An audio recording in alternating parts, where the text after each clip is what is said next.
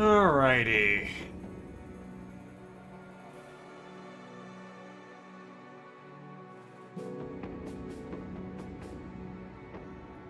Back to another round of the pain.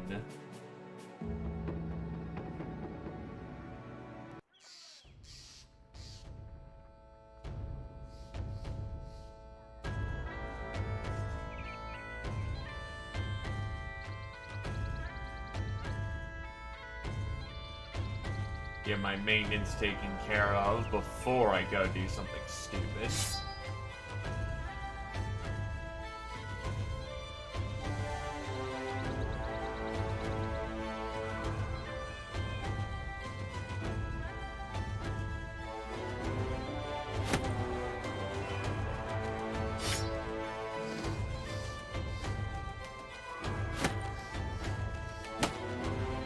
That should do.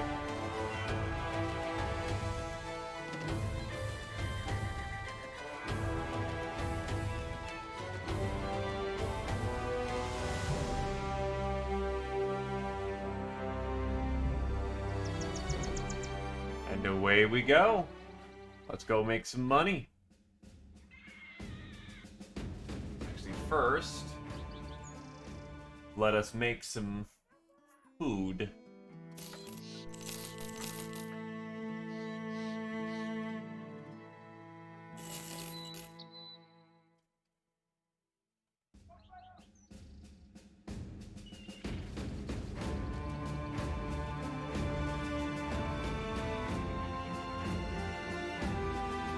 Right, Gladius got the nerf, didn't it?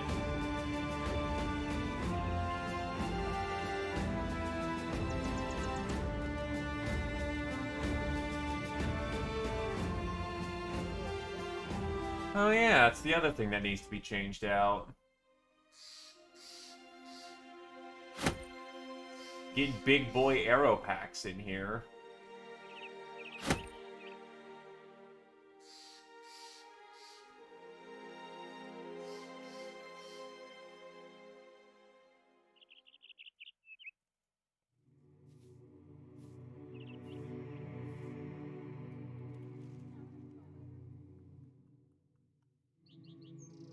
Right.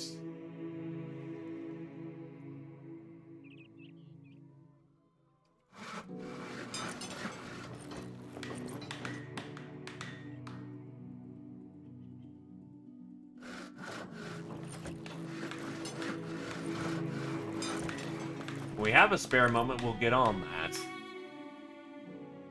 For right now, villagers here are spooked the fuck out, so we'll ignore them.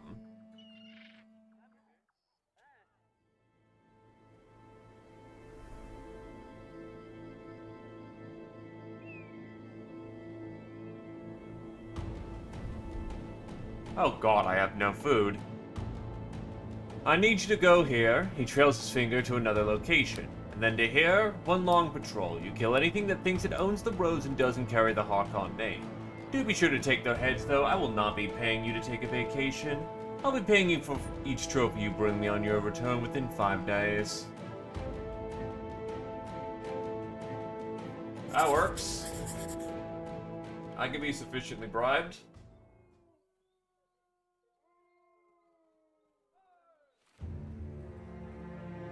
How did I go through 65 provisions in a... Oh, some of it must have gone bad. That explains it.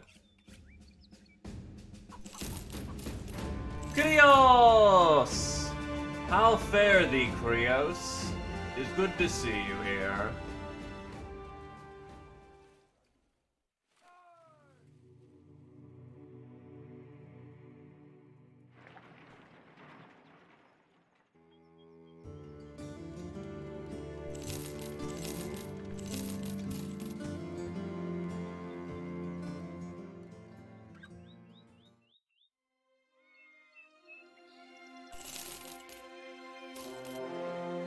Oh, hey, a cultist den. It's not a very big one either. Well, time to get killing.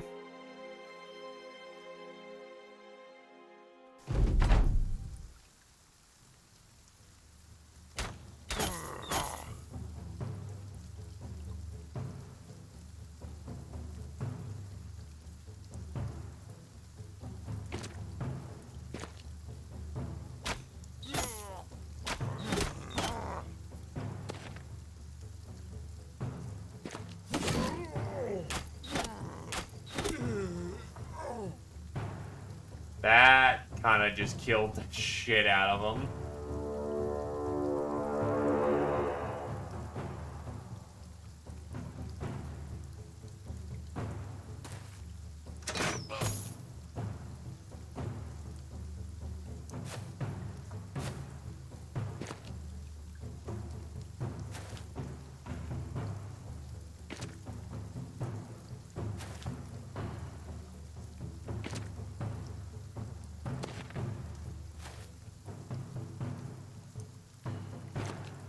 That killed the ever-loving turbo piss out of him.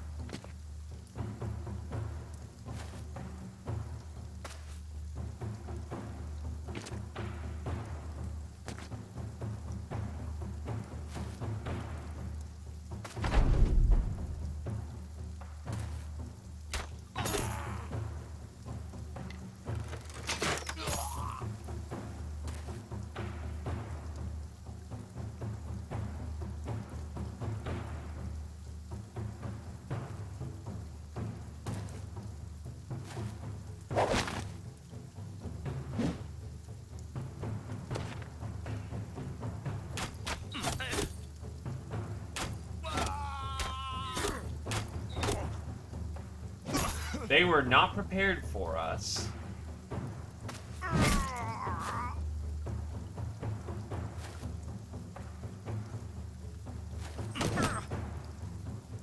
Two hits.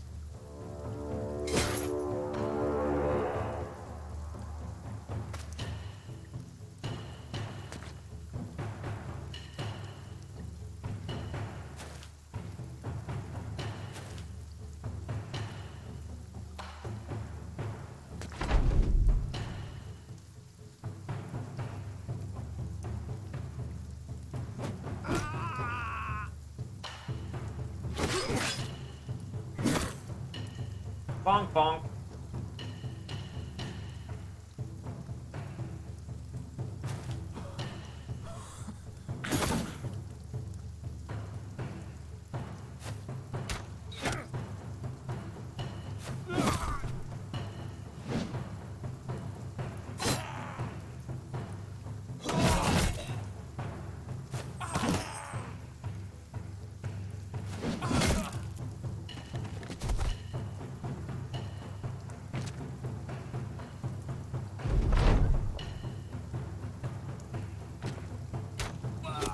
That plan did not work out for you, friend. Oh, that was not good for any of them.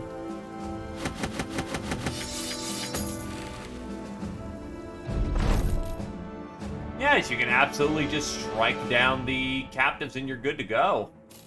Don't hold back, let it rip.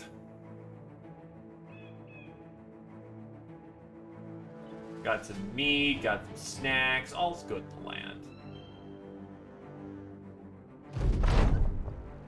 First leg of the patrol is finished, now you move on to the next one. You inform the men as much and they groan. You also inform them that you're not paying them to bitch, but they groan at that too.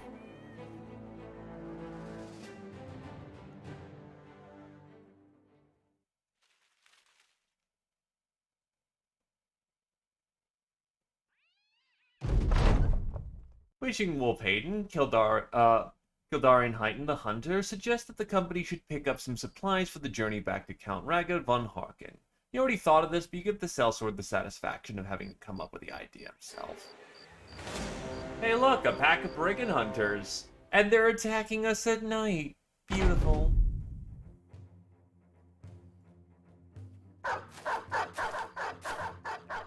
That's a lot of dogs that you just threw at me.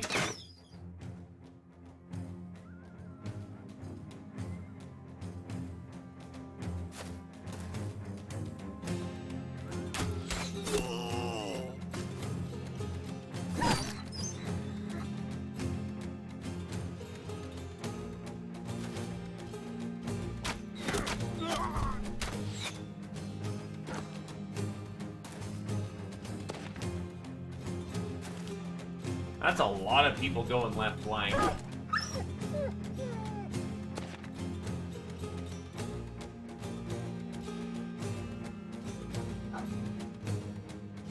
Huh. Also, it's now a dub. That's nice. Right, he's so night blind that... Huh, that's weird.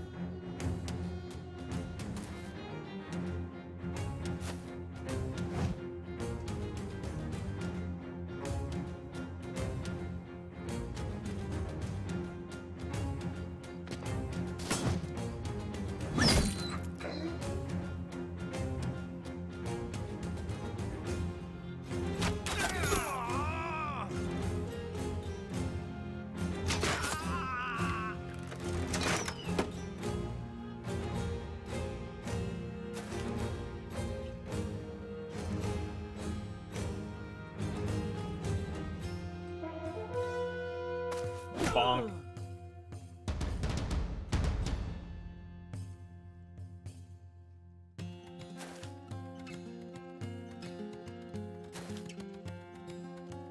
Right, he has no vision.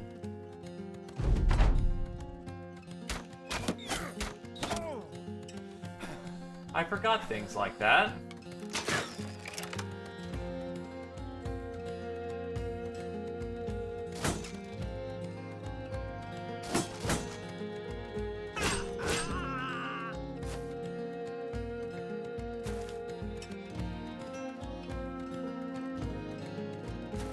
Hello there, Silo. How fare thee? Ow, split man.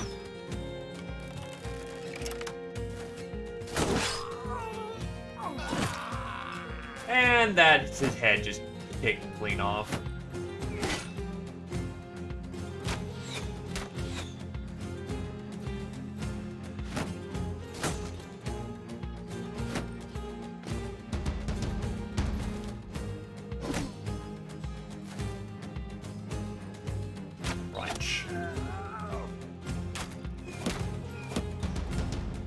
Yeah, I didn't expect that to go through, but one can try.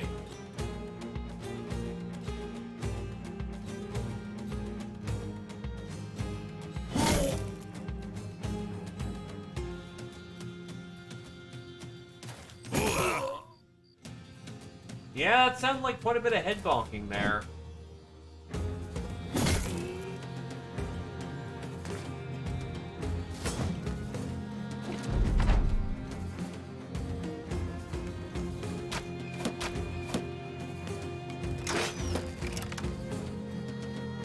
Well, intelligently, he has his shield up, so that's been blocking a whole lot of arrows. That would only last so long.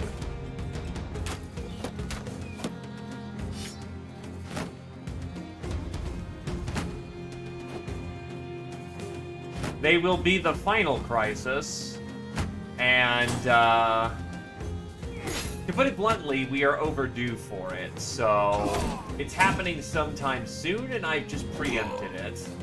Of course, I could just look really silly and not get the crisis all day.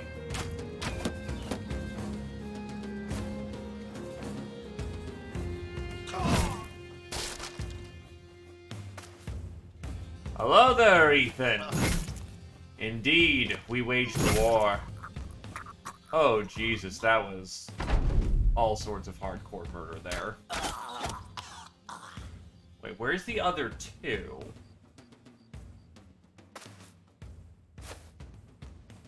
Ah, there was a minstrel here. Most interesting.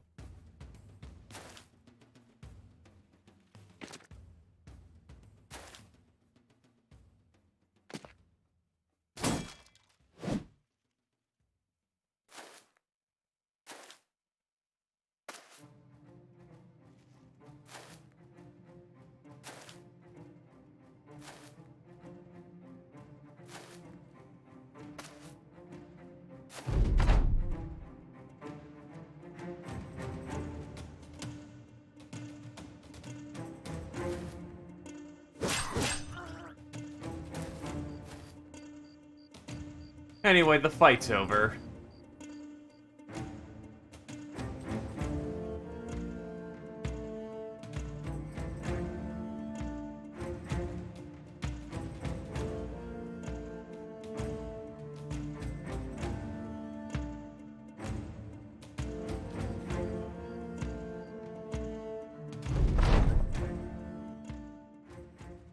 Alrighty, so that's a nice little bit of kit to supplement this bag full of goodies. And that's every except one head. You know what? I don't need every last head. Gotta focus on actually making crowns right now. Count Ragan von Harken is reading scrolls of papers as he welcomes you in. He's curious as to how many kills you've racked up on patrol. You report 24, which he hums and makes a small note of on one of his papers. Nodding his head, he kicks open a chest next to him and starts scooping crowns into a satchel. He hands it over and then, without even looking up, tells you to get out.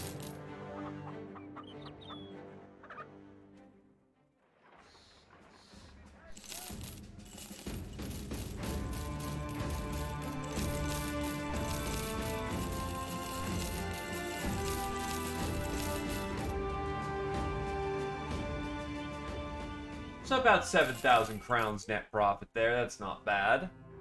Let's actually get us a real fight, because I know Grubenfest keeps running into issues with legions of brigands coming to kill them. Not my problem though at this point, until they pay me enough for it. So 2,180 crowns in advance, 26,190 when the job is done. Let's go check it. This will be the third battle of the army of brigands.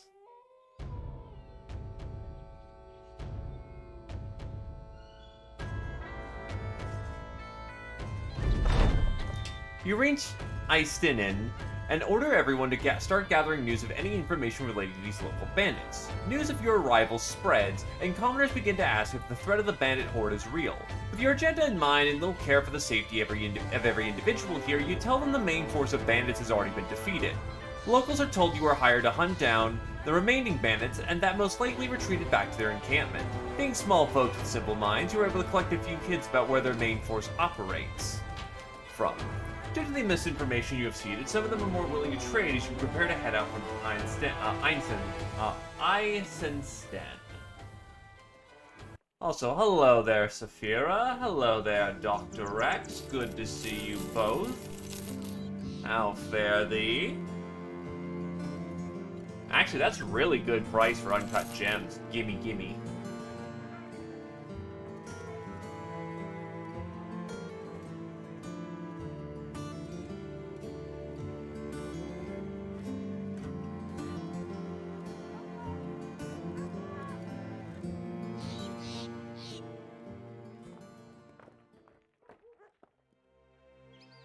Now, the main disadvantage I'm going to run into is I don't have this convenient man known as Glaive to just basically be my night vision super sniper. I'm actually going to have to fight this during the day. Woolen is where you were told to find more clues. Your mercenaries approach the locals with the same lies that worked the last time. To your amusement, these people seem to take the bait and are soon spreading gossip that could be helpful in your main objective. Spirits at Woolen are notably raised. Hopefully, all the gossip you're able to get is enough to find the bandit army. You head back to consult with your employer about the next move. This better be enough.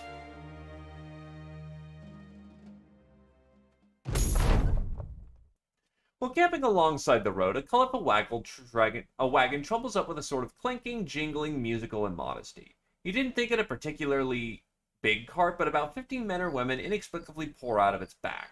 Painted faces, musical instruments, juggling balls, long swords for swallowing, wine jugs for fire breathing. The troop of entertainers fan out and demonstrate mini talent shows as though you've already paid for their services. When they finish, they clap, stomp their feet, and freeze before you, hands out, smiles on their faces. A white-faced mime ironically speaks. What say you, travelers? Care for a show? A mere 680 crowns to keep you entertained all evening. Sure, we'll pay for a show.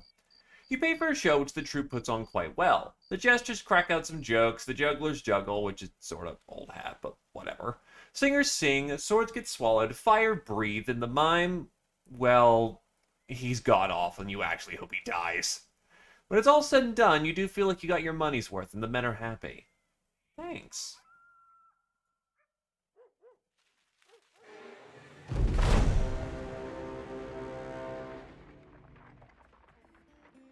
Oh wow, that's really cheap, mead. Well, we got food supplies for days at this point. Why everything's so dirt cheap right now?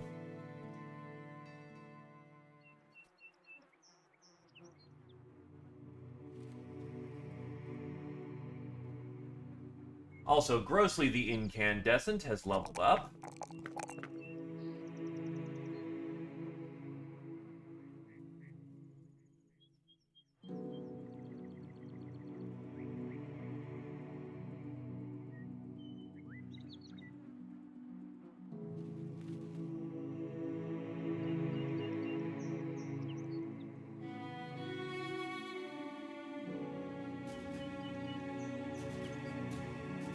Let's go.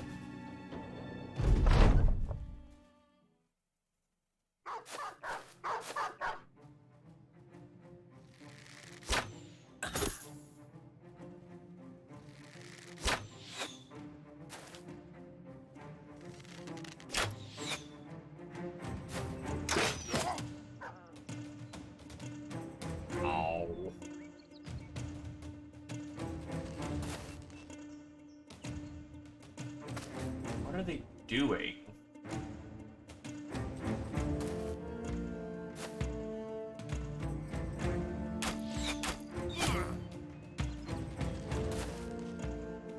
And yeah, unfortunately, he died in the second grand battle of the Brigands.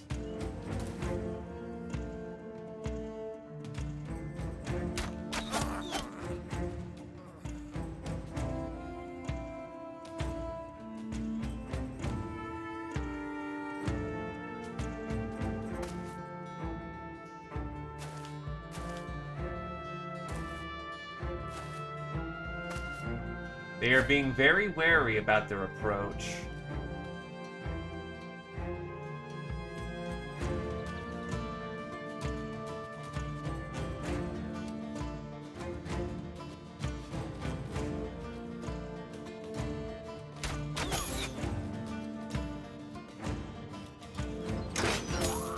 It does, but, well, that's the price of conflict. Sometimes you just draw the short straw.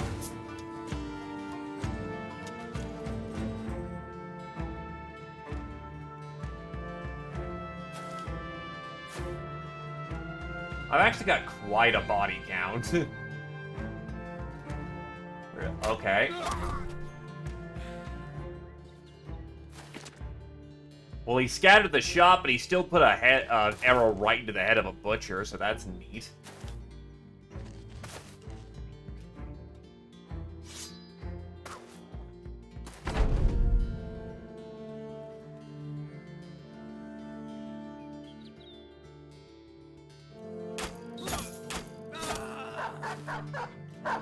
Well, the dogs are finally engaging us.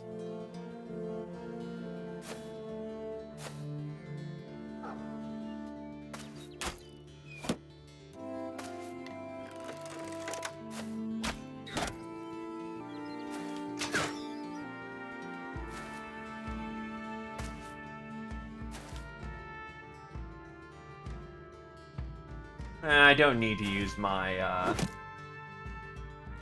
maces for that kind of thing.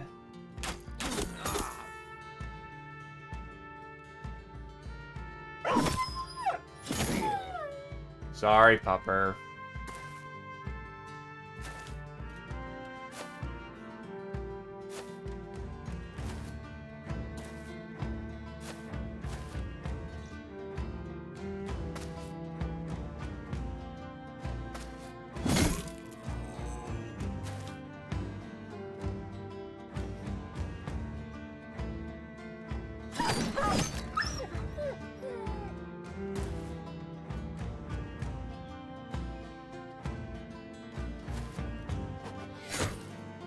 They really do not like Templar. That reduces some of their range firepower.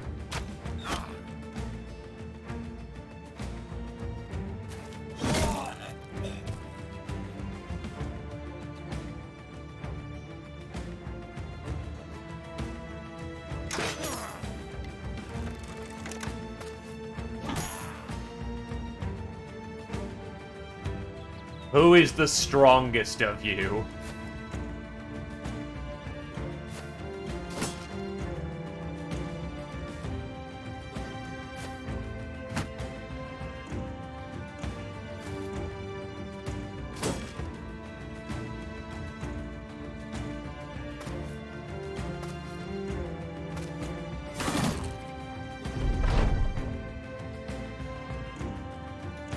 Oh god, he is vengeance. No, not today, thank you. I know exactly what vengeance can do.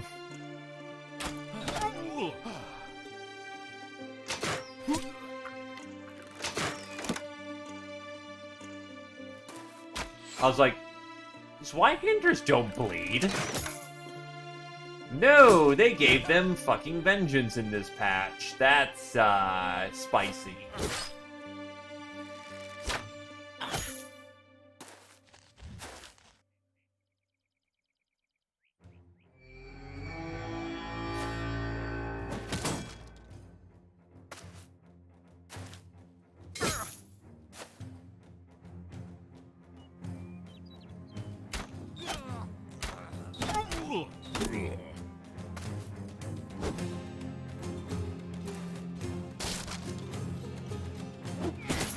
That was my shield, wasn't it? You prick. Thank God I've got the blacksmith.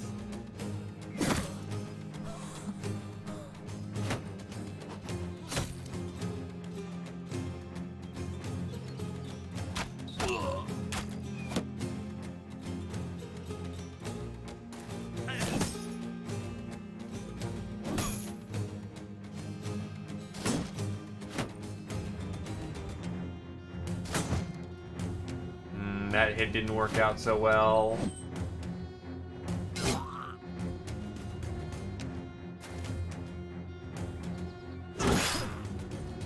Flipped them both very good.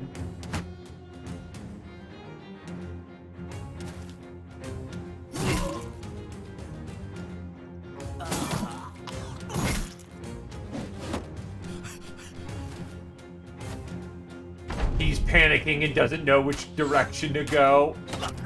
Well, I fixed that for him.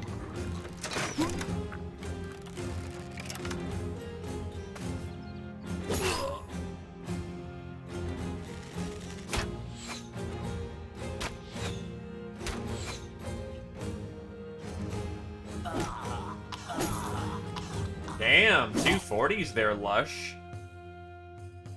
Making people look bad.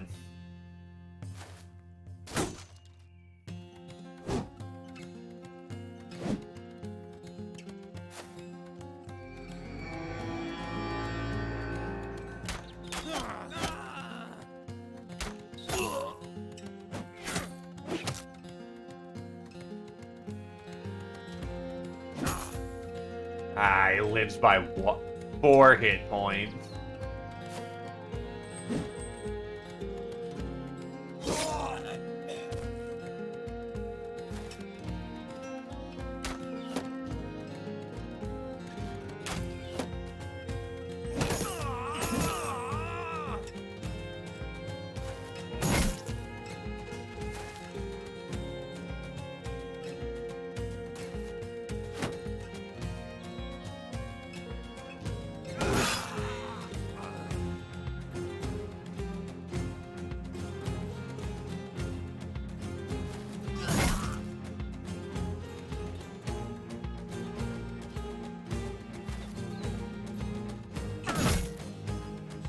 Ow.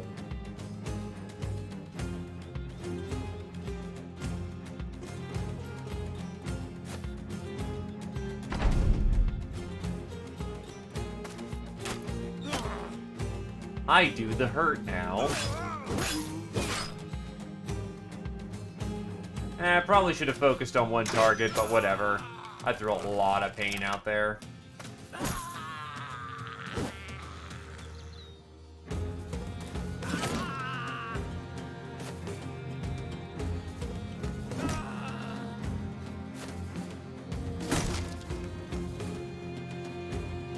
Oh wow, Brett actually oh wait, he only has the 10-shotter.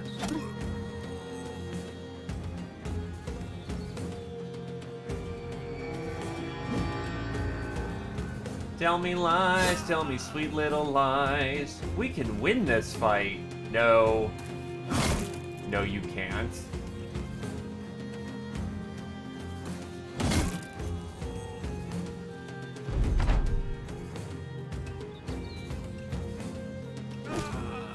And all of them die? At least none of them were cowards. Give them credit.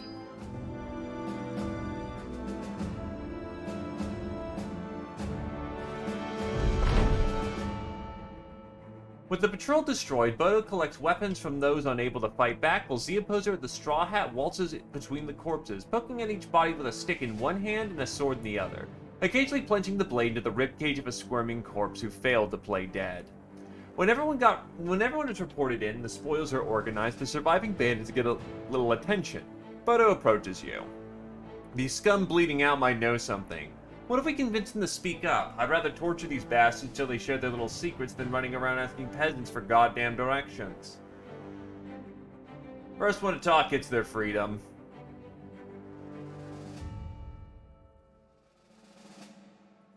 And there we go. Nit Nat has leveled up, the Lord of Pepper. Britcan has leveled up.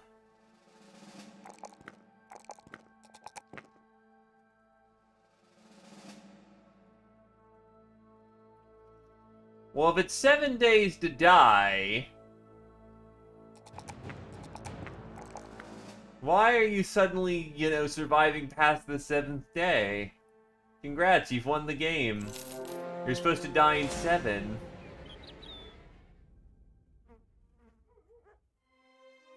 Either case, not long after you enter Group Infest, your employer summons you. This time you entering meeting that is more war council than tea party. All local militia captains are present, discussing the defensive capabilities of Group Infest and outlying farms in case of a siege. With the rumors you've gathered, the information from other agents, the location of the bandit army is finally determined. You begin to wonder if this job is worth the risk. With the threat confirmed, your hesitance clearly terrifies your employer greatly. He assures you money he promised will be paid to the last crown if the threat is eliminated. Food, wine, company are offered if you succeed, anything to convince you to stop the bandits or die trying, or at least slow it down. Preparing to move out from Group Infest, you notice the unusual mobilization of the locals. Well, prices are going to be skyrocketing right now. Holy shit.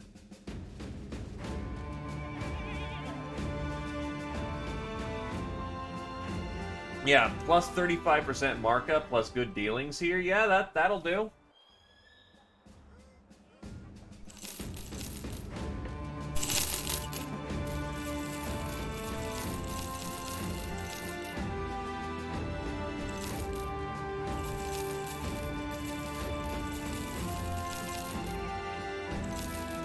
Oh, the money is glorious.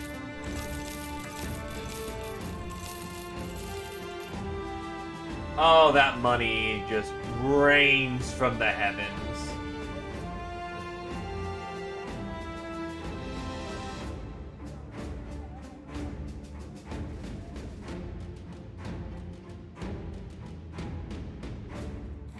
I could make a profit with those gathering tools, but nah.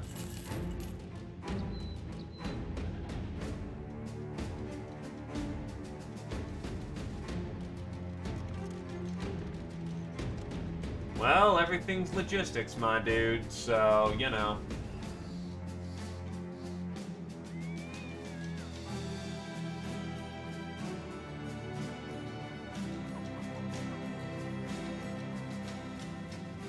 Okay, Mr. Jouster did not level up.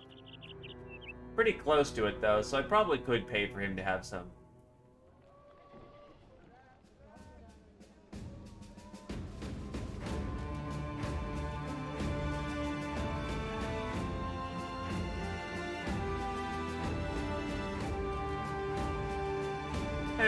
Sparring fight. Pay for him to get the booze considering where we're going to be fighting. The question is, where are we fighting? On the steppe, so we actually have a pretty straight up fight.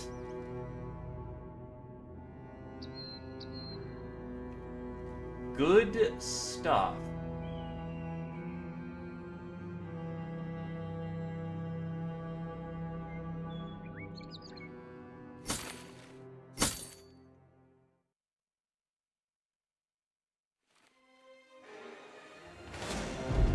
Great, a Serpent Legion.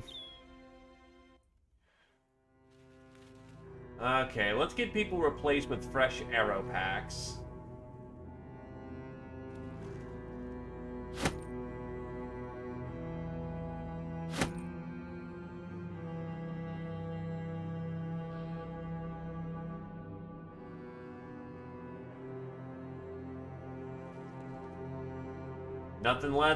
Nothing else left to it. Oh, that's a champion swordmaster. That's maybe a new sword.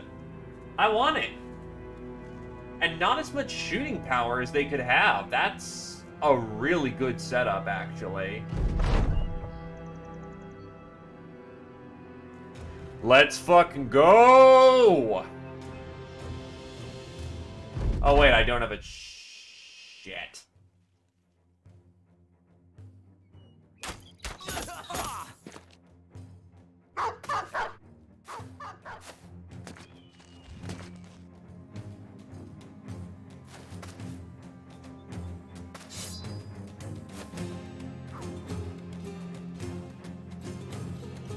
You know, the Duke of Destruction would be a really cool name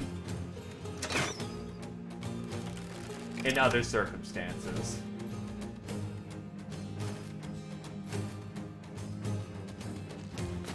So the second I see the Swordmaster is the second I light him the fuck up. The only weakness a Swordmaster has is arrows.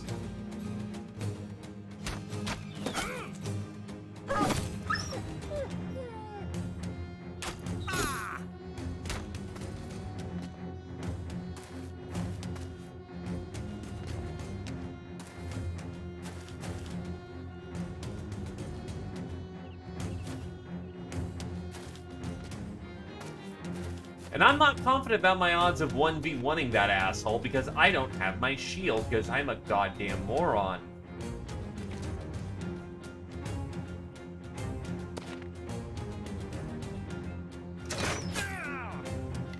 Oh, bandit leader. Makes sense.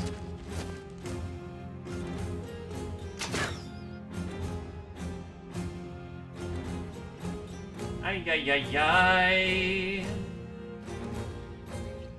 I have no repair monkeys.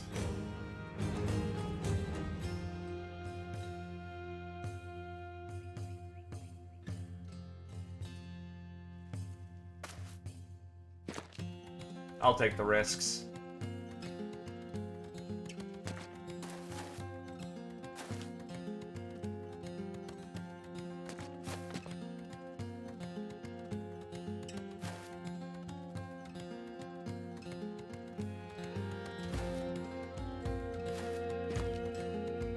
I can always just loot a shield from the ground, too, if I survive long enough.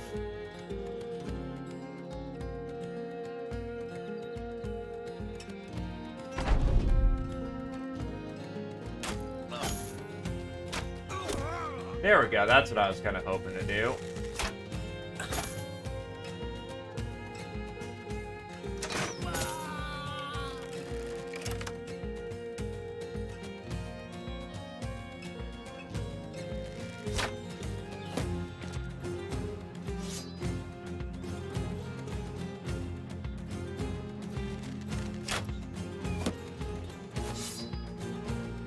That's a lot of spear walling they're doing.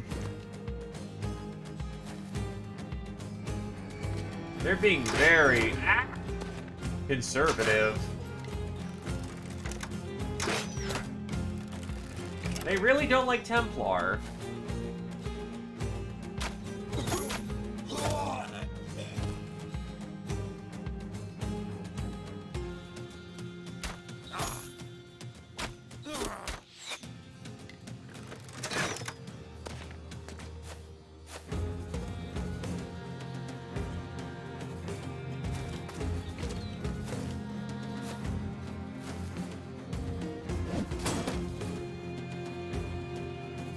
Well, I just tried to heavy bonk his shield.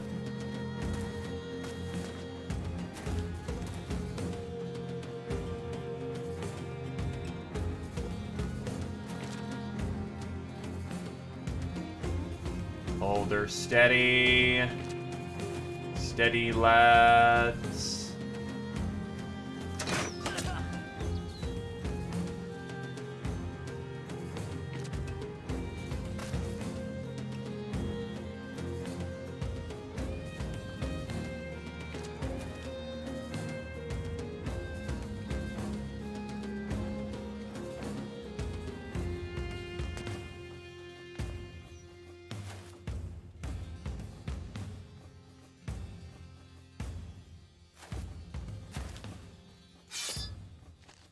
That's an impressive looking crown shield, I will say.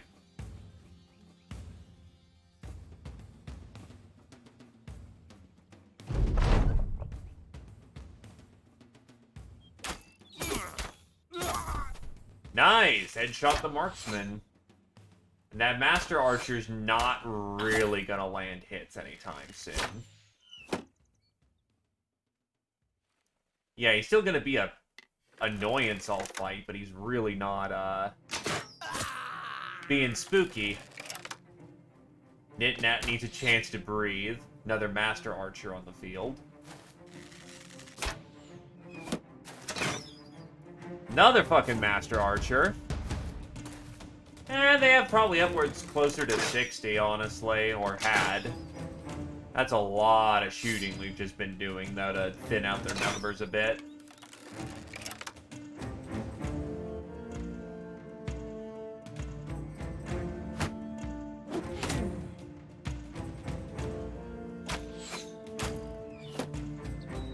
That's unfortunate.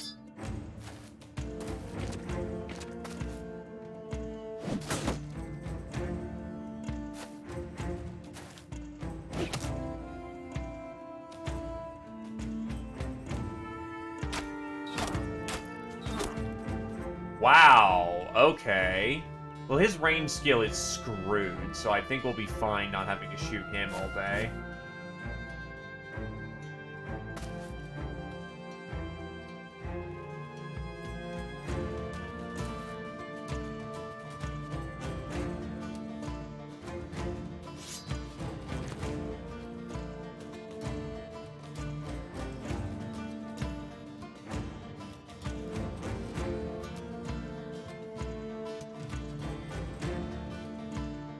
Gotta keep reducing their range firepower. Because charging them is a death wish.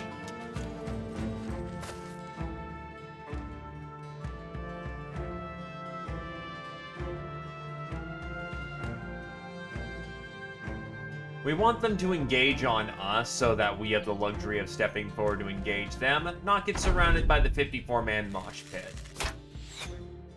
That still requires us to reduce the range capacity of the enemy by a lot.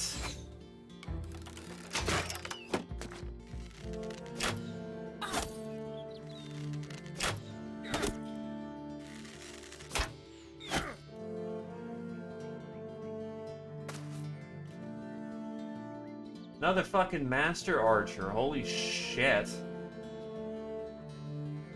Knit-Nat's almost out of body armor.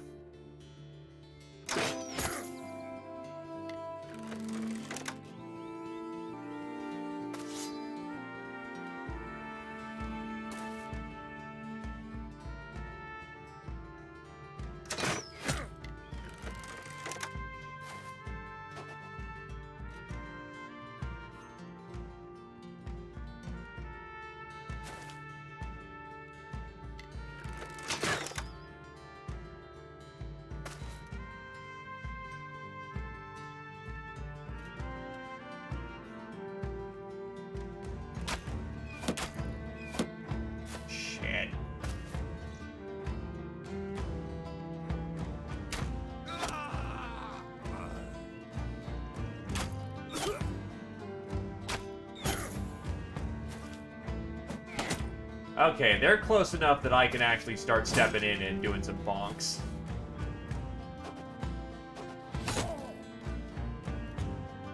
So the northern line might engage soon enough.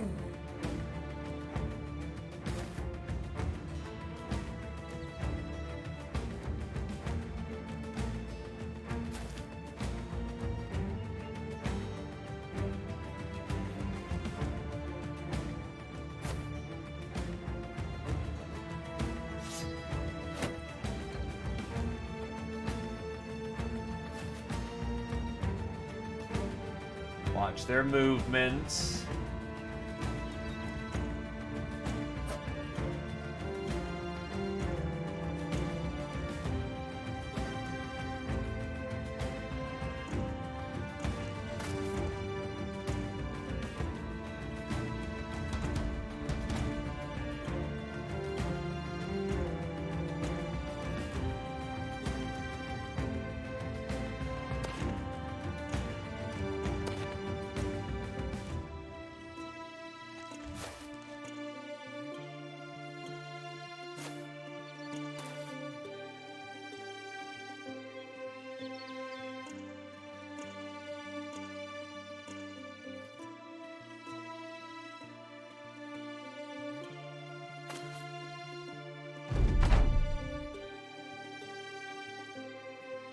How many arrows you got left? 6 in that pack? We still got plenty.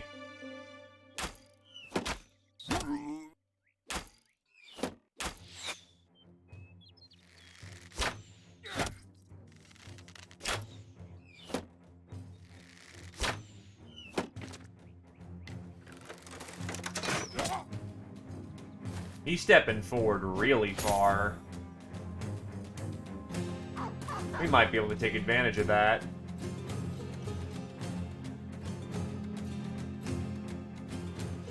Except he's got more than enough cover to stop that. Hold your fire.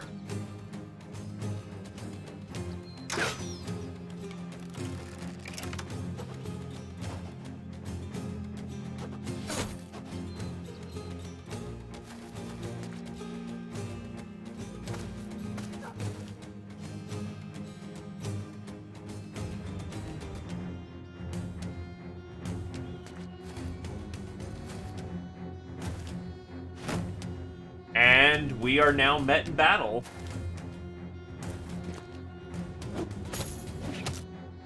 The front line is engaging.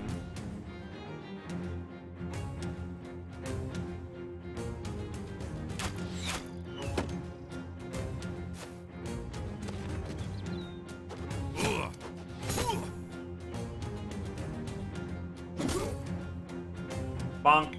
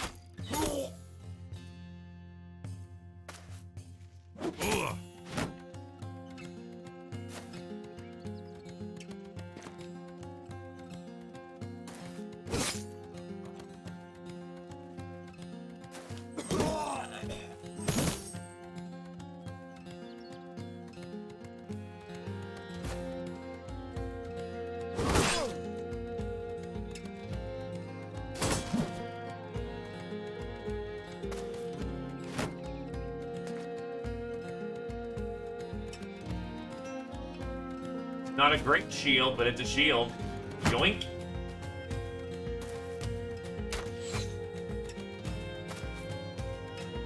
Oh, they're coming in.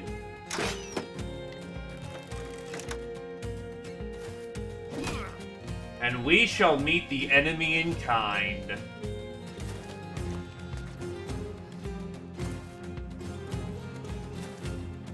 So where the hell's that Swordmaster?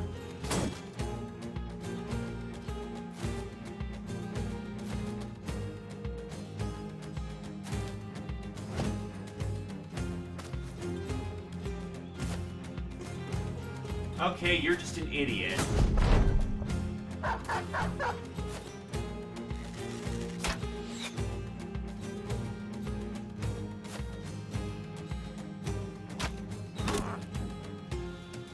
body check.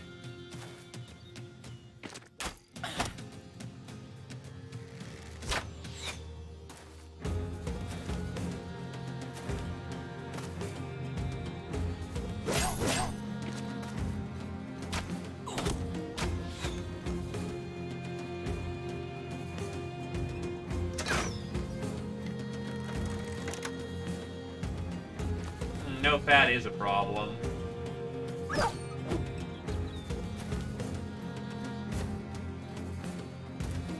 That's another veteran, not the Swordmaster.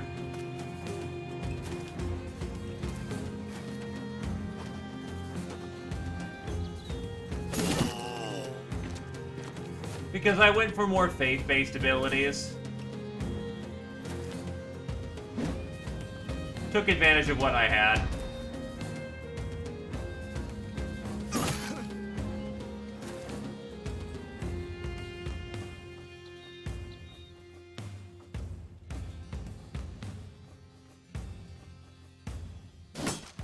Oh, that's unlucky.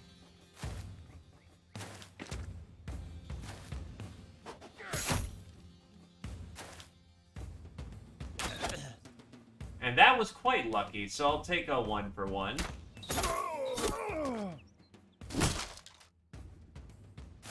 Can we stop breaking all of my shields?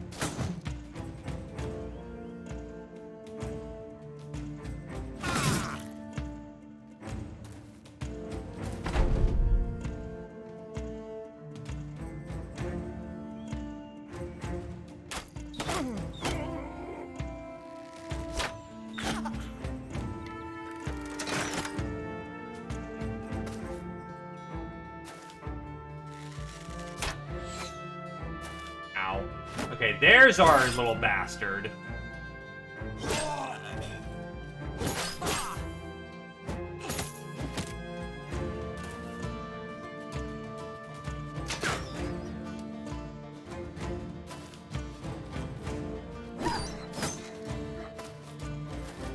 And he's gotta fucking die. He will tear us apart if he gets the chance.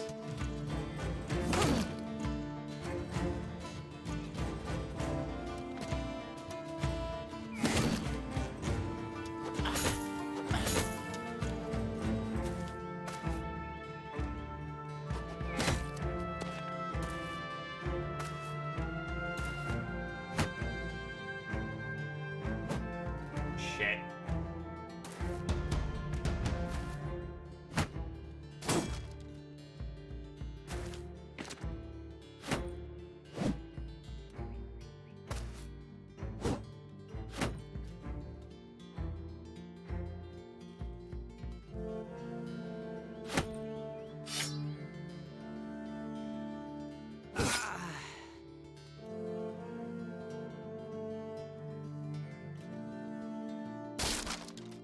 That sets him up for next round.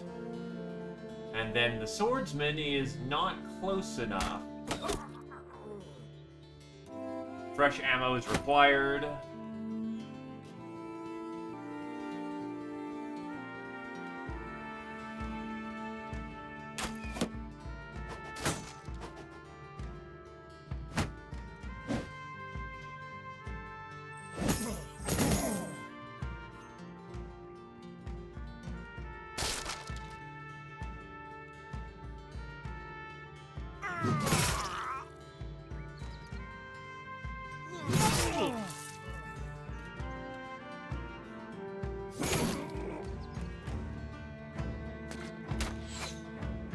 Breaking their backs.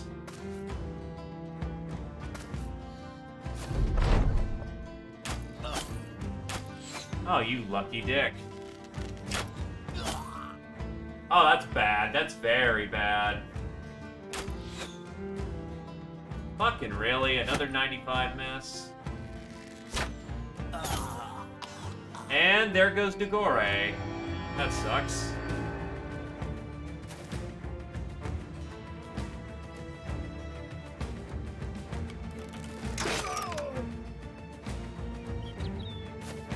Shot through my dudes multiple times, but to be fair, that's kind of how I do my own thing, so I can't complain.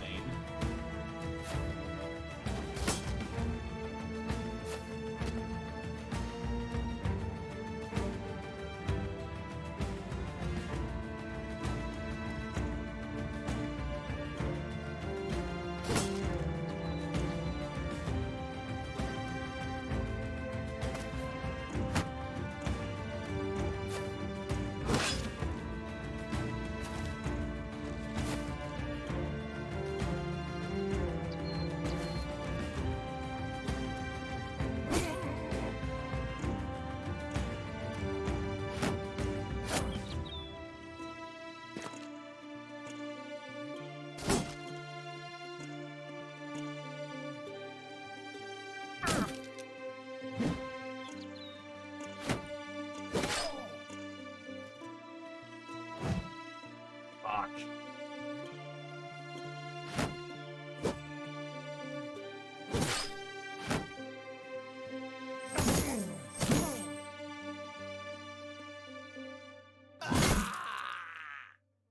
That'll do nicely.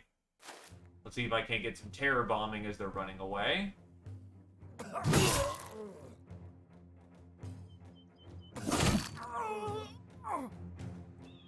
That's a whole lot of head cutting.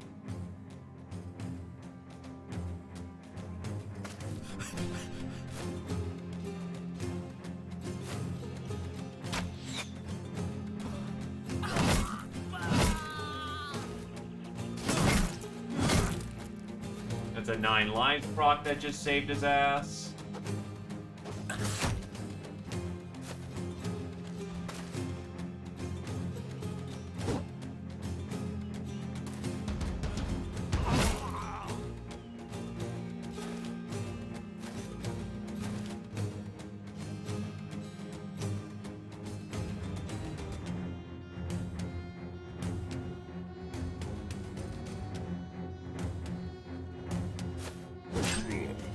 Ooh, nearly took off his head with that one.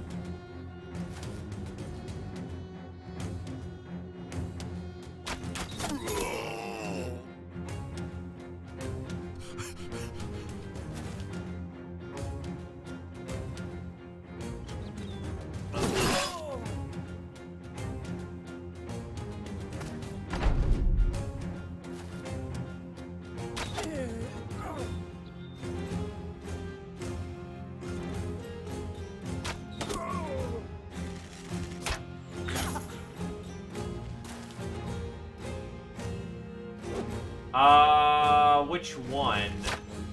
Enemies can fire 2. With Berserk, you can fire 3 arrows. Yeah, get rid of the fucking Master Archer while I still can.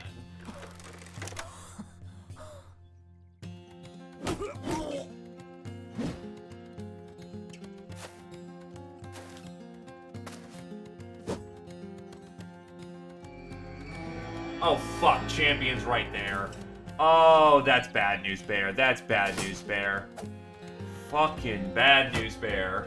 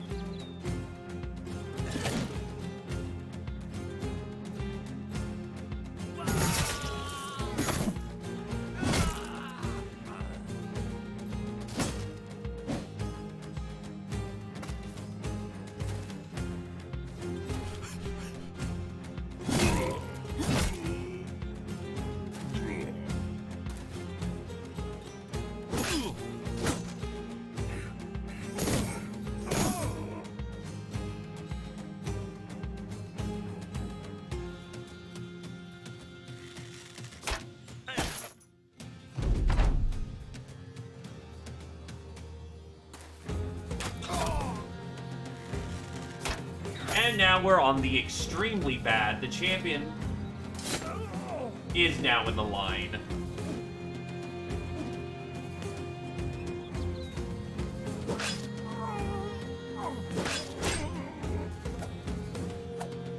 Thankfully, we have very clear lines of shot on him, though. We're gonna just have to hope that we're very good with our archers. And considering they all have 100+ accuracy, and this guy is on actual cocaine, we may have a problem.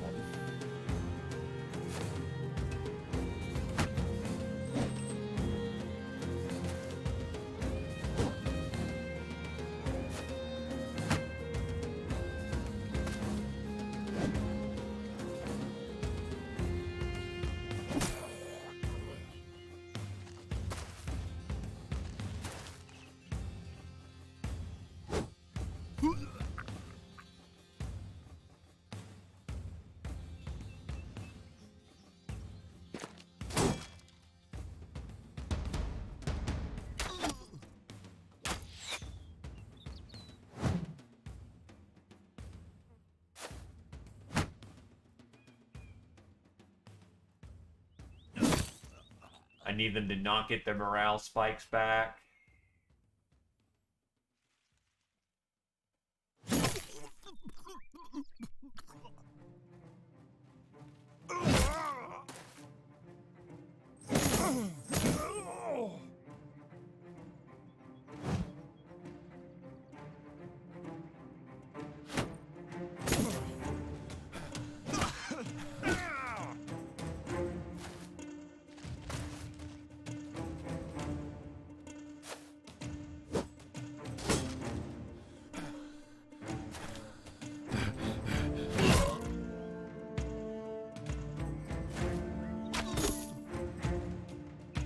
Got some direct line of shot, which is good.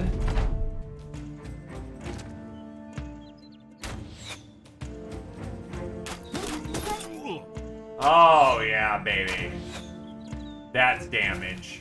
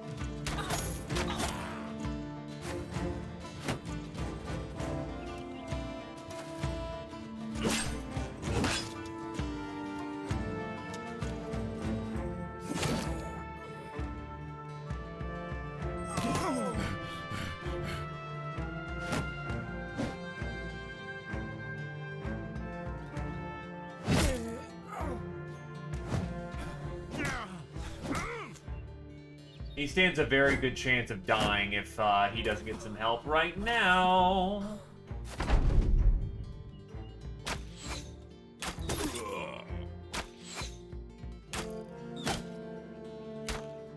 I think he can take another hit and be fine, but that's it. And even then, we're still dancing with death pretty badly.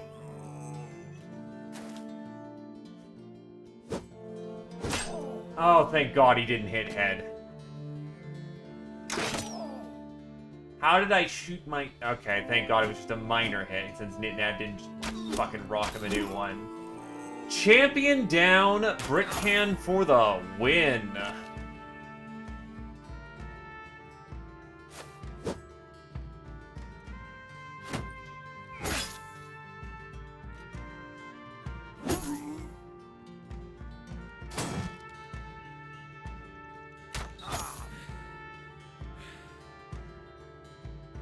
Titan's out of ammo. Thank God ammo reserves lasted until the last second.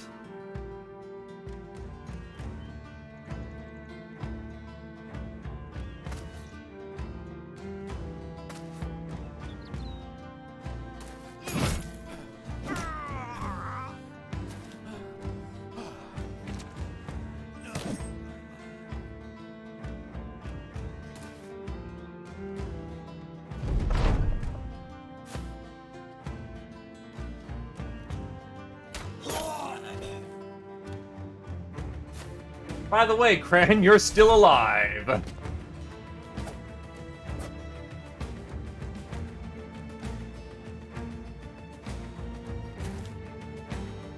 This'll do.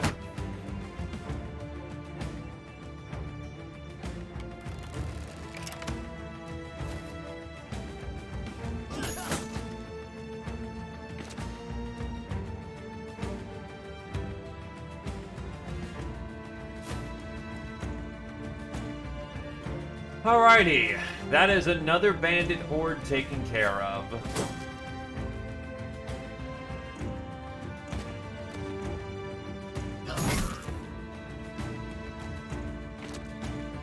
Right, you're out of ammo.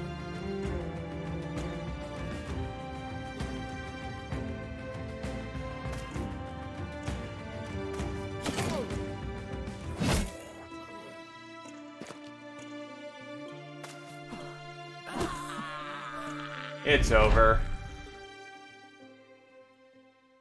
Poor Degore. 142 days, 81 battles, and 76 kills. He did good work. The Bloody Pin, a masterfully crafted glaive that feels surprisingly light yet sturdy. Unfortunately, the sword master we killed was using a goddamn two-hander, so I can't use that.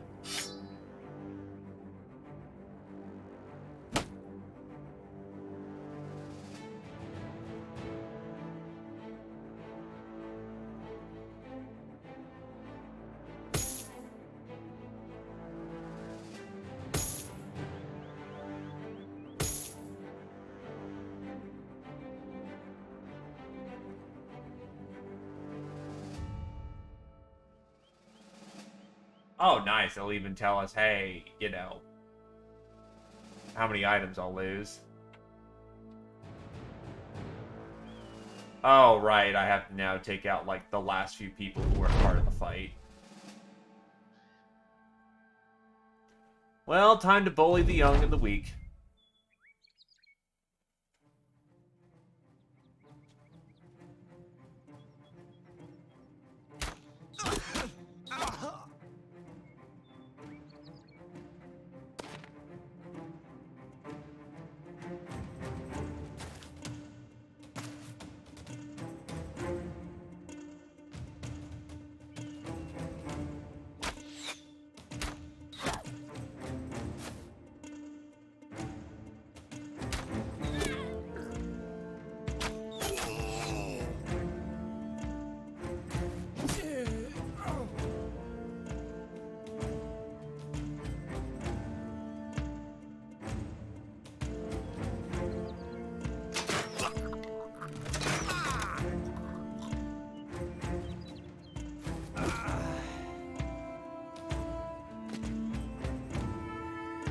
And in the first round of combat, it's already over.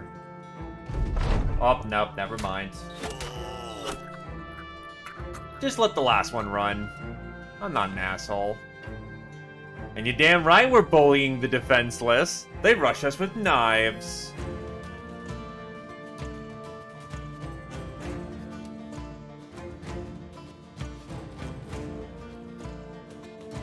So anyway, it's over. It's over.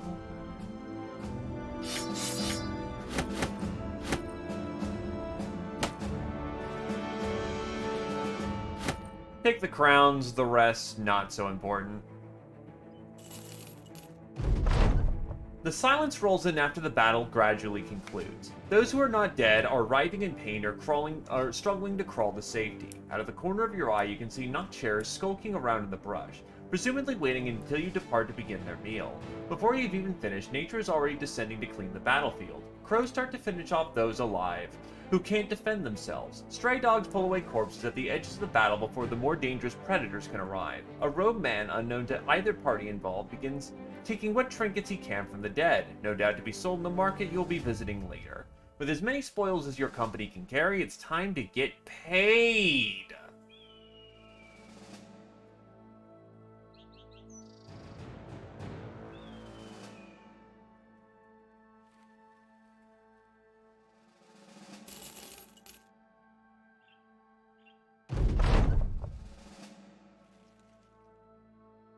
You return to Grubenfest to meet with Duke Adolf von Sommerwein, claiming a reward for all the troubles your company had to endure as your main priority. While you're being summoned to Duke Adolf von Sommerwein, your mercenaries are already trading away spoils of war acquired by this adventure. You head off to the meeting, accompanied by the personal guards of Duke Adolf von Sommerwein and the local militia captains. Everyone present at the meeting with Duke Adolf von Sommerwein can clearly sense mixed feelings coming from him. On one side, relief at the threat eliminated, but on the other, anger due to having given away the small fortune that was promised. Walking around the Grubenfest, you notice it's been well prepared for the eventuality of siege. This adventure did not come cheap. Plunder, plunder, and yes, more plunder. The company has accumulated riches to rival a dragon's hoard. The finest armor and weapons are yours for the asking. Should you wish to hire a ship or a fleet of ships, you nearly need snap your fingers. Vendors of all kinds lay out their best wares for when you're in town, most eager to help you to find new ways to spend your gold. As your wealth rivals that of a nobleman, you no longer need to defer to them. You can purchase your own noble title and lands or take up the career of a merchant banker should you ever tire of acting nursemaid to this bunch of hard-headed, temperamental louts. Excellent.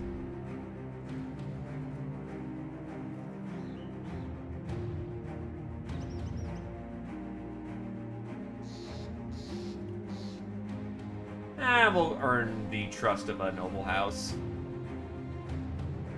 And I'm town glitching. Been a little bit for that.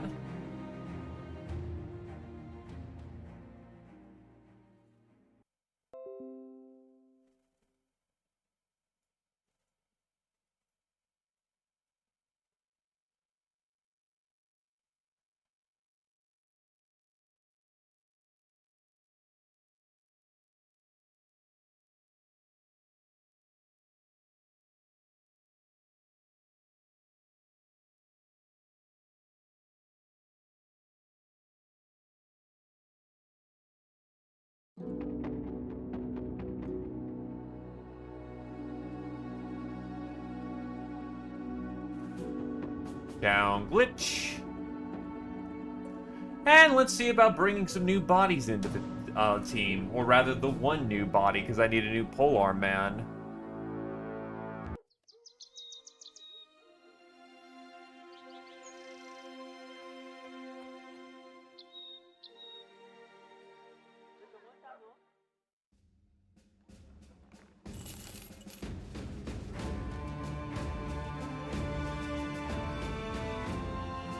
Let's see. 2 dot health, 1 dot range skill, fearless, and hatred of the green skin.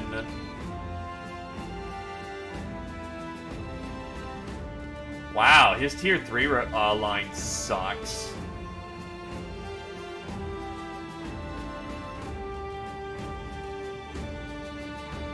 Well, now that I actually have an unlimited stash of holy waters, I can actually consider sword masters. Good melee skill. Not much else that's good. This bastard is greedy, but has good resolve.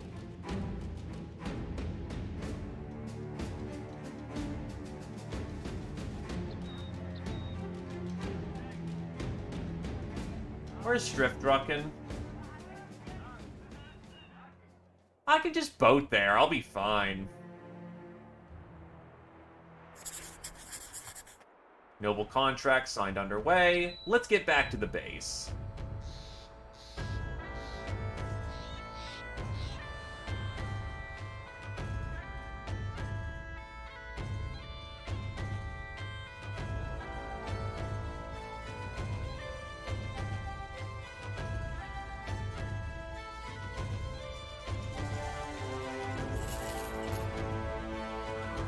And another town glitch. Well, alright, give it a minute.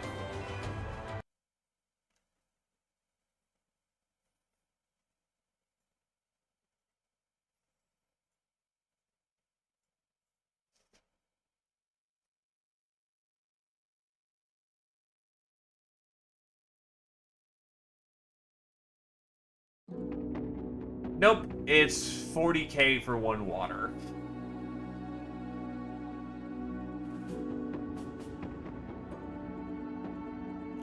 Which, don't get me wrong, that is a shit ton of money.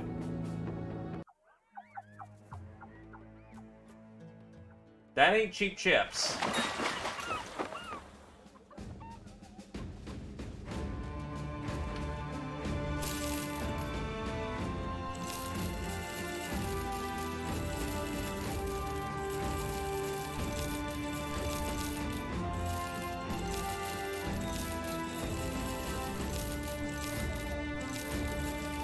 However, by keeping costs down and selling to our fortress, that will, over time, not be so bad. Nope, it's 40k. It is not cheap to get those things.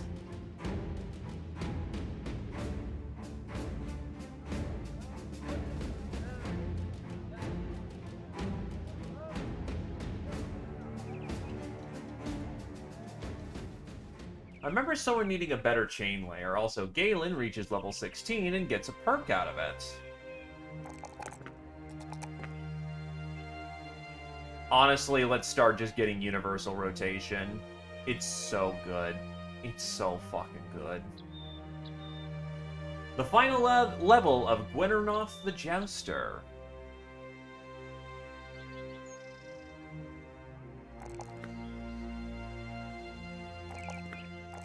It's not really meant to be a morale monkey. Actually, what's the prices of good armor here? I need to see if I can get some plate or something.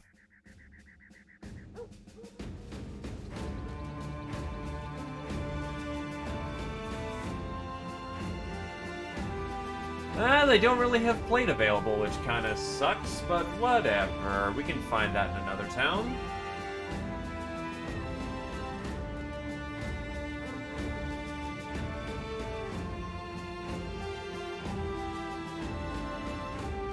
By the way, 3 stocks. God damn.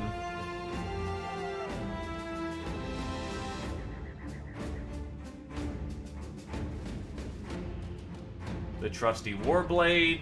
Man. Castigator.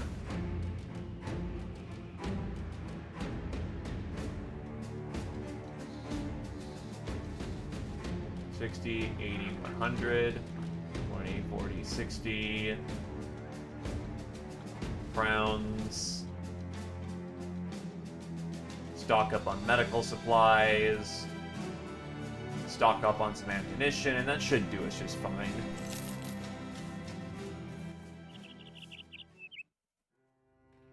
Also, Lushkin reaches level 15.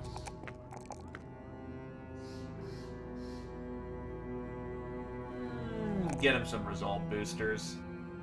Getting him up to 50 is nice.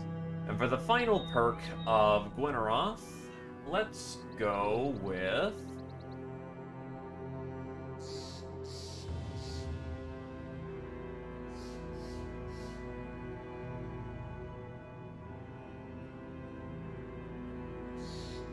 honestly, rotation.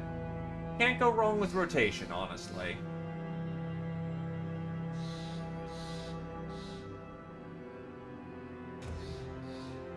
Anyway, with all of our stuff tucked away...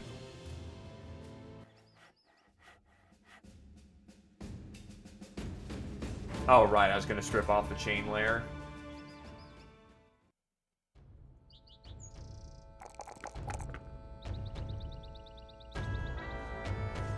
I just realized he has no armor perks. Give him an armor perk.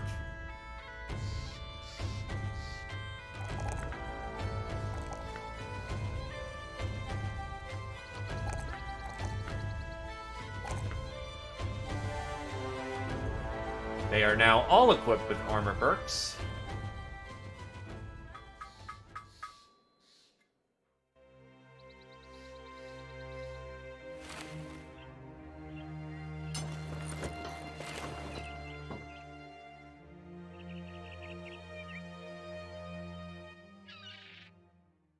Get that thrown back into the pit. Get that padded armor, actually, so I can armor up our Hedgie. Oh, no, yeah, our Hedgie requires heavier armor.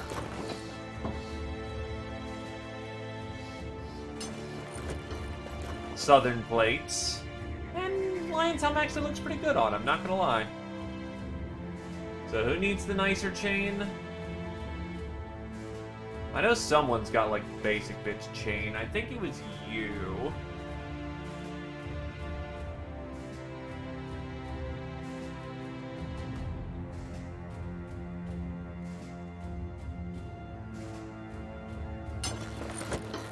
Well, that is incredibly nice chain layer.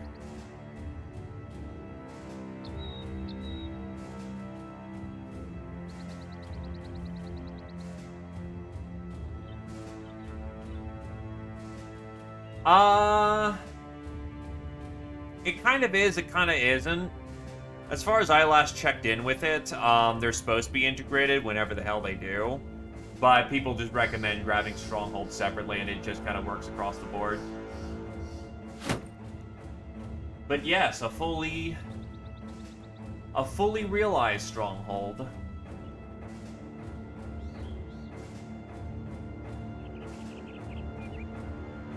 All the side quests done, big as it gets.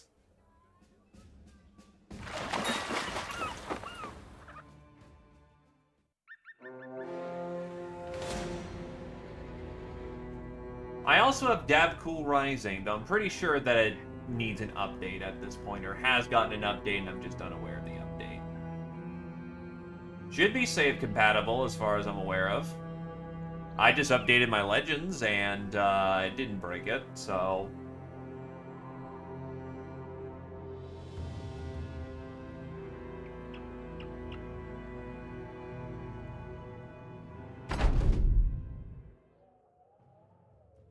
Back in the day, I dropped in the middle of my campaign, and it didn't break anything.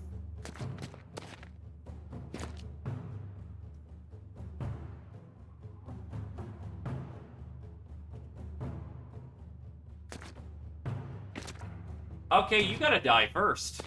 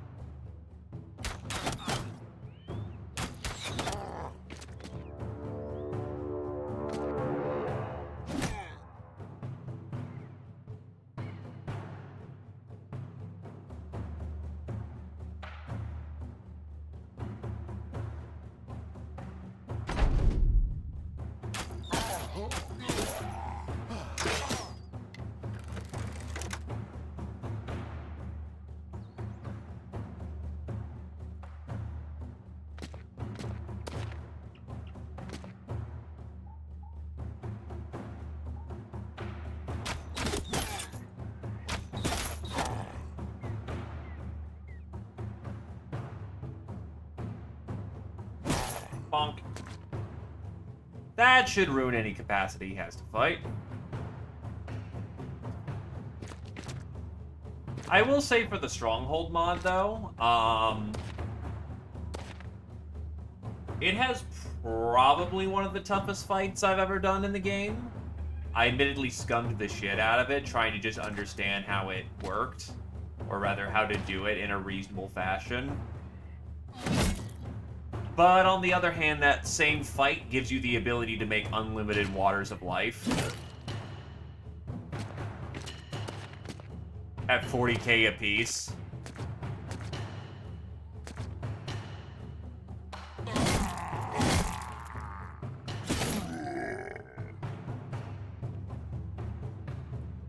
So, if you're looking for balance, do keep that in mind. Grain of salt right there.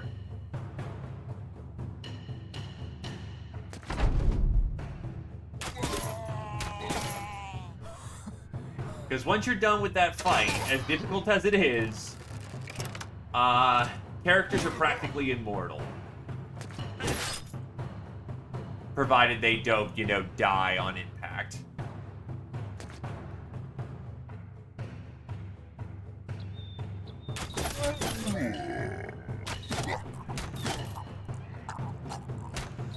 You also can have as many sword masters or other old characters that you want, because you don't have to choose between giving it to the heavily maimed guy or the guy who, you know, is old.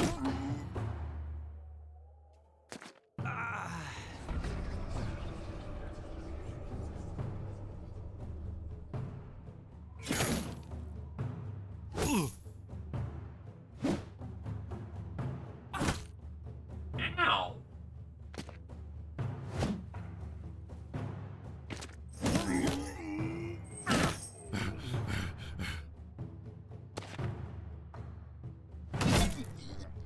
I judicate thee.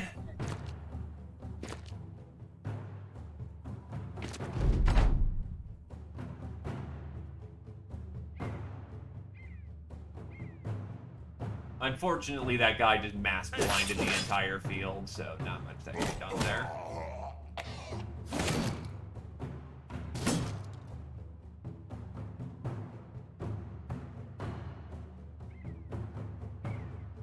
Right, blinding.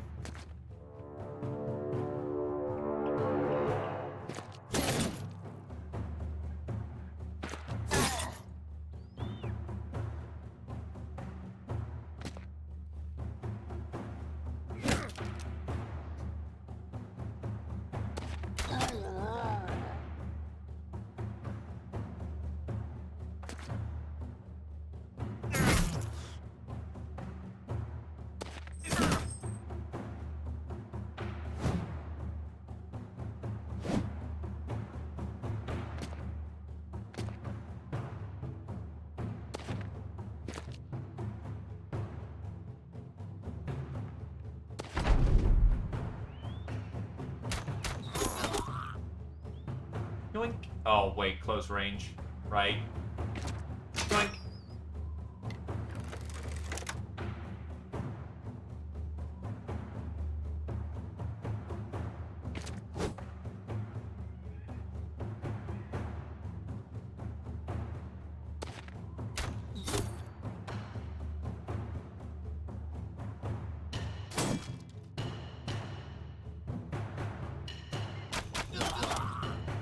Try and get him before he does another sacrifice.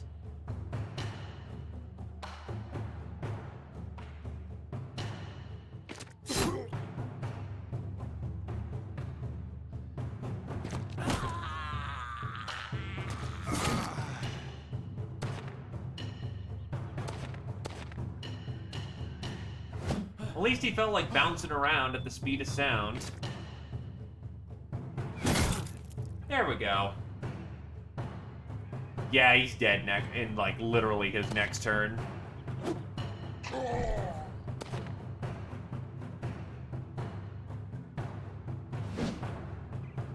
Split his neck open so hard, he just bled out within a second.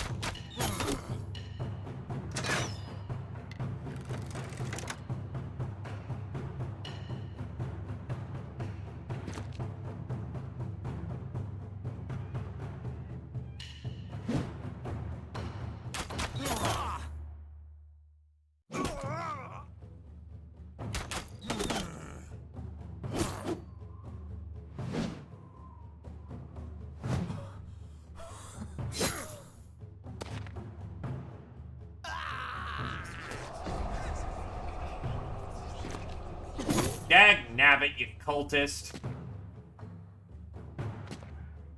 You need to stop sacrificing everybody.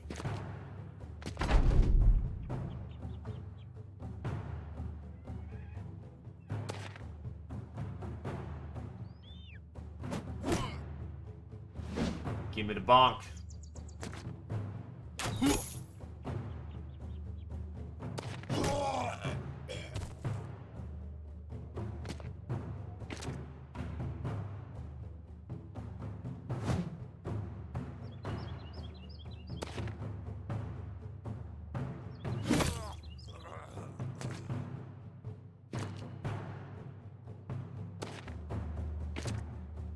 Well, well have caught up to him at this point.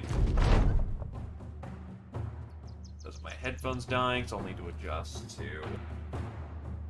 get them charging and trying to not rum up the entirety of the thingamajig.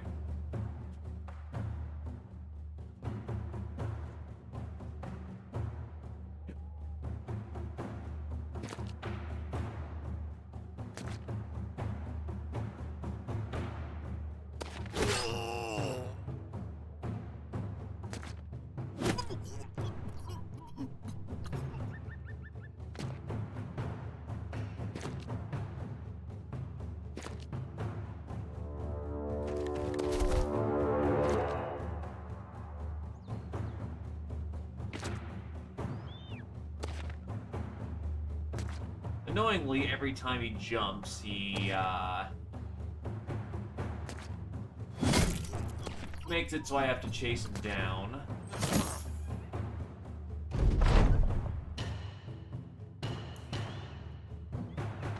Get the flag bearer while we still can. He has nice stuff on him.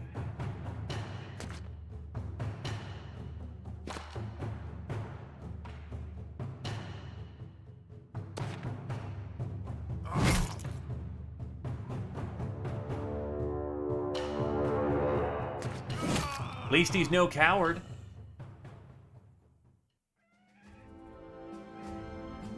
The Bloody Harvest. A vicious scythe used to deliver deep sweeping strikes over some distance. Heavy weapon, but very good for a polearm user.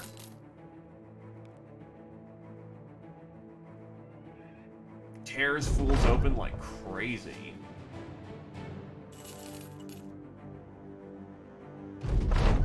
After defeating the defenders of the prisoner, your men scour for traces of the noble prisoner. They find many gruesome remains of poor victims, but no sign a nobleman has perished out here in recent times. Suddenly, Nit-Nat, the Lord of Pepper, cries out to you. He's found footprints in a large party that recently set out into the wilds to the southwest. Oh, good. We're going into the...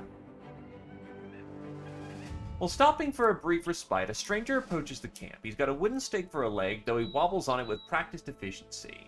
Hobbling to you, he tips a cap of brune straw. I suppose you fellows are here for the happenings. You glance to the opposer of the straw hat, then back to the man. He shrugs. Maybe you don't know. I don't really know either. But there's a lot of grisly stories about what's happening around these parts. The way I hear it, the dead are walking the earth, but that's hogwash. I think a bunch of brigands with new tricks up their sleeves. Anyway, be seeing you. Stay safe and all that malarkey. The manage laughs as he silts away. That's concerning. Undead crisis very soon.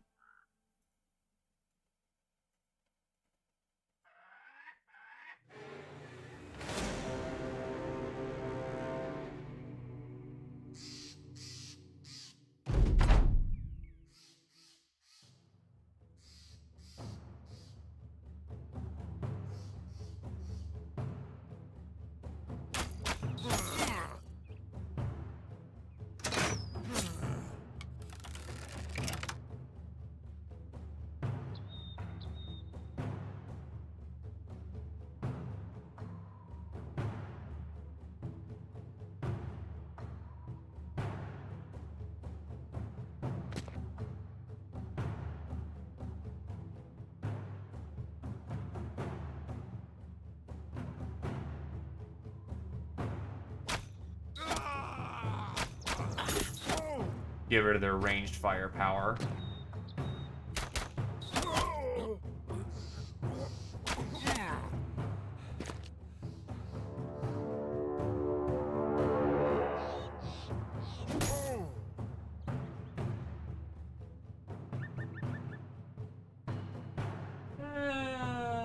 How do I want to step forward on this one? Oh. Yeah, that'll do.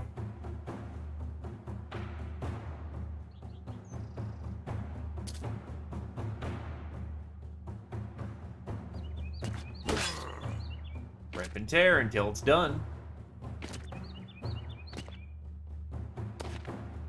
They're a lot more morbid than Wookiees, to say the least.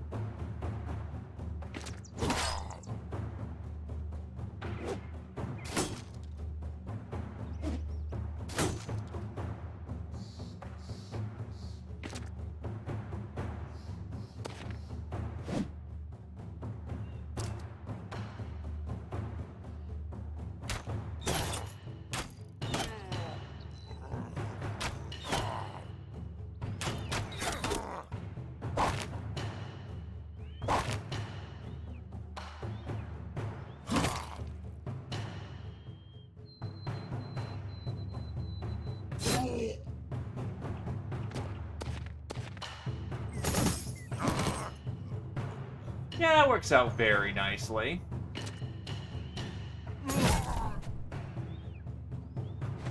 Get me out of that yank.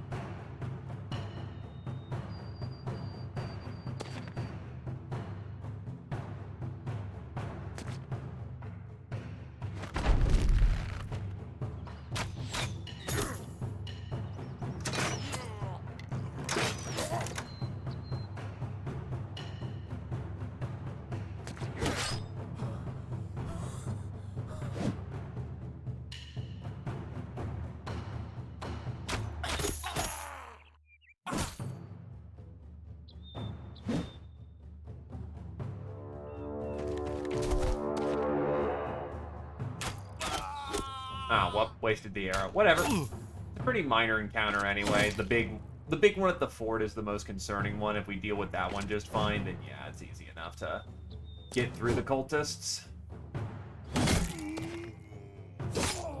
Ow. Yeah, Zio actually doesn't have any armor on at this point, because it all got stripped, so...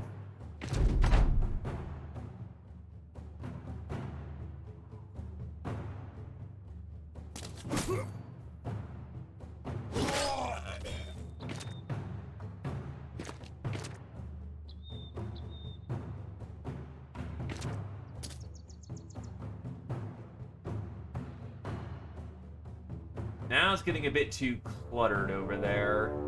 So I can't get more people in.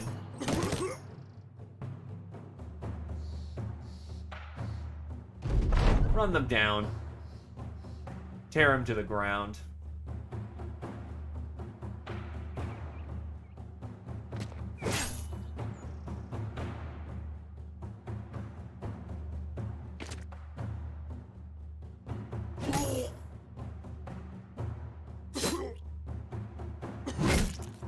Oh, Jesus, that's right, 9 lives. Motherfucker. There we go. Winteroff got the last one. Alright. The cultists defeated, you free their prisoners. Among them, you find the noblemen. Worse for wear, but remarkably still alive.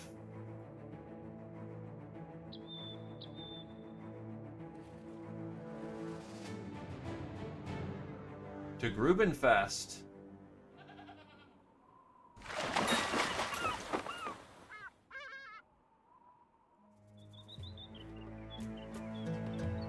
Oh, fuck.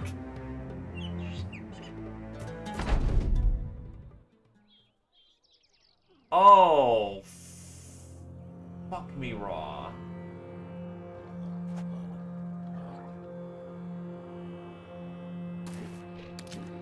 That's really bad.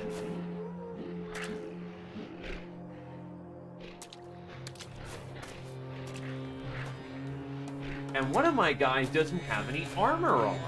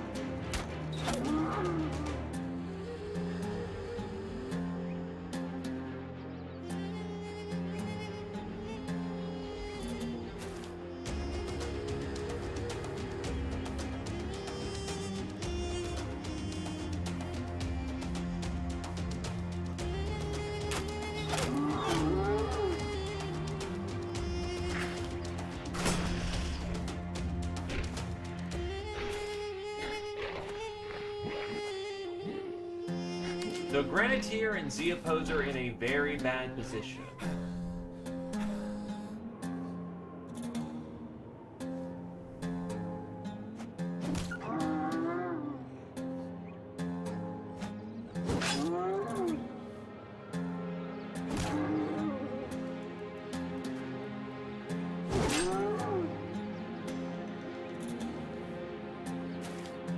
Gotta make a web of some kind.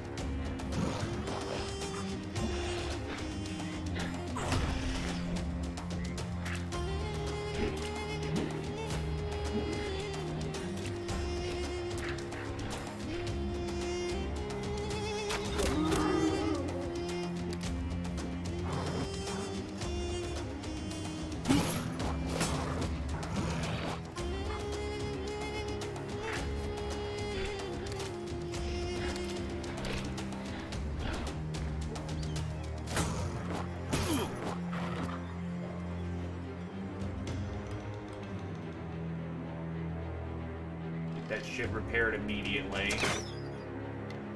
Really did not need a miss right there.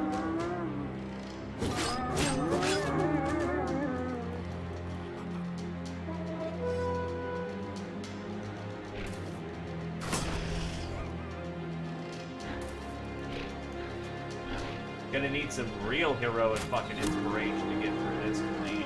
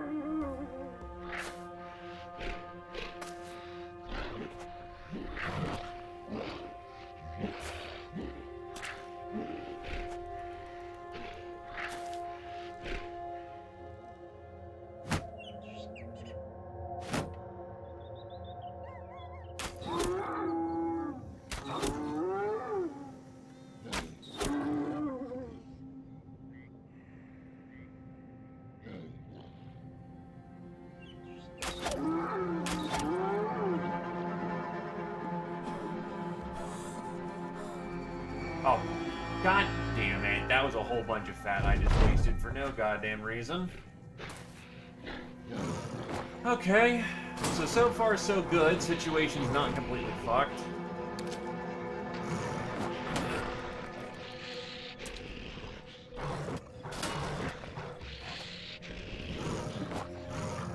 Gran needs help.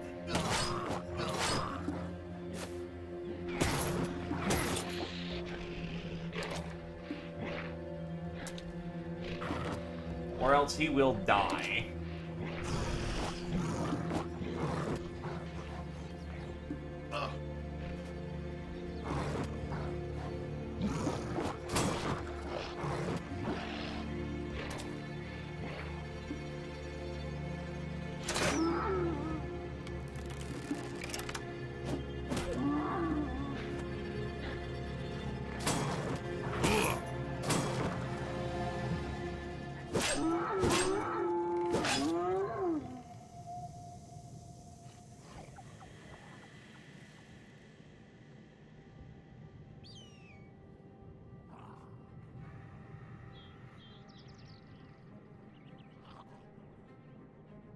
Debating on how I want to do this.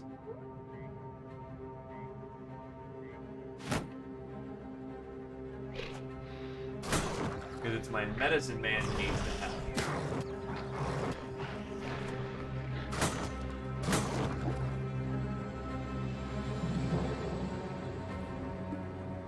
Or rather, my medicine man is the one who needs to help.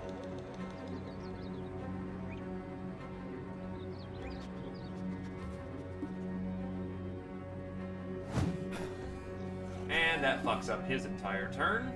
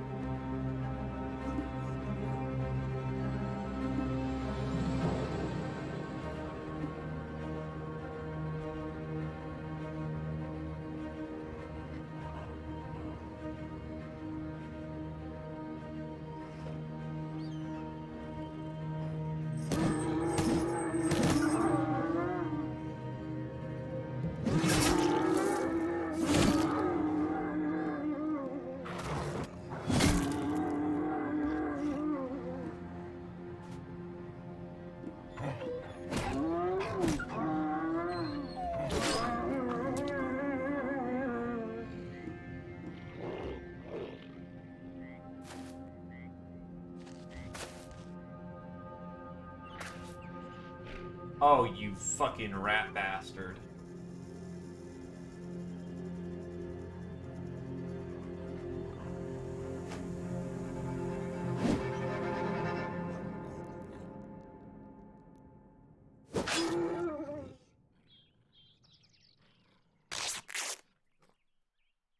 Well, he's not dead in the next turn, but he really needs the help now.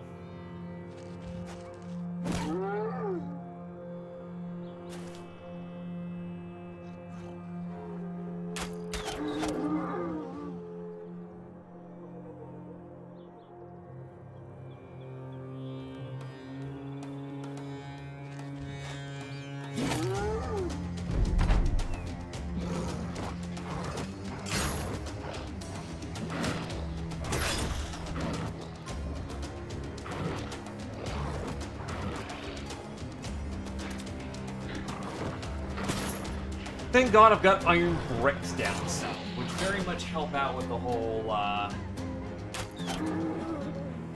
situation.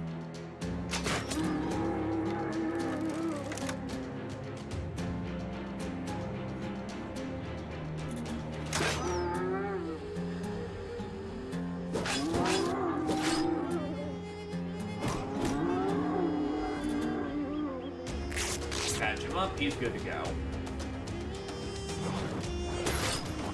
They are really trying to dive on Gross Lake.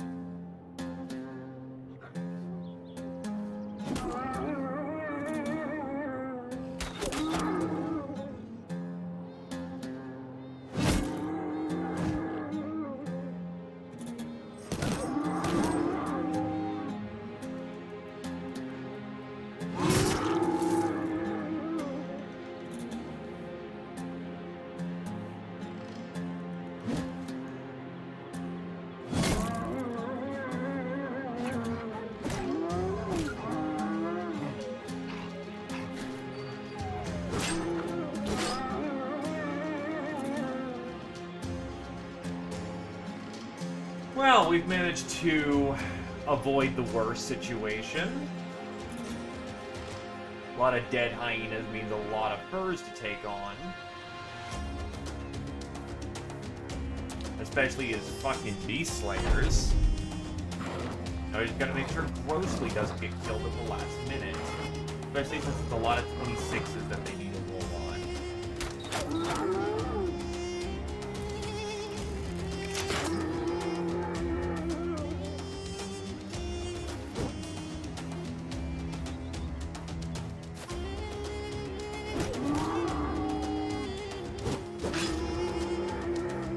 There goes his ugly head.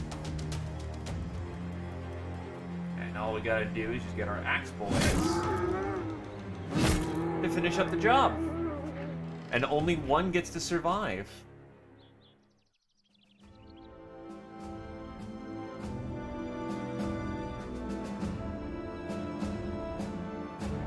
Oh yeah, look at that.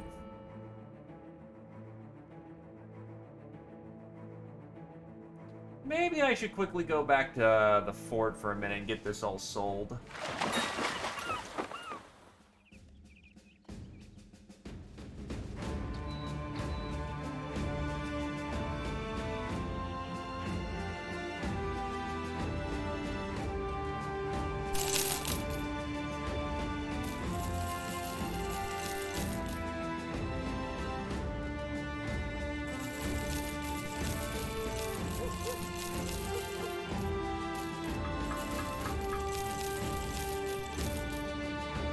Alrighty.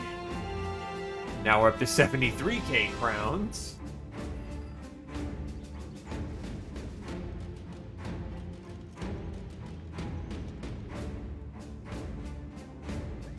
And plenty of food. Let's actually go back and get the original chunk of cash we were supposed to get.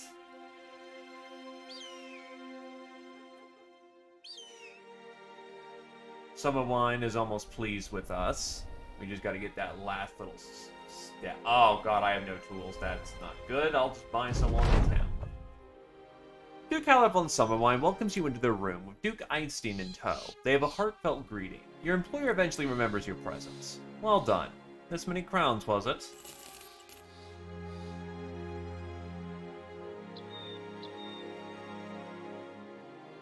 Another town glitch. Gotta re-flip.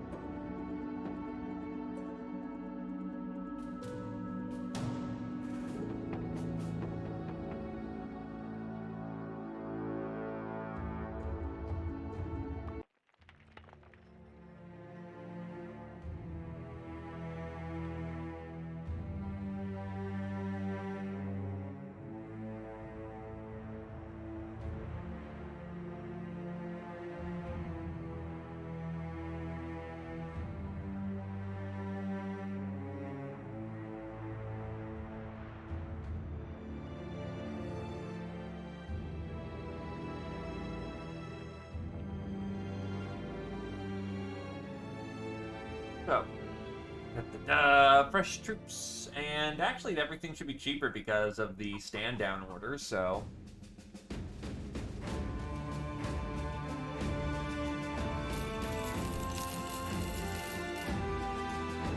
Tools in placed.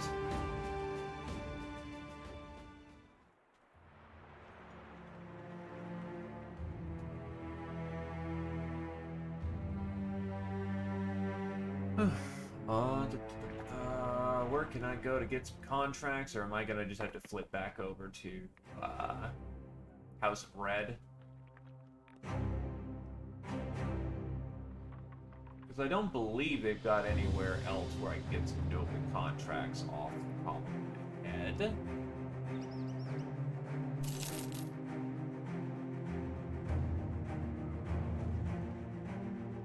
Here's a 3-daughter. Cultist infestation. Well, we ain't got nothing better to do. So, Whitehall. Where is Whitehall? Maybe I should have double-checked that before just wrap... There it is. Oh boy, that's gonna be a walk.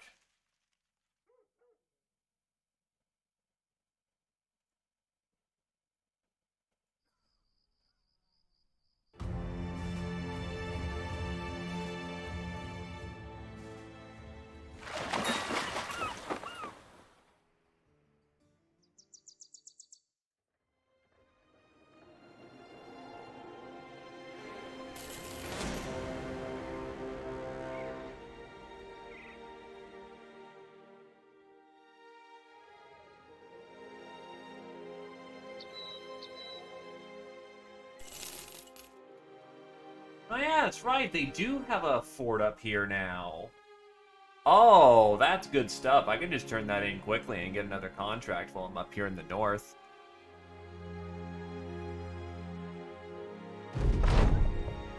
Oh, well, shit. You put your head down for a nap. The silky bedsheet slides off your body as you roll to a side. Birds flutter past in a sleek ivory-framed window. A voice pours into your ear, a hint of an aroma you've never smelled before gracing you. You're awake. A woman rolls herself over, running a finger down your chest before going back up to seizing your chin. Lithe, pretty, the sun glowing across her smooth face, and lighting up a set of emerald eyes. She goes for a kiss. You quickly slide out of bed and frantically look around. She grips the sheets and comes to her knees, confused. What's wrong? Where are you going, my emperor? Looking up, you see a ceiling that stretches so far you can hardly see even the artwork which has been exquisitely embroidered there. You open a door and step out onto a balcony. Impossibly tall buildings, red, white, gold banners, a horizon steepled with black shapes stretching as far as the eye wishes to see. Domes and fountains, great arches, statues that stand so tall they seem to be commanding the structures as soldiers. Atop each roof is a garden greater and more flush than anything you've seen in the eternal springs of nature itself. Suddenly, two men emerges at your sides with cages of doves and lets them out. The birds desperately scatter, and just then a roar erupts beneath you. Great crowds of people jumping and waving banners around. They love their emperor. The woman speaks from the doorway. Go to them. You look down to see a stream of soldiers marching down the middle of the road, each man stepping in unison with his brother. A steady staccato clap of boots. Their faces stern in their gilded helms, long pole arms glistening upward as though they meant to defeat their enemies with opulence itself. They're going off to war, to face the great beyond and defeat. The woman is at your side. She smiles warmly, taking you by the arm. You feel ready to agree to it, to this new reality, whatever it is. You take her by the cheek, ready to fall into her embrace, but a cry from below wails loud and clear above all else. You glance down to see soldiers, once joined in perfect uniformity, breaking rank. In distance, a great mountain is erupting, shedding great bursts of red fire in an enormous cloud of hot ash which quickly pools into the city. Buildings disintegrate, gardens burst into flames, and the people scream. They turn away, but there's no escaping the heat. The soldiers collapse and scream. A surging, searing heat, and soon enough you see the denizens melting in it. The soldiers becoming metal golems, singed to the very armor which was meant to protect them. And the unarmored crowd simply burst aflame. The woman cries at your side. "Oh, it is horrible, horrible! Would you look at it? But it's okay, understand? It's perfectly okay. Look at me. Look at me!" The woman grabs you and spins you. Her once soft features have hardened into blackened flakes. The top of her head already burnt bald, her teeth falling out of her dripping gums. Yet she's grinning. "We will rise, Emperor. We shall rise again." Her skull breaks apart and her body collapses into a pile of burning bones. You jerk awake to find, I just fucking wake up. Wake up. There's a group of refugees here saying the dead are rising from the earth and killing everything in sight. The woman's face flashes before your eyes. It is horrifically scarred, but this doesn't stop her from grinning. The Empire rises.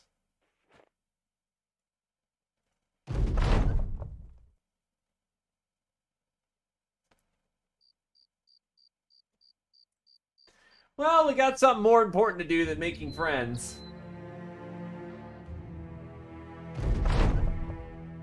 Although deep in the mountains, you can see the peaks of calderas stretching further onward yet, each one piping up between the valleys of the other. It is a beautiful sight, but also an exhausting one.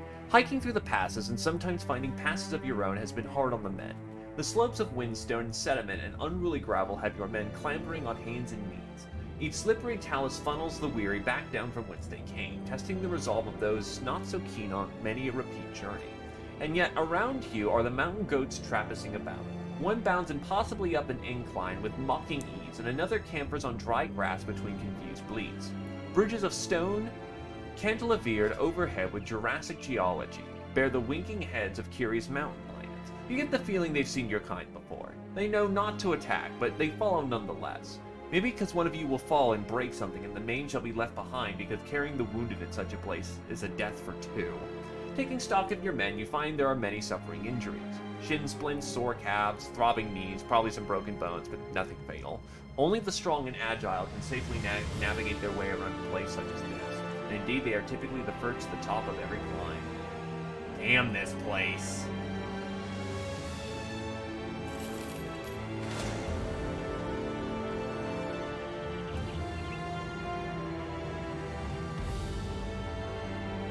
Huh. This might actually be a fight. Should I be concerned?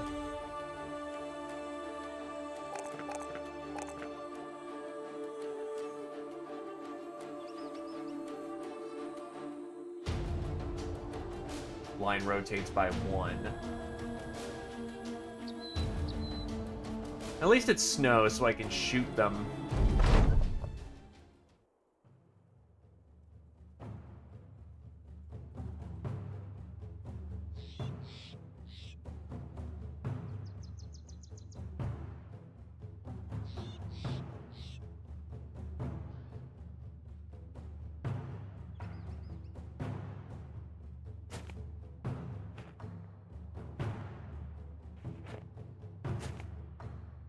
Yeah, this is more in line with what typically...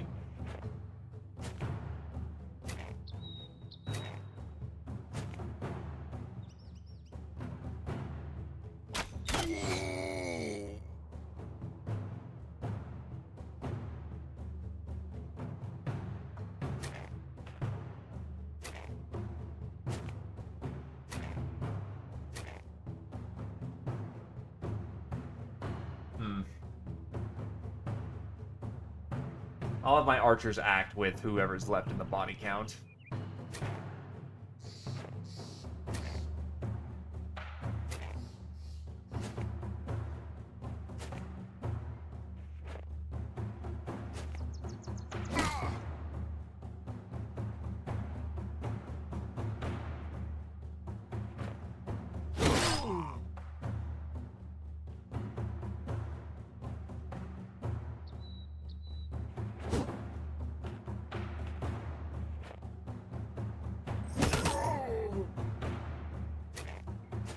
Needless to say, that's a lot of bodies, and they don't break, and this may have been a mistake.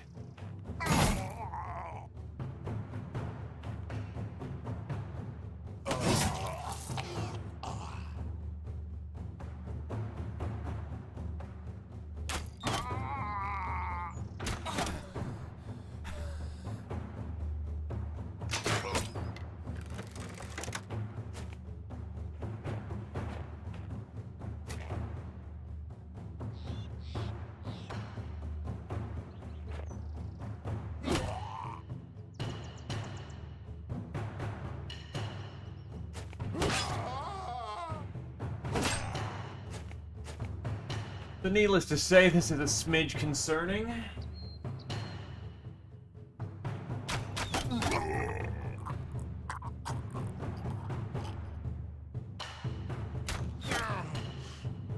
Try and clean them up as best we can.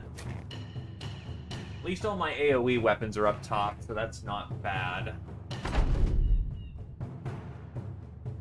There's a fucking champion.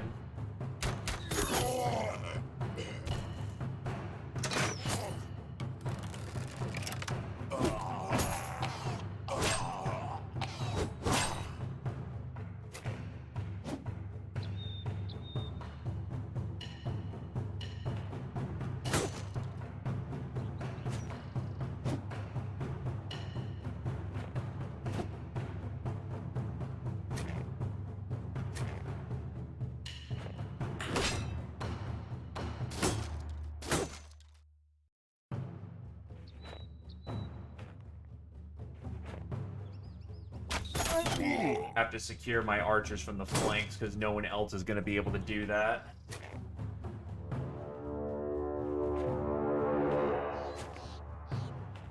And I do not have long to save this shit.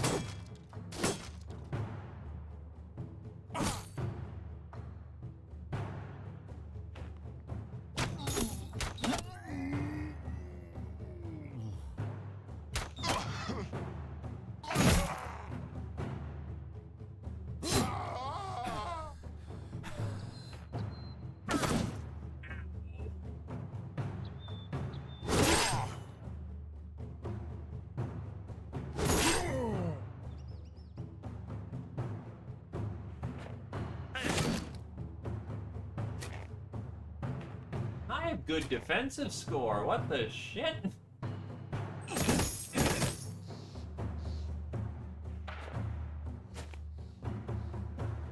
Can't see, alright.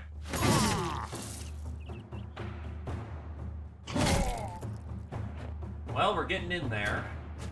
There comes their sacrifices.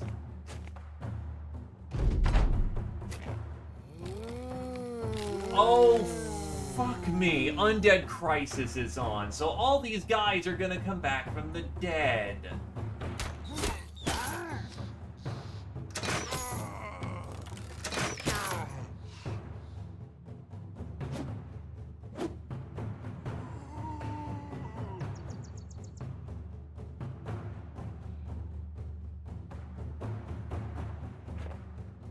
I forgot about that shit.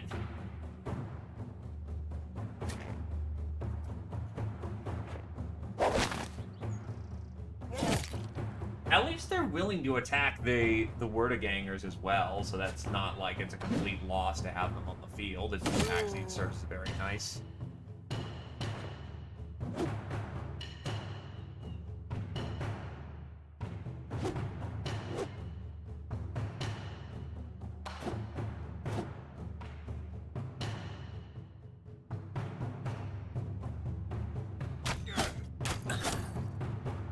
Oh wait, why did I let go the Wordaganger? That was actually kind of stupid of me. Should have just let him do his thing.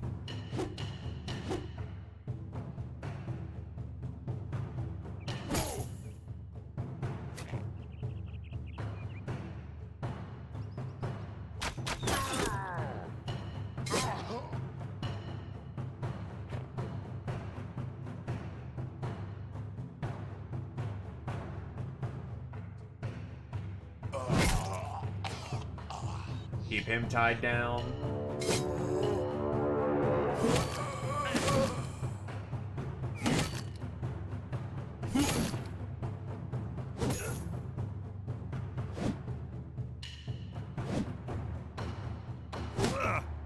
Gotta push in as quickly as possible.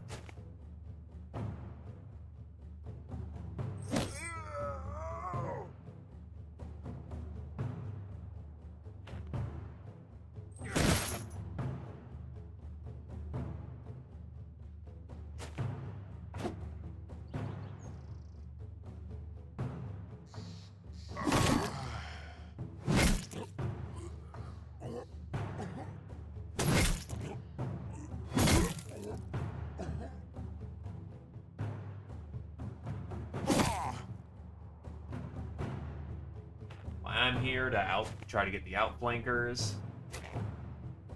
Not exactly comfortable with how many polearm lads are still around, but we are getting them, so that's good.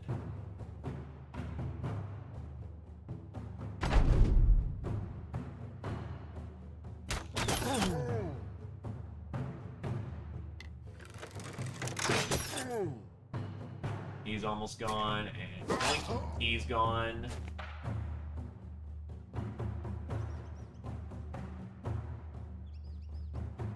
Flank around and bag him. That's not so good.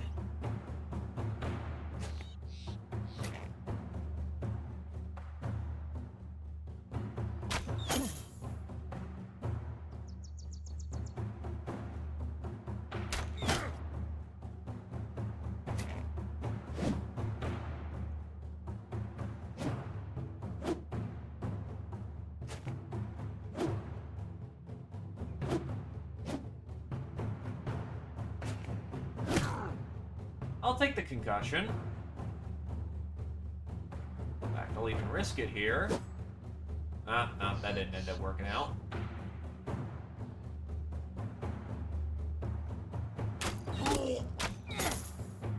The one time I want some scatter fire and it just don't scatter.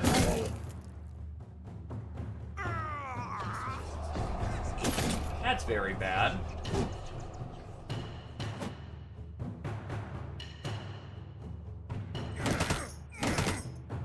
That's very tiring.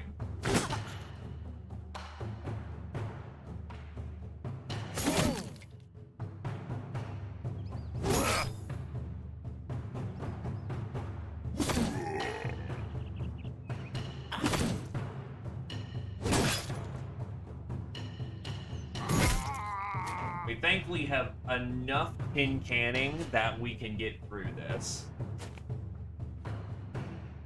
But just enough tin canning.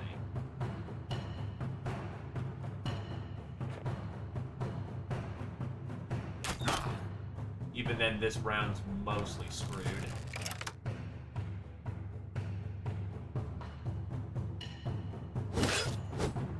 Shit.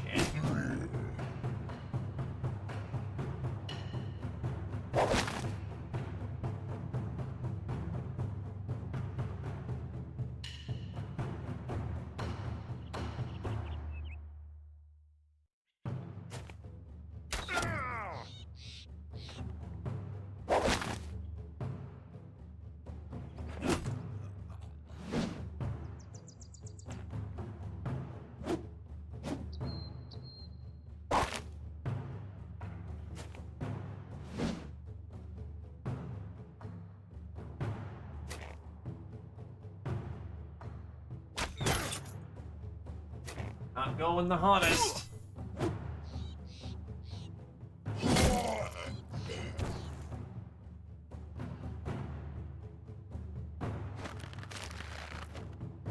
Get him out of the man catcher for right now.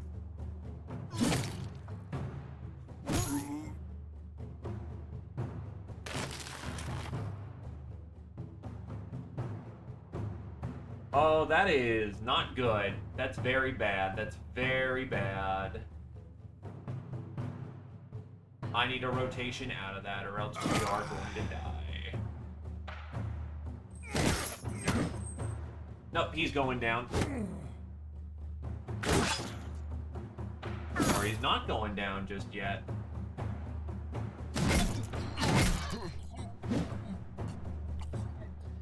Hey, furry man,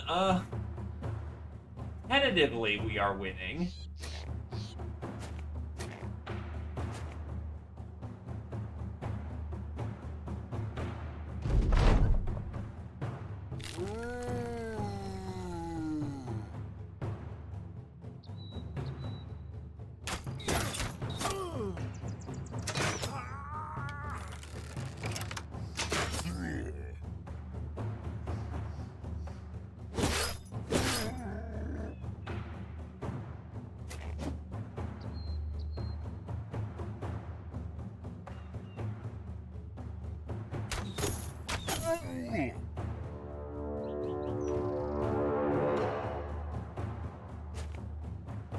Rotating him out gives him the best chance of survival he can hope for. Still too close. Still really fucking close. And this is why we invest in goddamn rotation.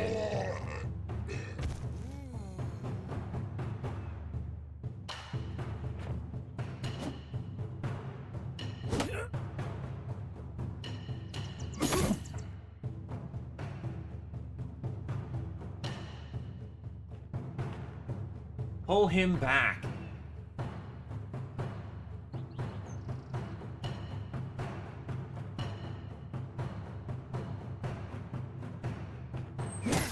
And Gwenoroth can push in. Try and tie them down.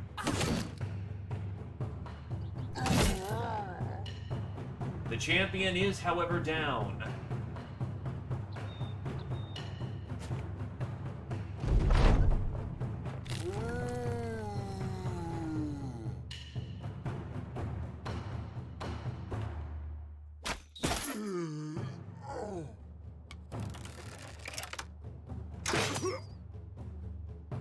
Unexpected difficulties aside,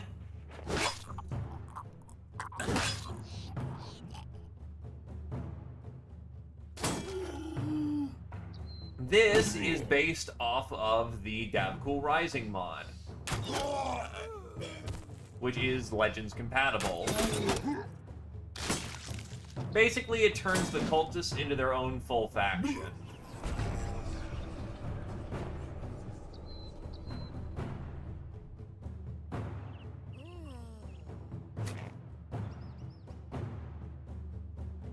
Also, the undead crisis is going on, so there's Wordagangers that are popping up alongside the normal assholes.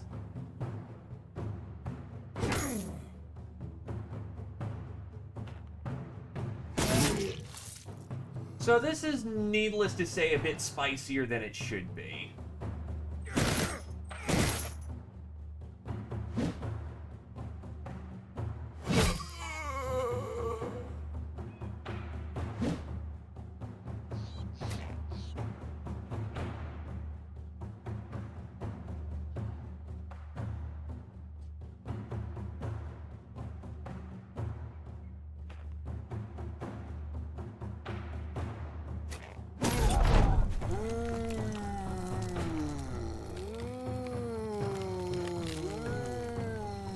That is a whole lot of undead reses. Thankfully, Wordagangers are not as bad as other people could be, so that's good.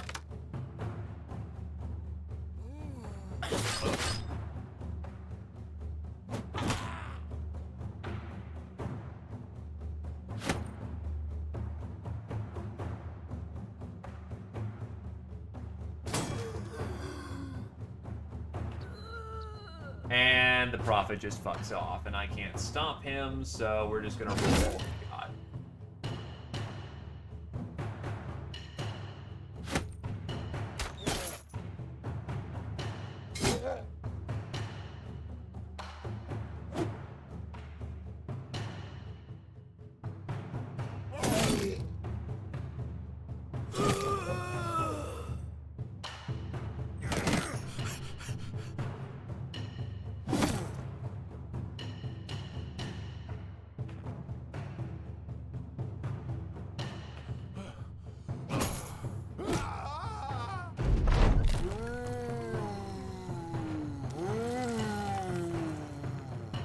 So this is unintentionally turned into a stamina fight.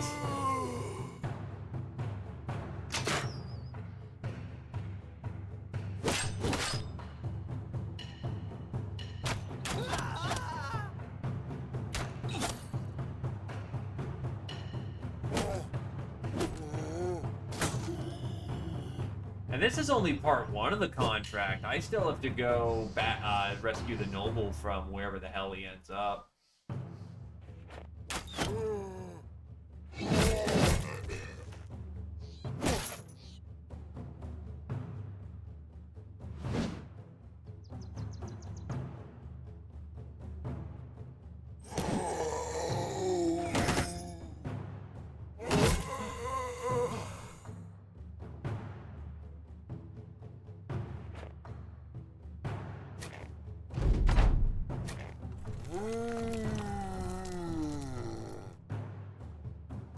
Anyway, welcome to stream. How are you doing? How? Okay. That is the first time I have seen someone aim that badly. That in a straight line, they somehow shot their friend who was behind the target. Not that that isn't possible, but in real life, it's just like, wow, that's bad. And I will admit I could be in better straits, but I am doing all right. Life exists.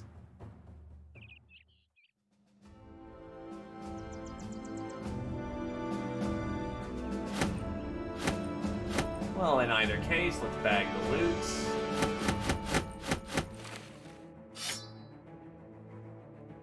And let's get moving.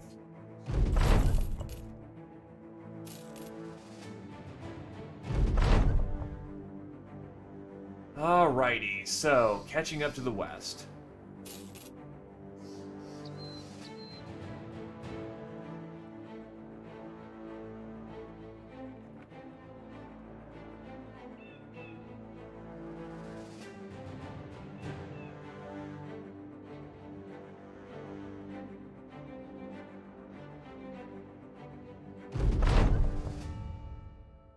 The undead are rising all over the lands, killing and devouring at sight. We need to put an end to this, or soon there will be no world as we know it left.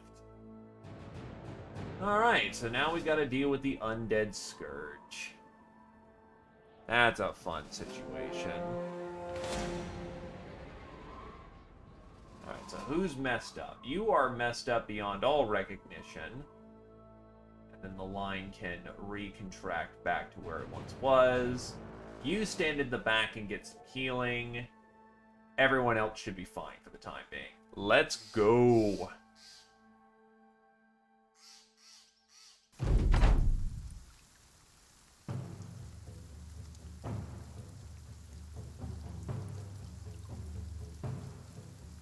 Wait for them to get closer.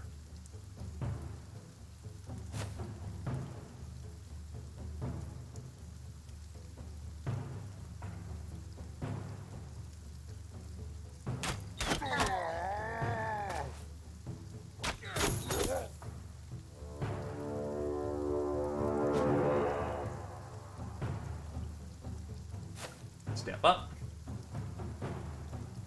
Actually, I could have probably charged that. Whatever. I'll just do it with a bigger beat stick.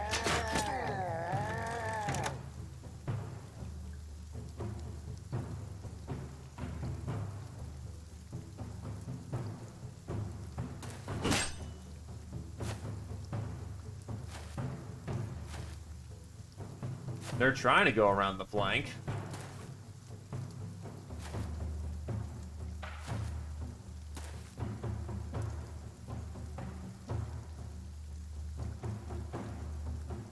Let's go say hello.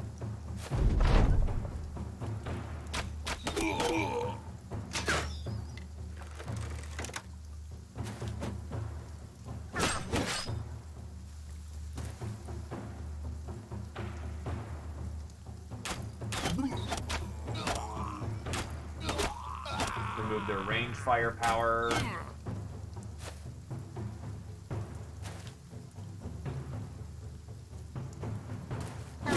Give them the bonk.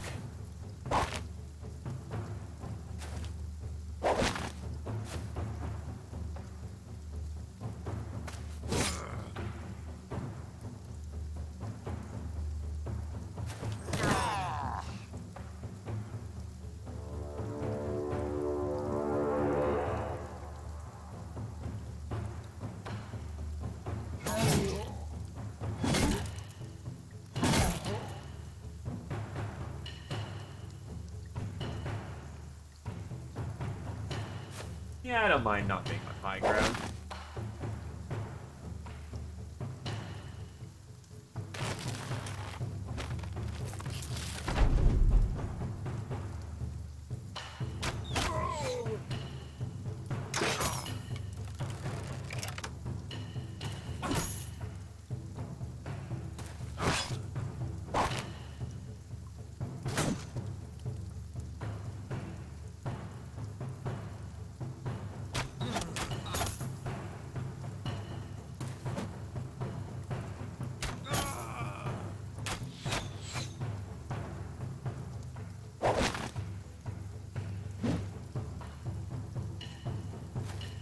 Yeah, when there's not 47, and oh, okay, he first wanted to run, but then he didn't want to run.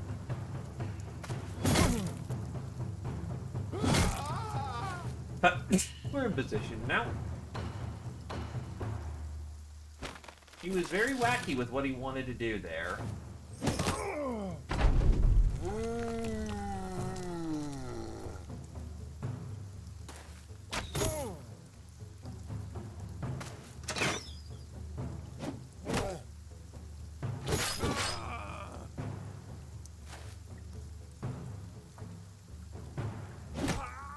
Bonk.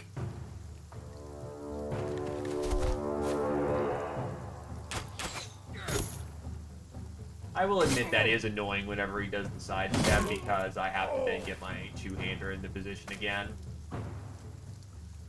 It's so inconsiderate.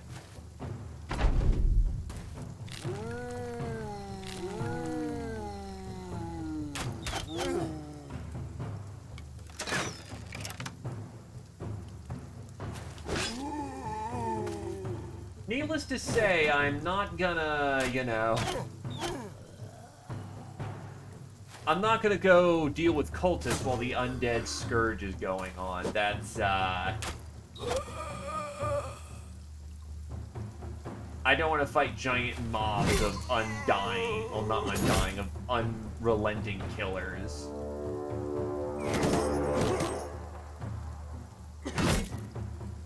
This is no bueno for me in the moment.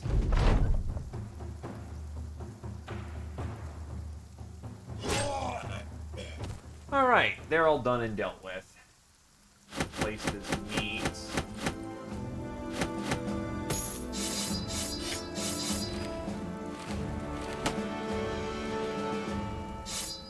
With bits.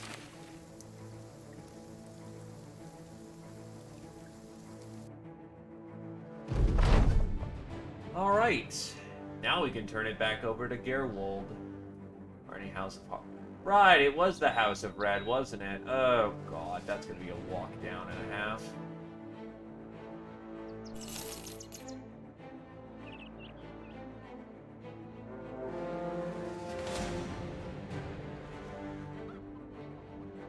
There's a taxidermist along the way, though, thank God.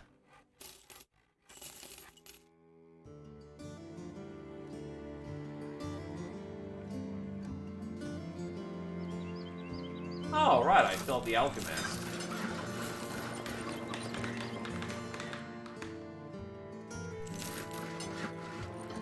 That'll do.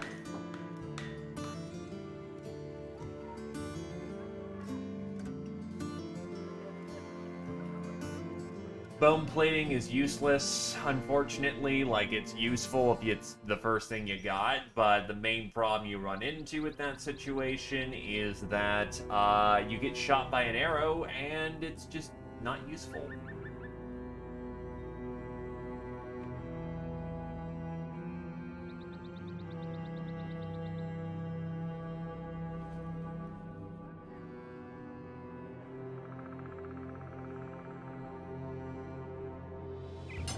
I'll give Nat the fur mantle. Looks cool. Needs armor upgrades anyway.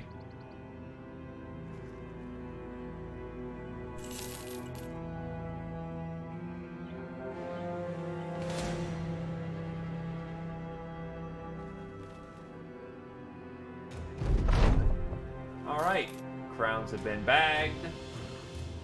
Let's actually get some contracts.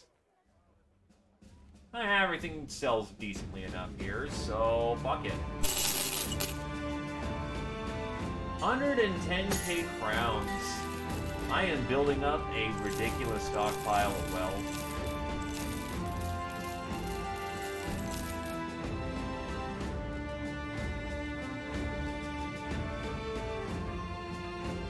Cheese and alcohol. Cheese and alcohol. Everything a man needs.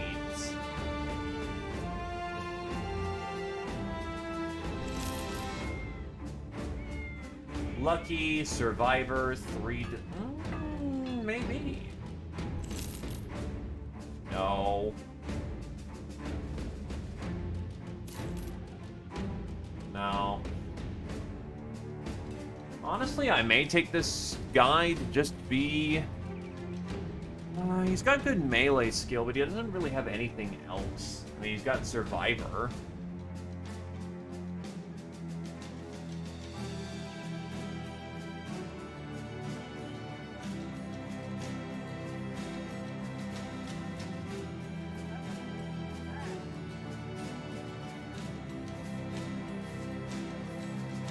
Nah, I can get another polearm lad. Stupid. Yeah, it's not good. Having two hedges in the same party typically gets them fighting and attacks. When you meet Count Luthbrand von Harken, he hurriedly implores you to come to his side and read a book. You see a language that you know not ever existed. But there's also a map with pages that needs no translation, a particular location upon it which is heavily circled by a quill pen. Count Luthbrand von Harken taps it. I need you to go there, sell sword. They called it the improvised burial site. My scribe stated it holds an artifact of great power that we could use to fight off the undead scourge. Of course, an artifact such as that isn't going to be sitting out in the open. I very much expect all manner of man and creature to be prowling that area, drawn by the hum of the artifact's very power. Basically 8k crowns to go hit a burial site. That's Ancient Dead.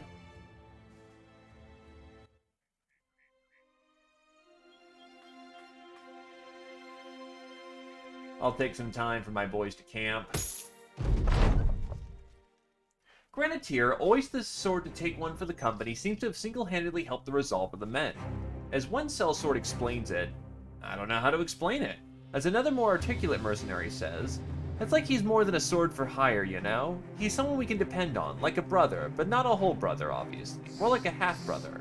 A bro, if you will. Everyone gains a resolve boost, and a shit ton of the party gains a resolve boost. Grenadier's the best.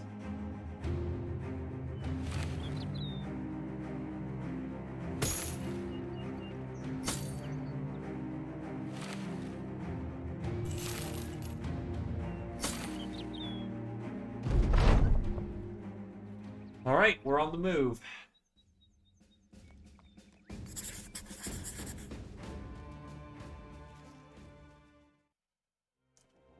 Are you fucking kidding me? Okay.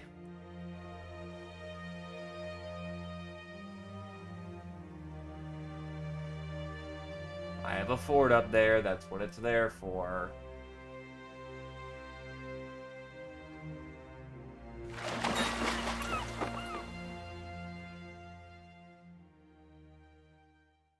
Well, actually, no. Just Striffen Drucken.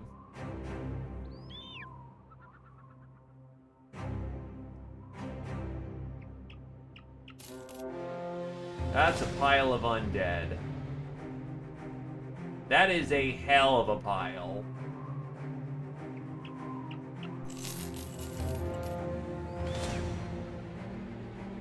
I'd say saved about a day and a half's worth of walk.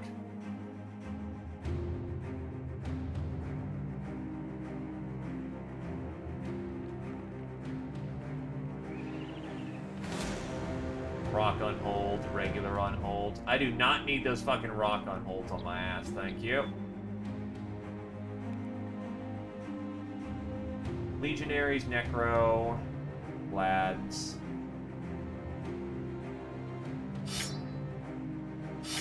For the Undead Crisis, the archers suffer the most because they're not really supposed to be in close combat, but...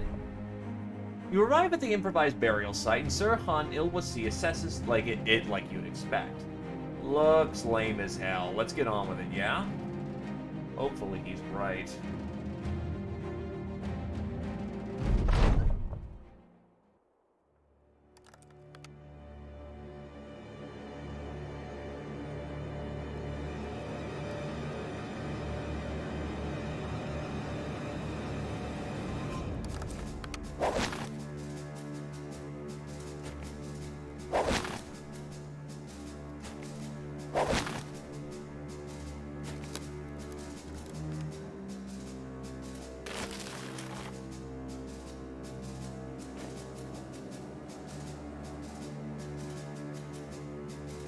They'll be good enough, and that's what counts. I will say, for an undead lineup, this is very unusual.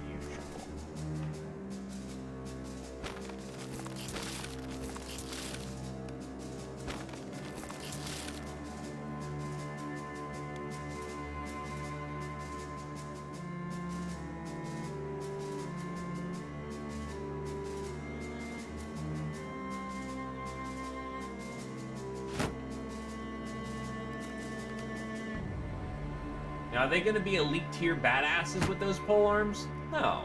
But are they going to be serviceable? Hell yeah.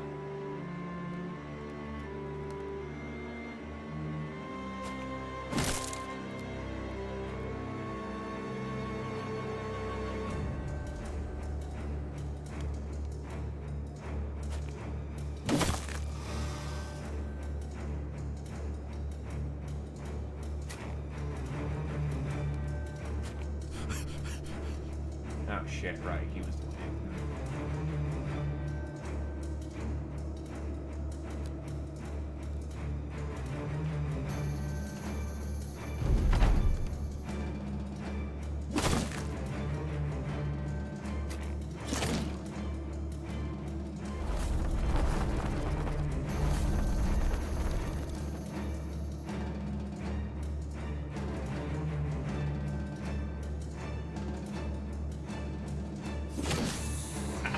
to hit, and he hit it.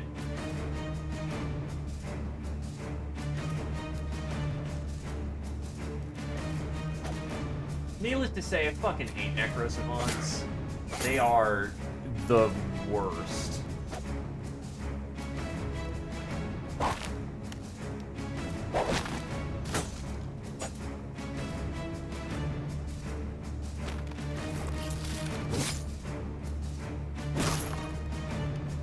Guard.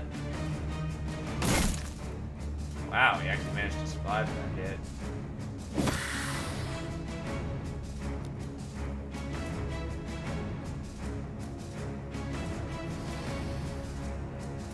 Yeah, that's fine.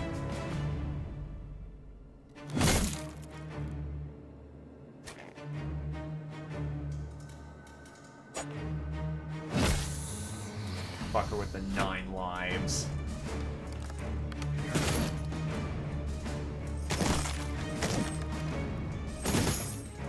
flails are the ideal weapons to use against the undead, for the simple fact of the matter is,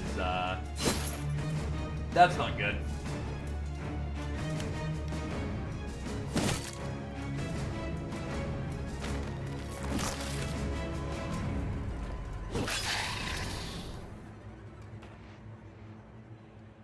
Please note, this is a quote-unquote simple lineup.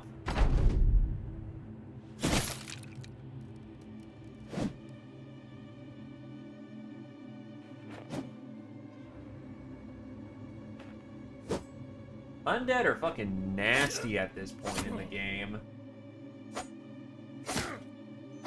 I've never been really any good at fighting the undead either, so...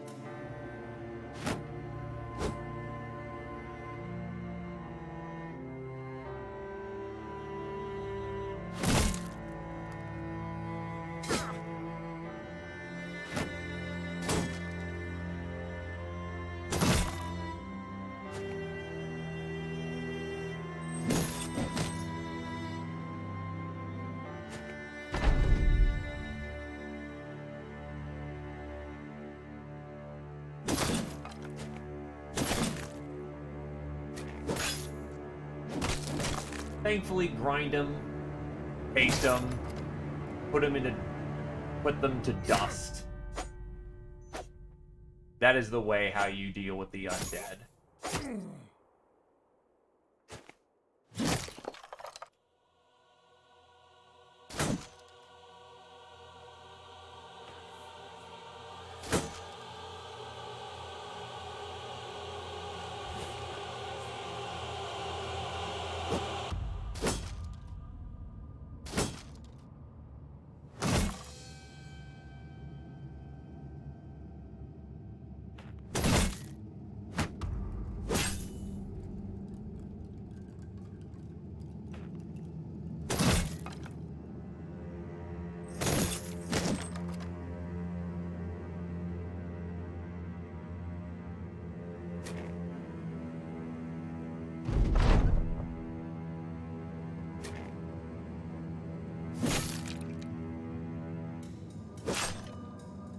And we're good.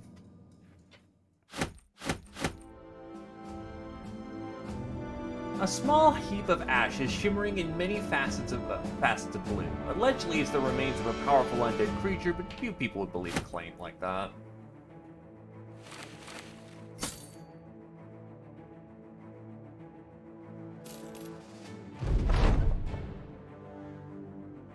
Turlet the Sage takes a look at the artifact before you stow it away.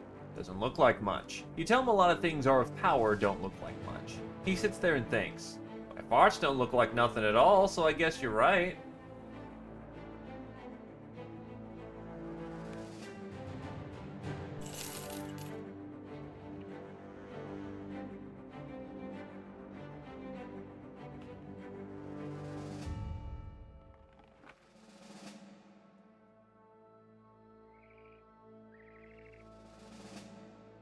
You know what? Let's give a visit to an orc camp while we're on the way down. I'm sure that's not going to go wrong at all.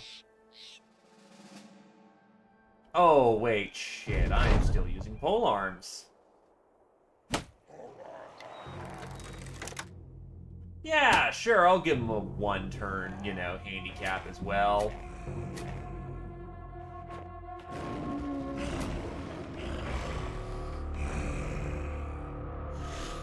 We know which one's the bad one that we need to take care of.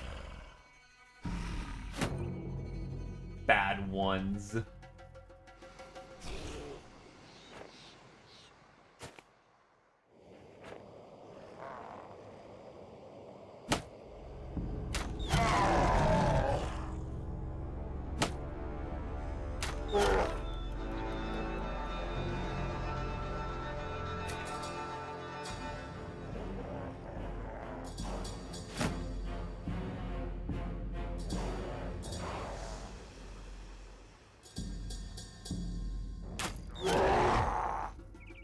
works.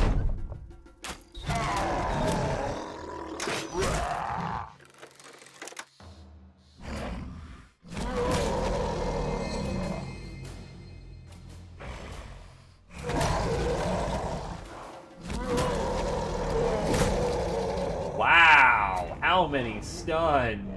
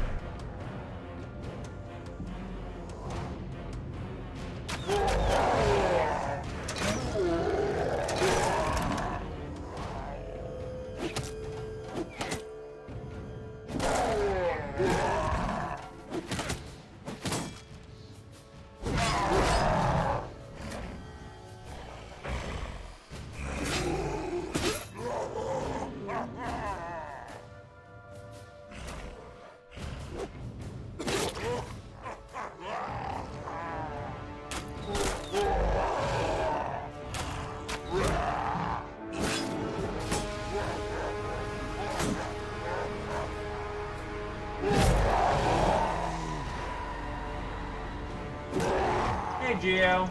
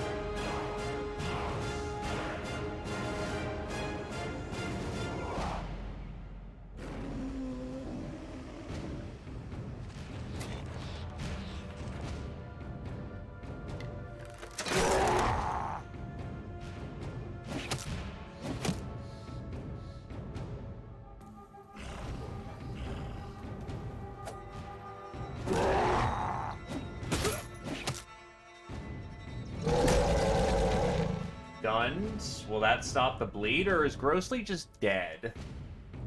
That'd be really shitty if they just died because of that. I think they're dead.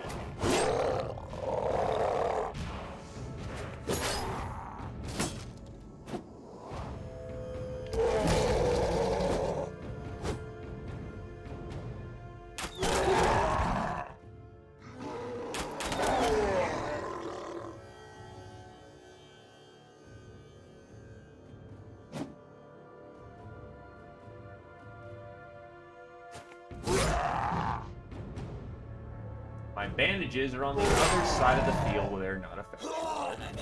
Nah, he just dead. Well, fuck.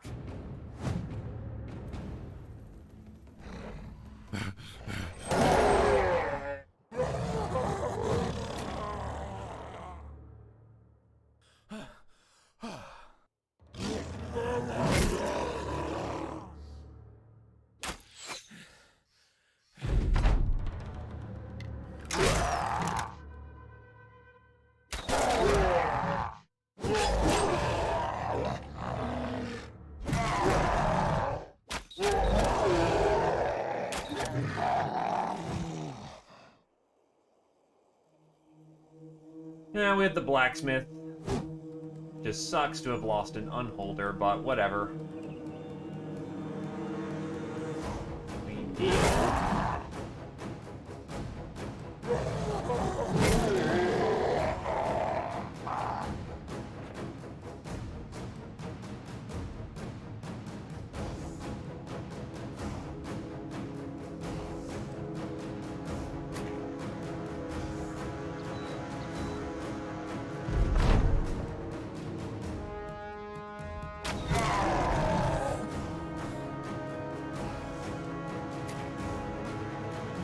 Bonk.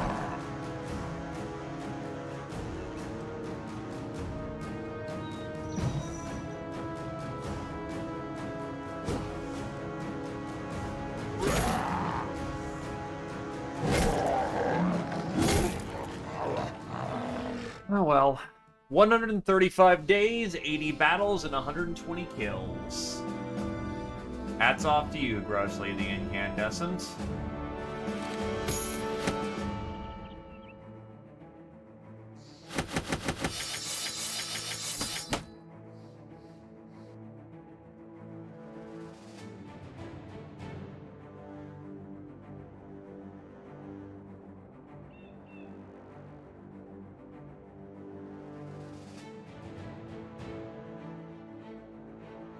And then a small legion of 34 undead are diving us. At night. Great.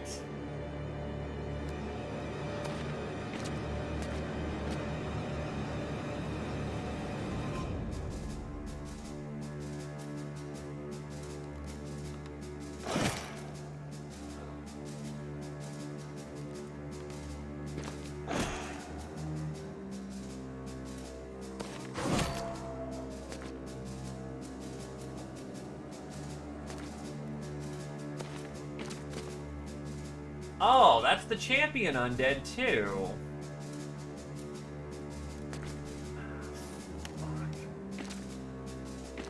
As far as I'm aware of, there's also a Necro Savant who's in here. And goddamn priests.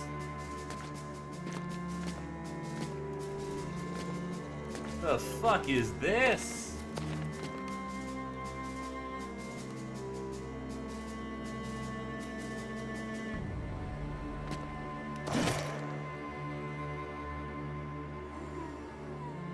For the fight of our fucking lives here.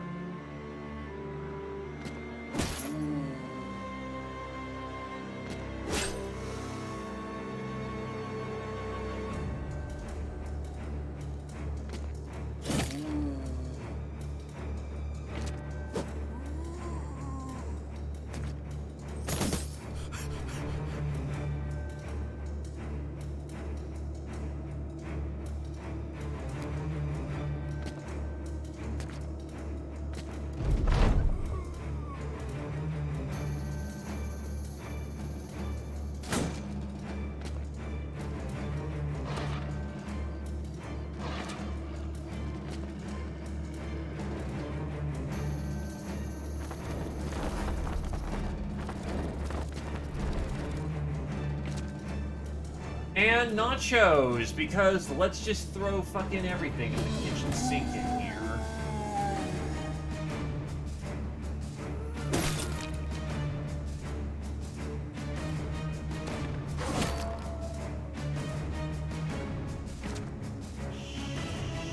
Shit.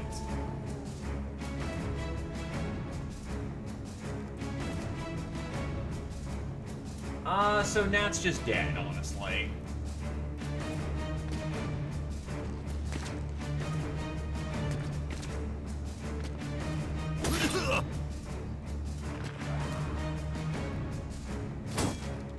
Necro Savant, who is teleported that far behind the line, is, yeah.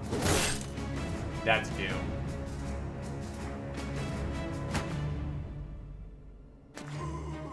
Can't. There are at least 5 different things that can catch me in my retreat.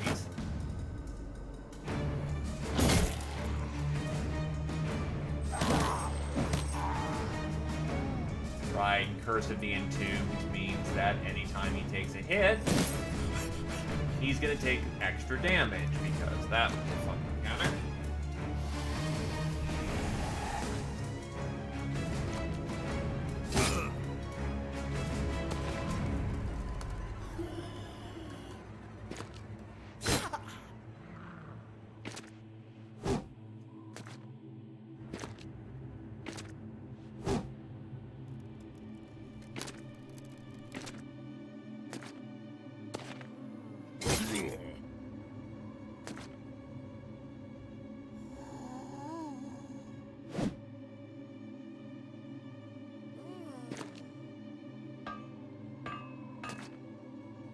Emergency repair.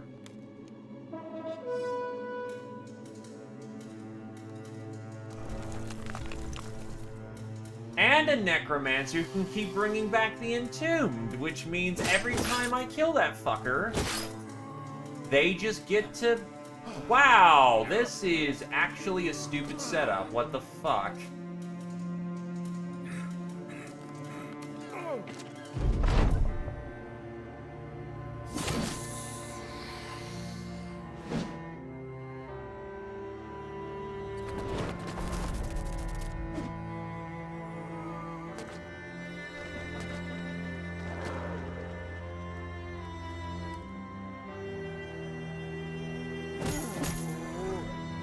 Have to kill him before he eats him, I guess.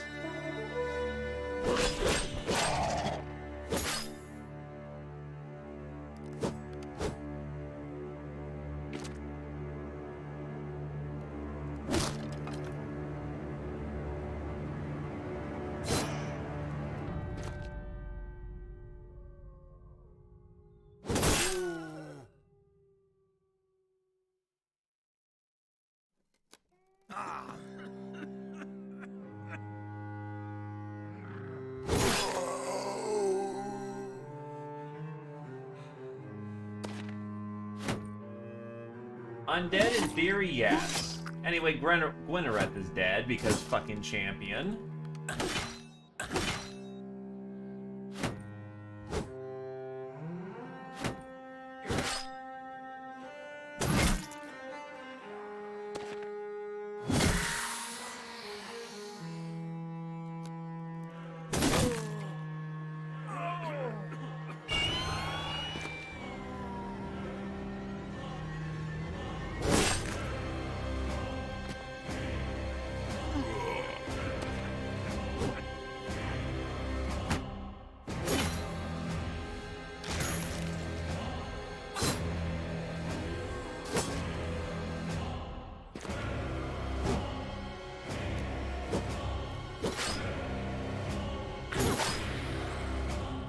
Oh, they hit their own buddy at least, which is good.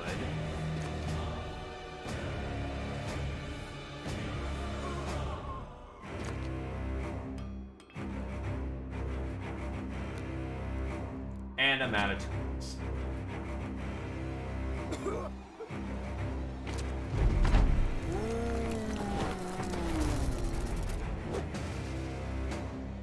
Necrolord making weird moves, but whatever.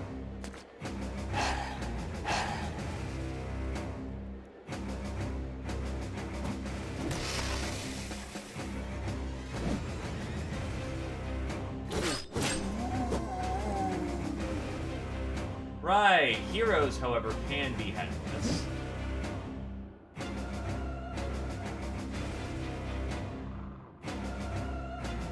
So, that's fun.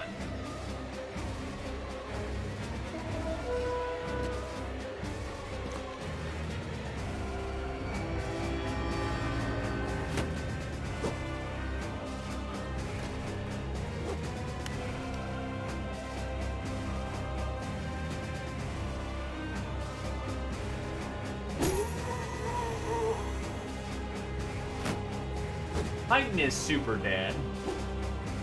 There is no getting him. Oh, that's not Titan, that's Britcan.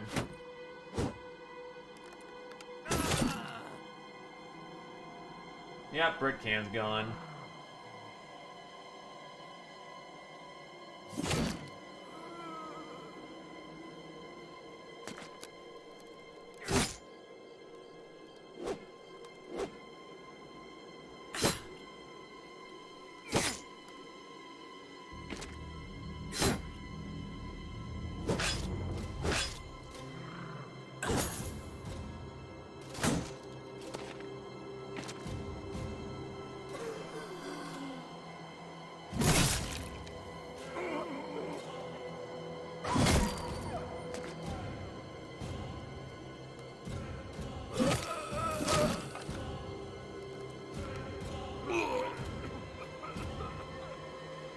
What the fresh pepper hell is this?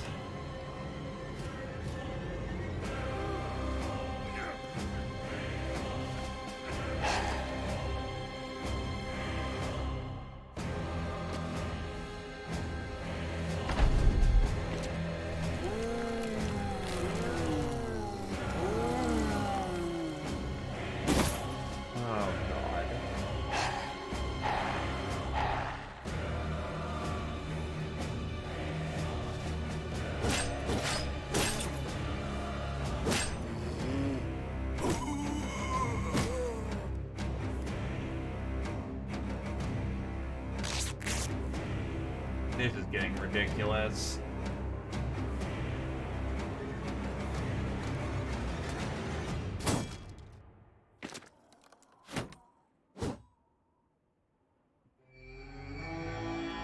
We do what we can to try and hold.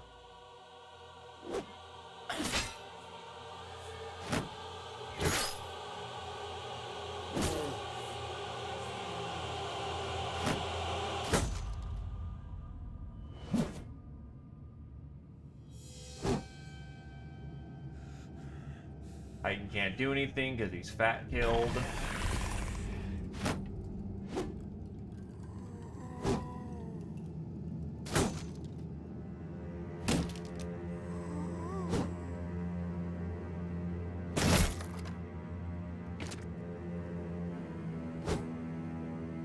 We are slowly punching in.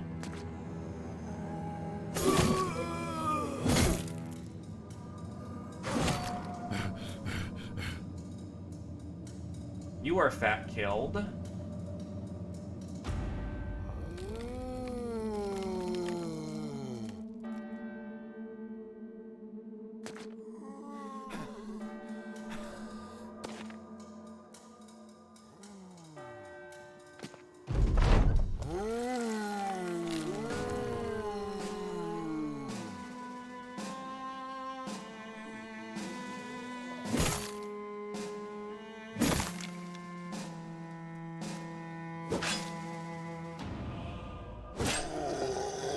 One, two, three.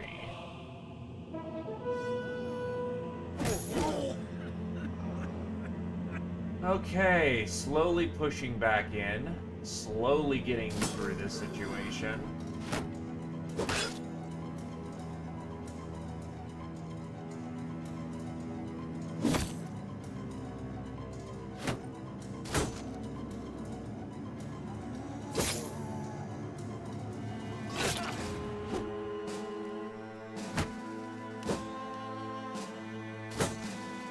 Yep, a hole in hound. Well, actually, no, not an undead horse, but something called a hole in hound.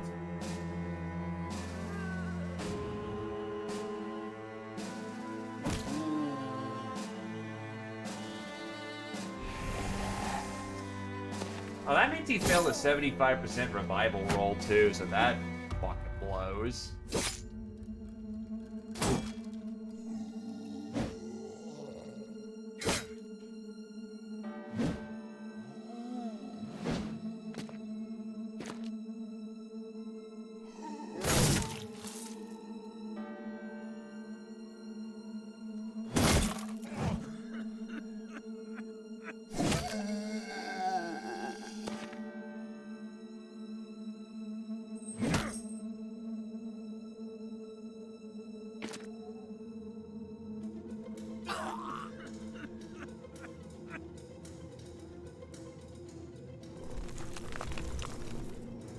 Wait, he can raise ancient dead. What the fuck? There's two necromancers and they can revive. That's fucking stupid. I thought the entire point was that he could revive Wordagangers, not ancient dead.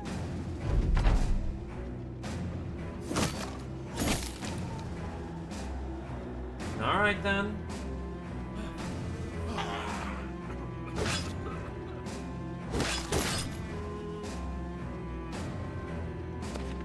That's how we're doing this.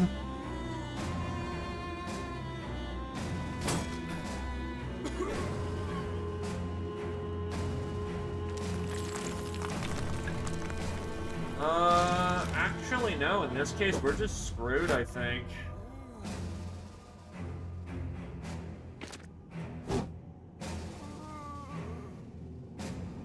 If he can revive Ancient Dead, I can't get through them quickly enough to actually get to the threat back.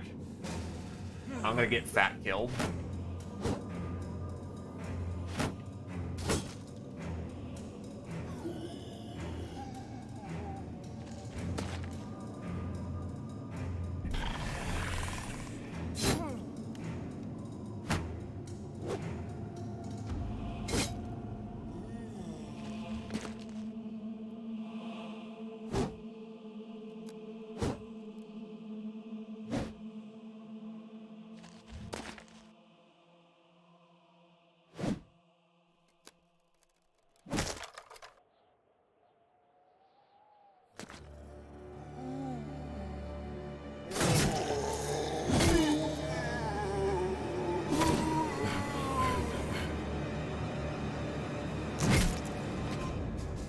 punching in. We're punching in.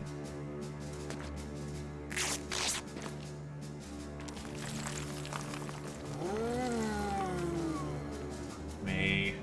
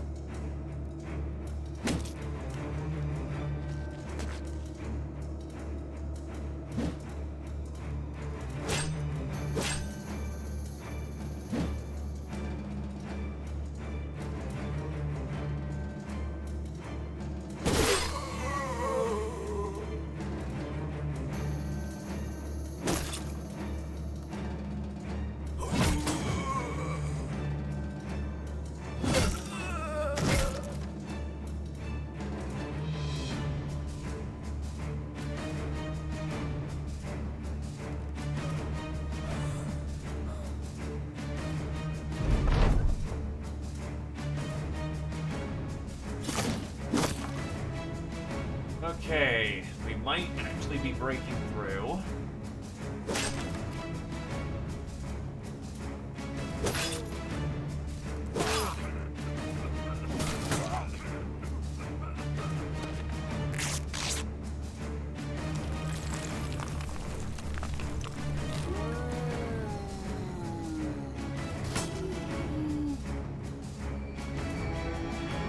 Holy shit, this is just a stupid setup.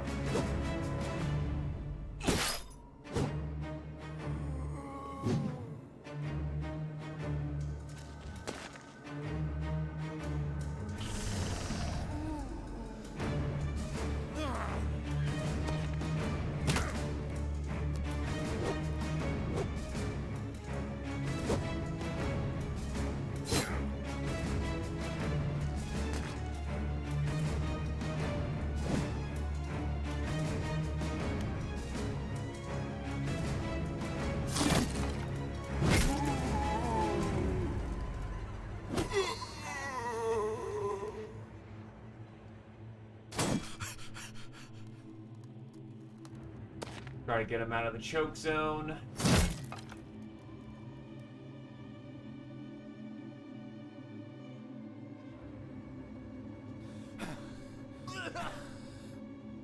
Now bleeding.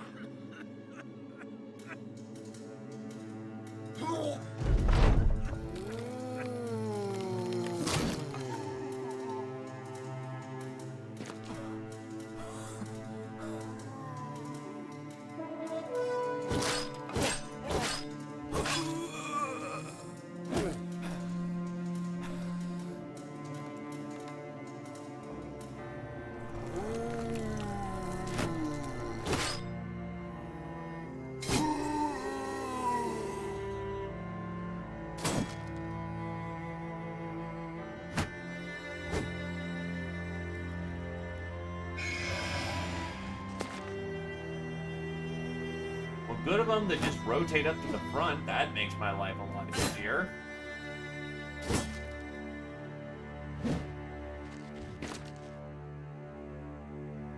And he rotates it back.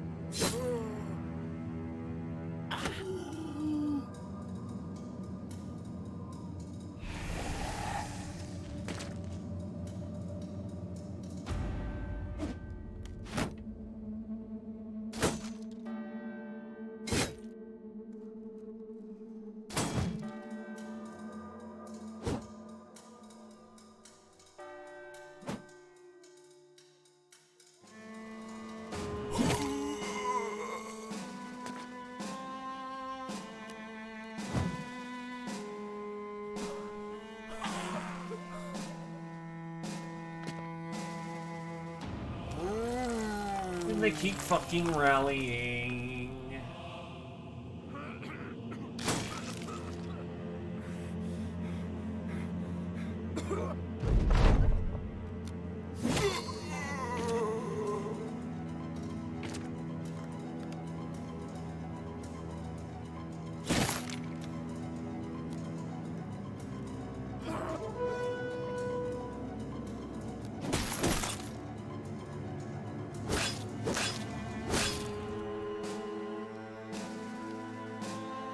Fuck.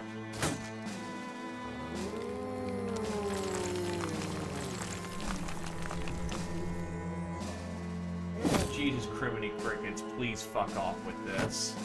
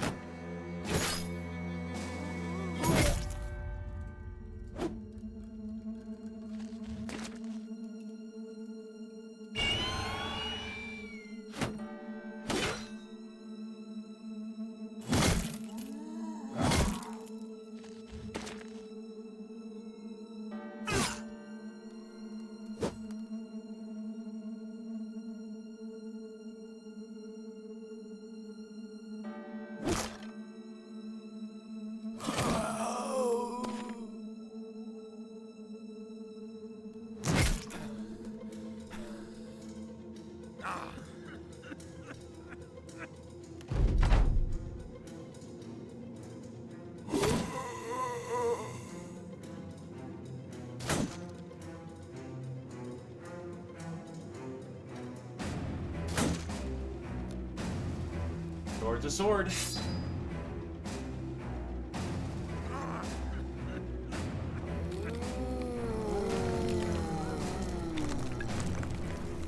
This fucking fight, holy shit.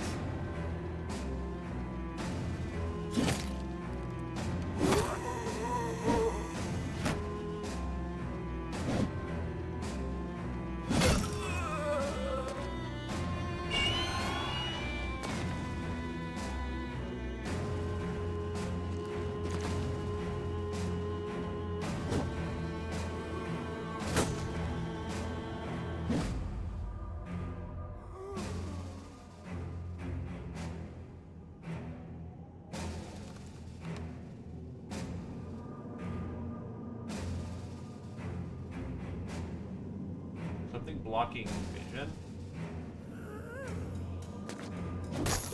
Not sure why that was vision blocked, but we'll take it.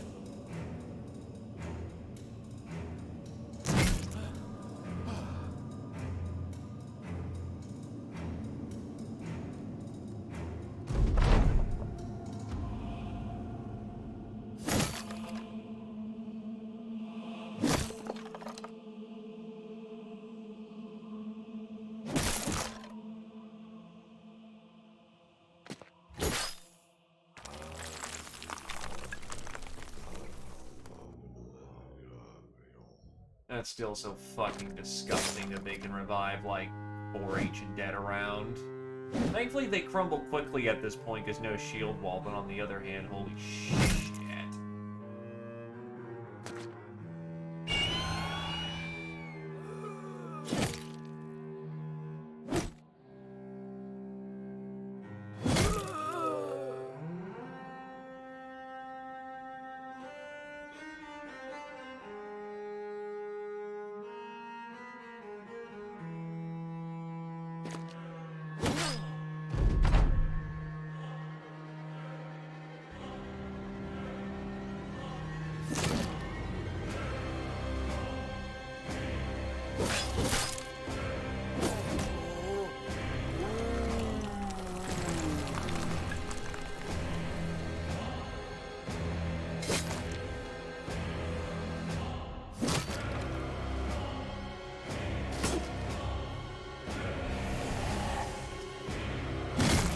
It's been a quiet day, and I admit I'm seemingly more exhausted than I gave myself credit for, but otherwise, all is well.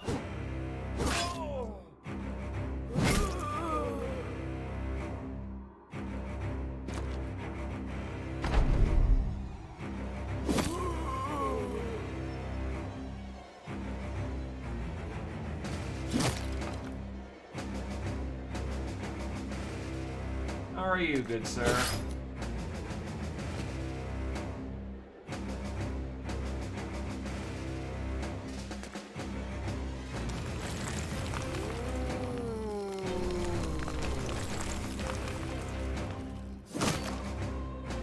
Please commence fuck off and die.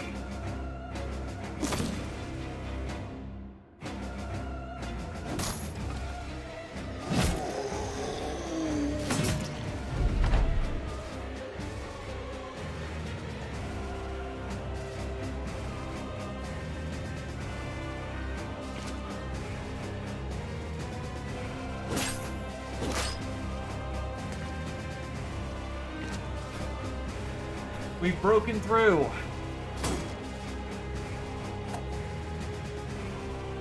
Thank God. Now it's just a matter of finishing up the kill.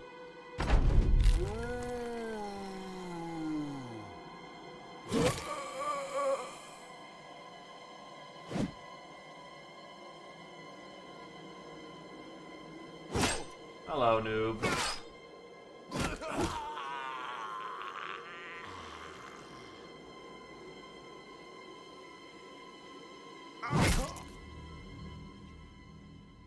Winnereth the Jouster took part of 67 days, 43 battles, and 57 kills. Britcan has been here from the start and took part of 266 battles and 371 kills. The most powerful person he killed was a white direwolf. And of course, these count as fucking cleavers.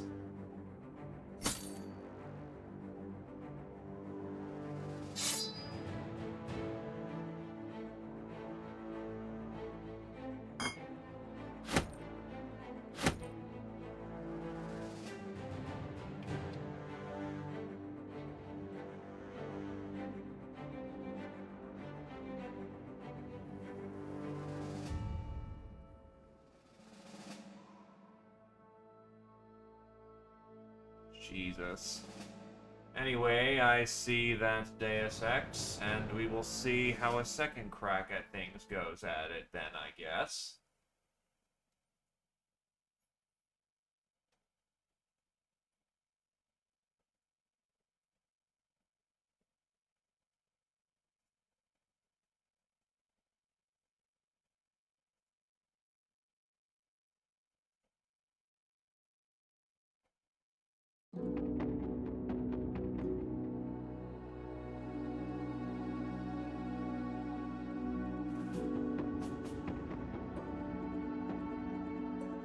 Alrighty.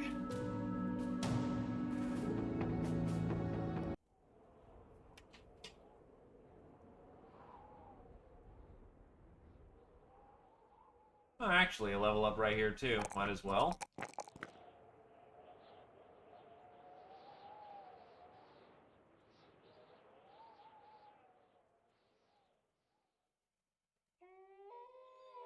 We absolutely can. I know we've lost one that way very fast.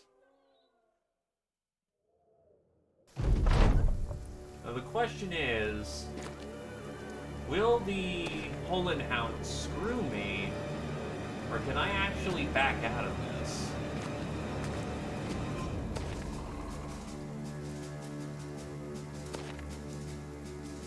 As I very much thought, the Holland Hound screws me out of trying to fail.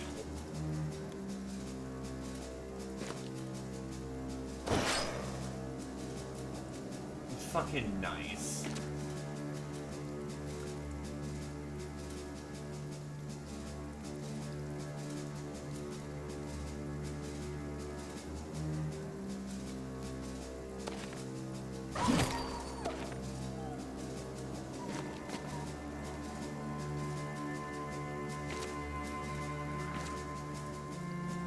Yeah, they're basically dogs for the undead.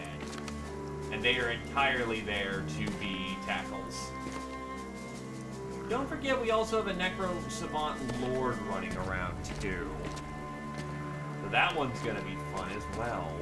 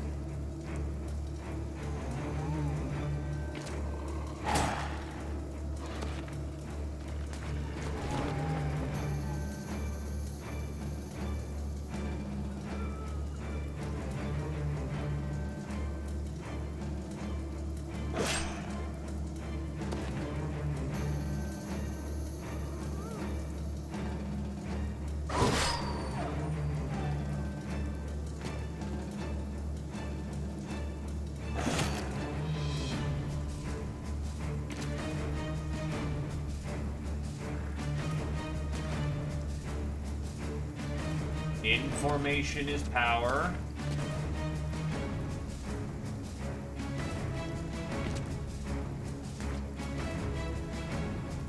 I will say in part, I did kind of forget how slow the undead are.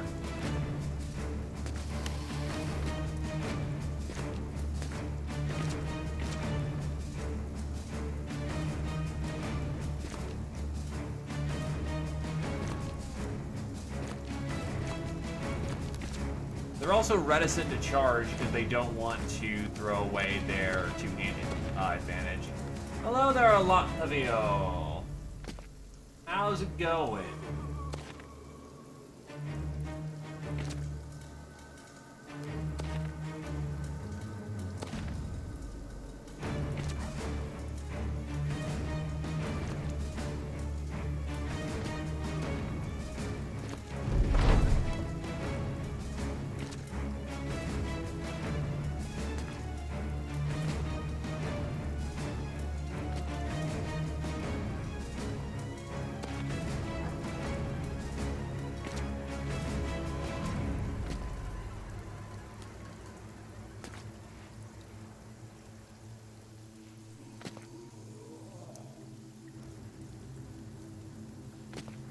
Oh, shit.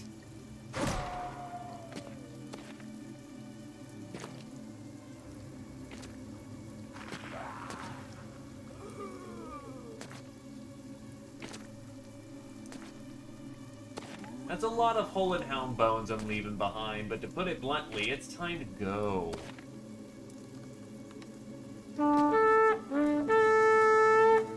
Get the fuck out of Dodge Town.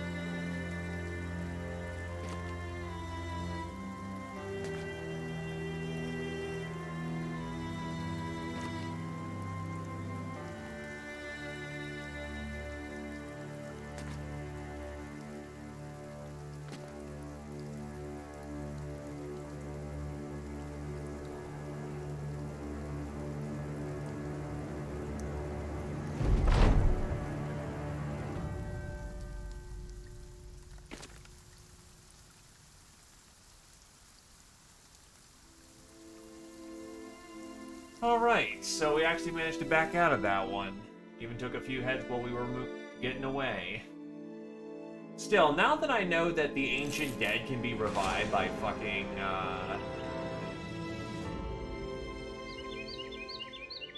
thingamajigger, that is a brutal setup.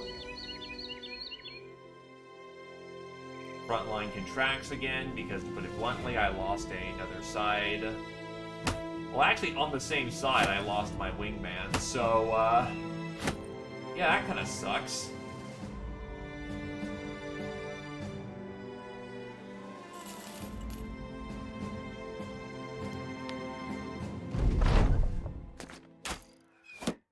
Small battle group of 19 goblins should be fine.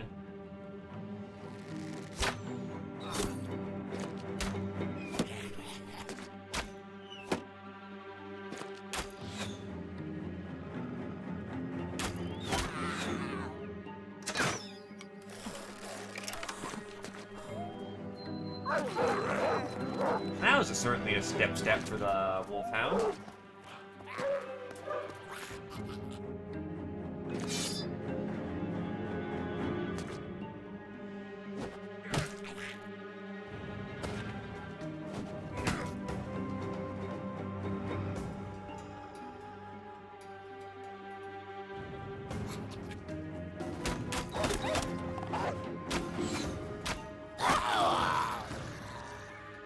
The wolf will charge fairly immediately, so that ain't so bad. Or it doesn't charge immediately. That's interesting. Usually when a wolf dies, it immediately charges.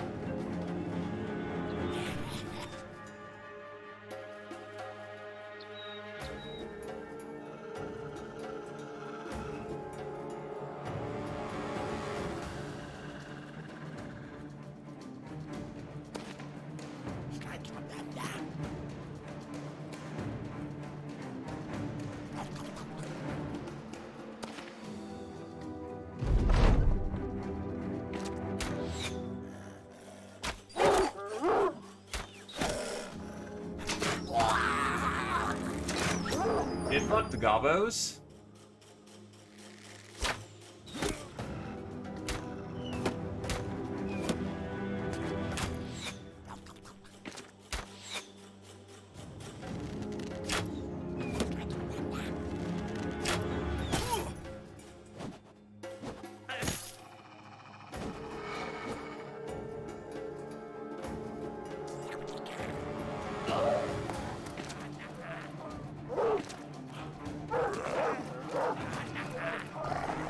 You're about to have a very bad time.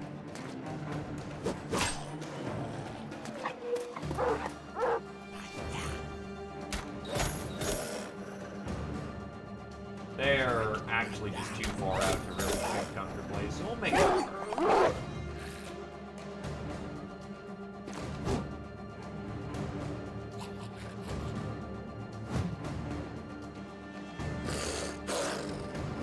Hold position.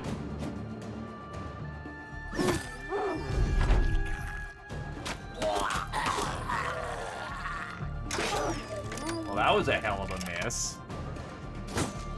Just scatter way hard in the back.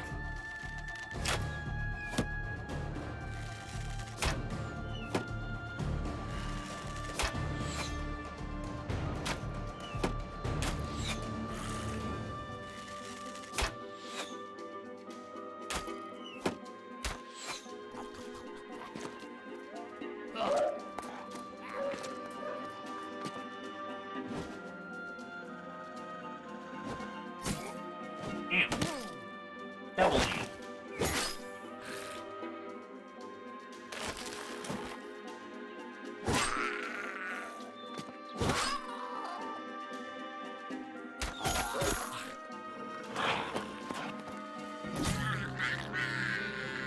And they're breaking.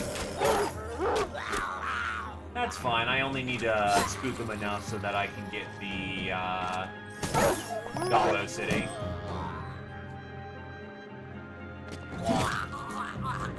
We can have the real final battle with the Goblin Horde later.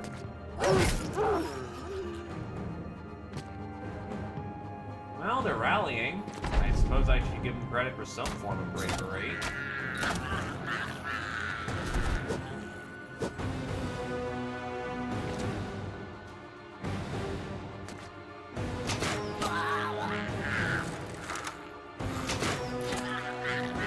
Damn, that's just not going well for them in the moment. That's a whole lot of shots they did not make.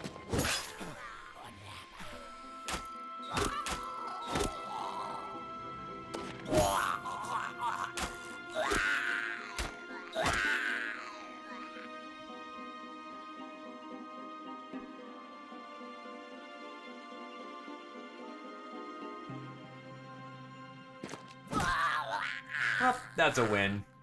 A nice, good, moralizing win.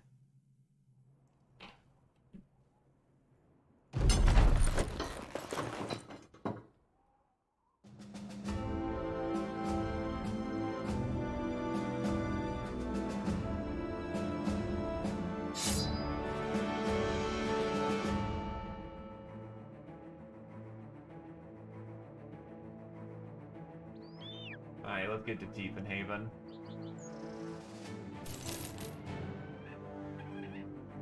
Well, to be fair, most of their line is archer line. So a little unsurprising that most of them get away, because you don't usually get the back.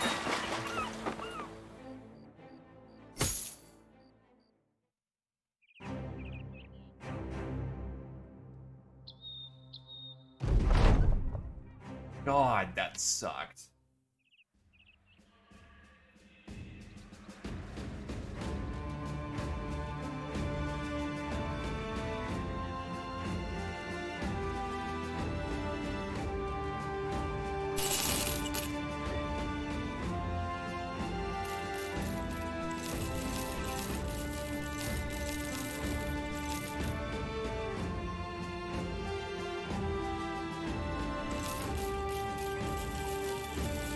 This contract was so not fucking worth it.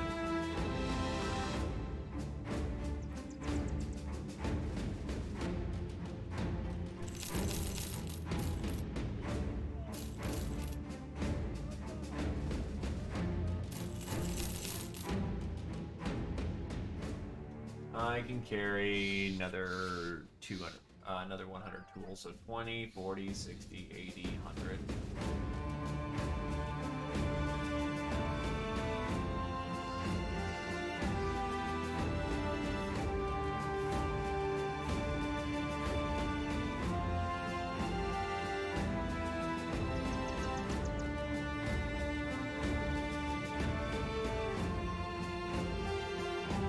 Well, to Rossadon we go.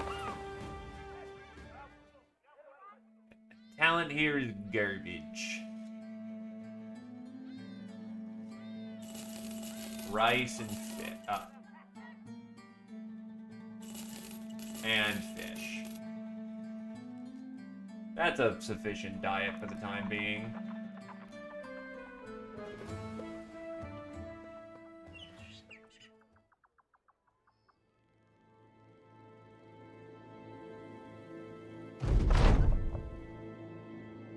Ah, this day it's Sir Talbot. Marching through the countryside, your feet are still tired by the strain of the last few days. Your marching is interrupted by a lean, young, and eager-looking fellow. Stop right there, rabble! He shouts to you in your company. Slightly confused, your mercenaries throw glances at each other, raising their shoulders. Ned Natter, Lord of Pepper, replies, slightly amused. What in the hells are you doing, you little wanker? Those rabble you're talking to will cut your throat for fun. Didn't your parents teach you any common sense? Carelessly, the young man proceeds. My name is Sir Talbot, and it looks like it is I who will have to teach you some common sense. It is I who decide whose throats gets cut. One more insolent comment like that from any of you, and I will have you all hanged. Your mercenaries start to fall in laughter. Templar replies with an angry voice. Ah, you? I don't see your army, or is it the lordship himself who wants to do all the dirty work, Come here and try me. Sir Talbot answered, It is not you who I want to fight, it is the Lord Commander. I hear he is a good fighter. I want to beat him. In the glory of my name, I demand a fight to the life or death. The haughtiness juvenile raises his weapon, pointing it towards the Lord Commander. Despite the fact that a couple meters separates Sir Talbot and you can feel the tension in the air. Alright, let's see what we got. He is armed with a two-hander.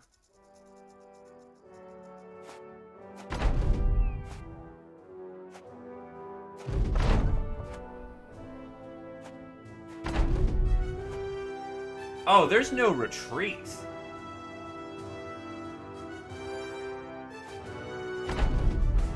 He doesn't recover stamina like I do.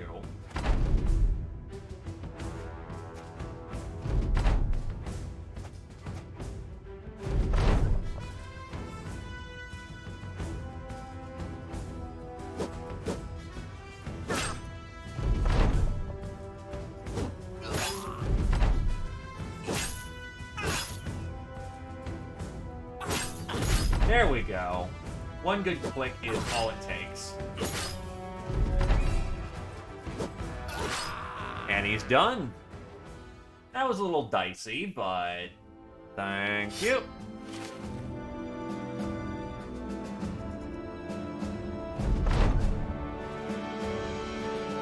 The Lord Commander stands victorious over a badly wounded Sir Talbot. The defeated nobleman can barely catch his breath. Every gasp of air comes with the great pain for him. Bleeding and shaking, he is soon to depart from the world of the living. The duel is not meant to be to the death. The duel is meant to be to the death, but the Lord Commander does not deliver the final blow. The rest of your mercenaries gather around the winner. Most of the company are cheering the now glorious Lord Commander, but some are more concerned about the unfinished business laying on the ground in a pool of his own blood. Bertcan of Oxfordshire speaks up with strong contempt for the loser of this duel. What are you waiting for, Lord Commander? Do you think this whipster would show you mercy? The company champion answers. I'll take his equipment as a reward. He's no good to me, Dad. The company has gained renown, and I have gained 2 melee skill and 2 melee defense. The melee defense is where that shit gets awesome.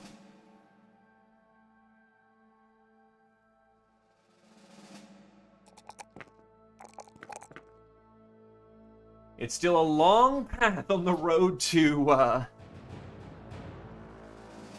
being a dodging god. Any names going? Well, yes, actually. I need 2 new recruits. Count Luthbrand von Harken's doors open and you walk in. He turns to look at you with a long gaze and a well stare. You produce the artifact and hand it out. The nobleman jumps to his feet with unhinted energy.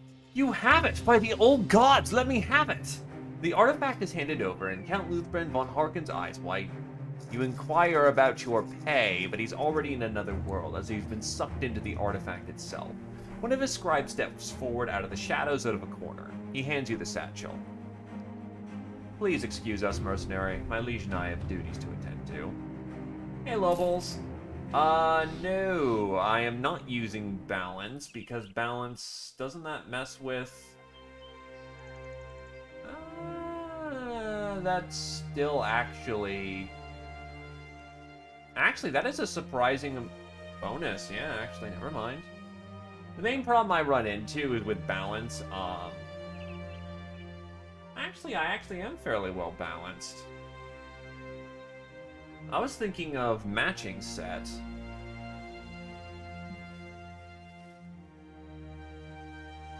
But balanced actually might work. Twice my initiative is what? 166. And the problem is I'm way overweight for that. Well, actually, I'm not overweight. It's just the fact I have a whole lot of armor bonus items, so despite being a nimble character, it just doesn't work out. Still, even minimum 5 on everything would be great.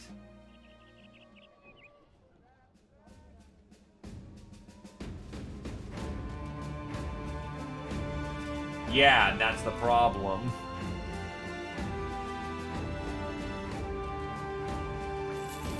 Level 7, not bad, but not great.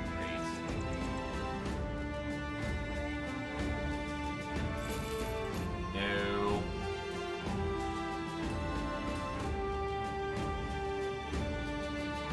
This guy was, again, a consideration.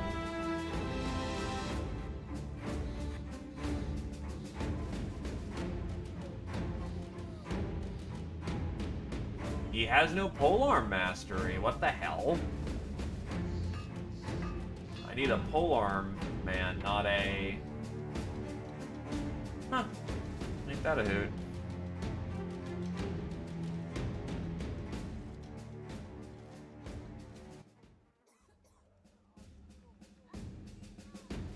By the way, that is the 4th Legendarius stock I have.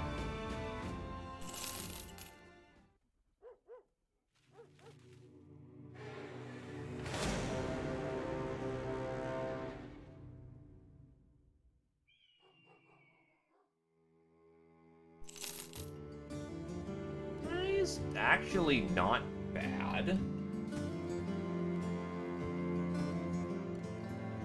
I'll actually probably use balance because of the fact of, like, but my armor eventually, when I get hit, will lower to be roughly around that count.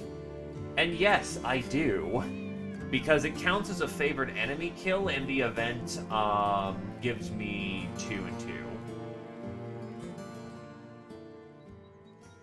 So, yes, I actually do get more powerful for just slaying random kiddos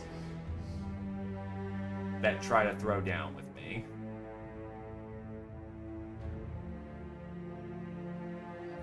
Count Gaswell von Summerwind is tending to his garden. The vegetables have gone gray. His fingers scrape ash off the vines. I'm saddened, Sellsword, by the state of things, but at the very least, my Farkin food isn't coming back alive to bite my arse. You laugh and respond. Give it time, we've no measure how vengeful a vegetable may be. The nobleman nods earnestly, as though you were a philosopher and not a jokester. He throws you a map.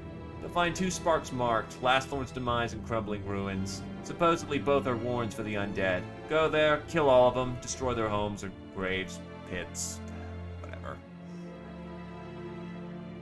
2k crowns for the job. It's an undead contract. We need to root out the undead before they do bad things to the rest of the world. Food as diverse as any nobleman's, or close enough anyway. That's what you've supplied the company, and the men are supremely appreciative as they chow down.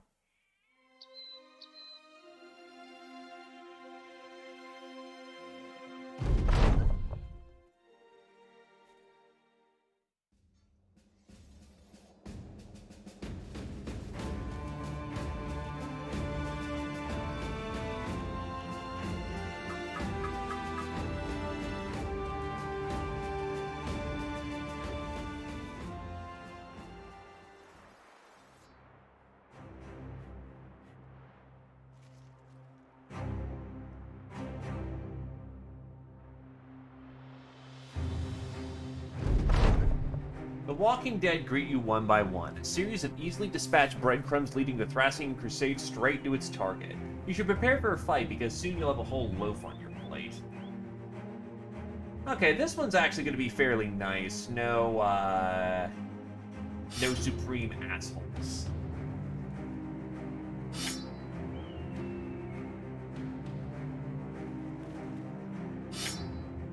Or rather, no undead cheese. Gladiators, yes, but the rest are fine.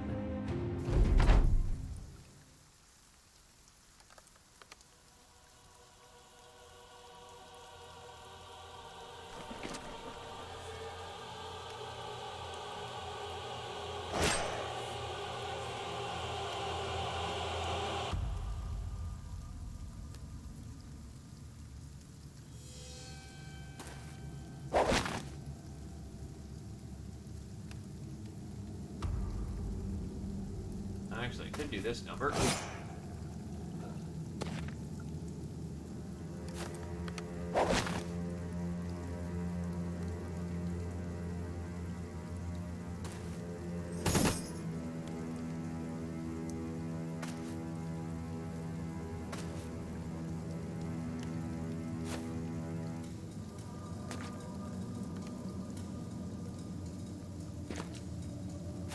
The good news is with these spawns, apparently they're valuing their two-handers rather than other inventory, so while it's going to be painful getting to them, they have literally no defensive capabilities.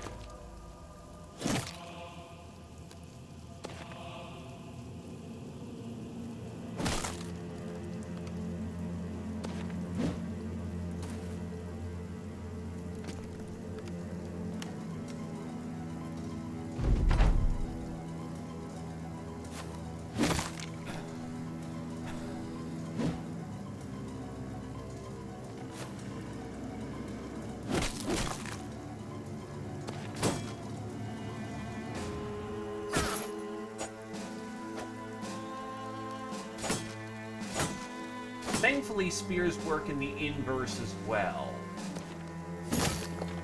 They are terrible for trying to punch through a line.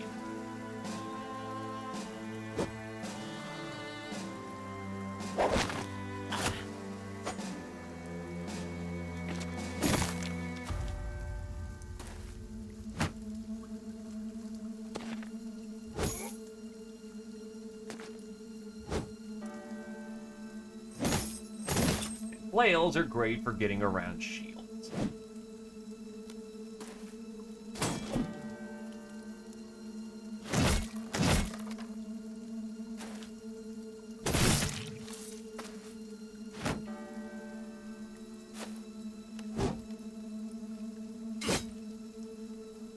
Ow. Ow.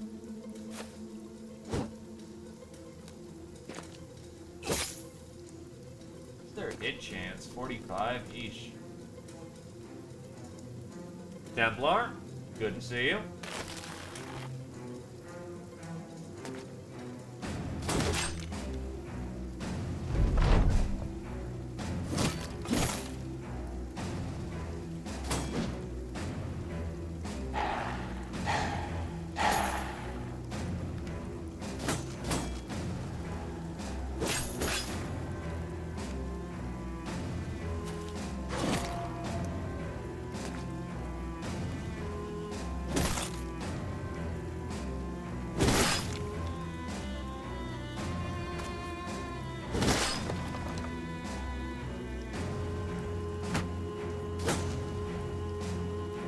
Thankfully, their front line is small and pitiful. Oof, if only one more of those flail hits actually hit. Those were on 87, so those were, like, very likely to hit, too. Yikes. Kind of ruins my advance a little bit, but who cares? E5 miss, you fucking what?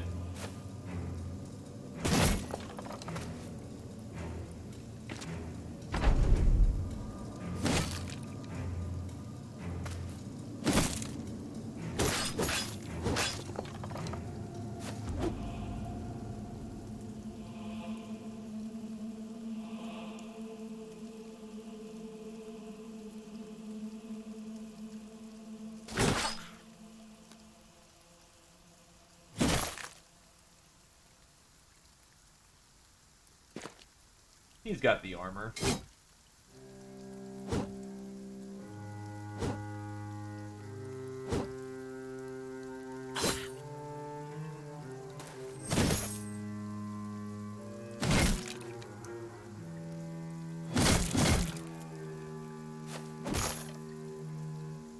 And there we go.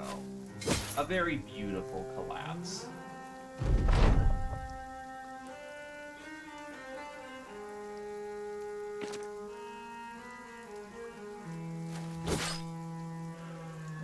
Their lines crumble like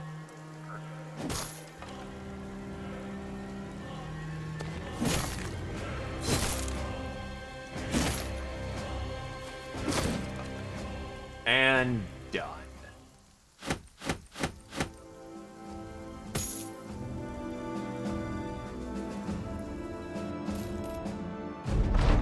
The evil of this place has been put to rest. Your next target awaits.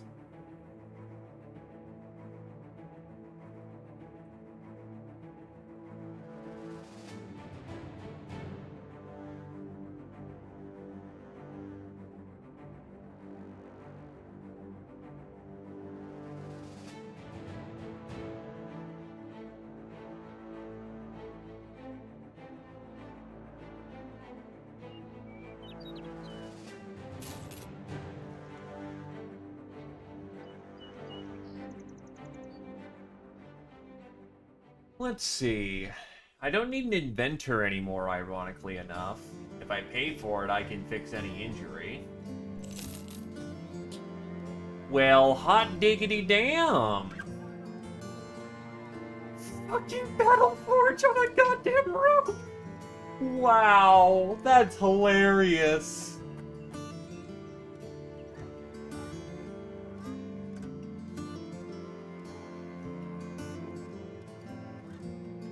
You know what?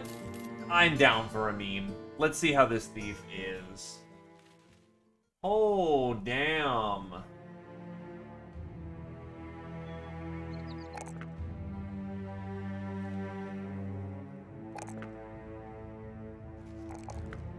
Alrighty.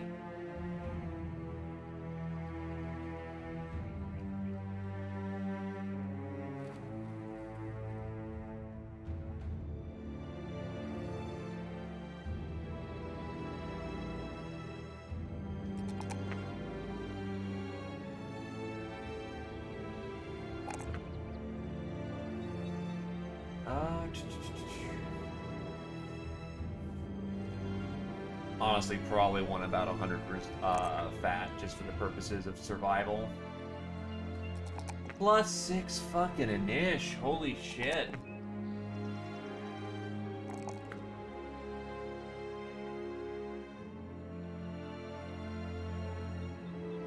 And then we want Student to get you through as quickly as possible.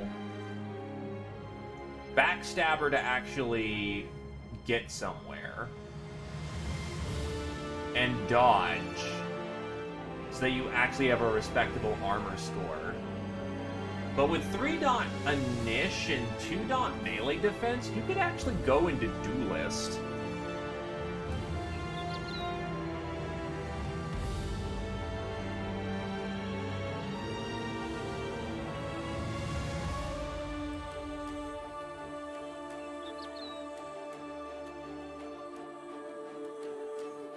Well, I will try to not get you killed.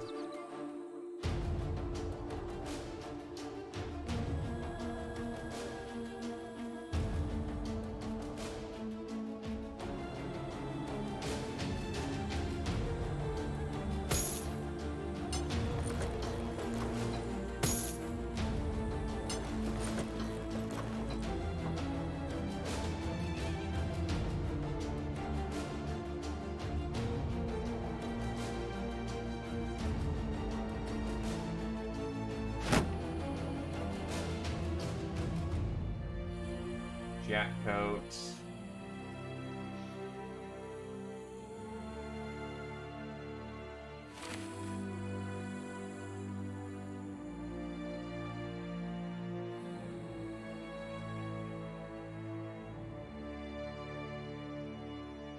I should actually have a nice dagger.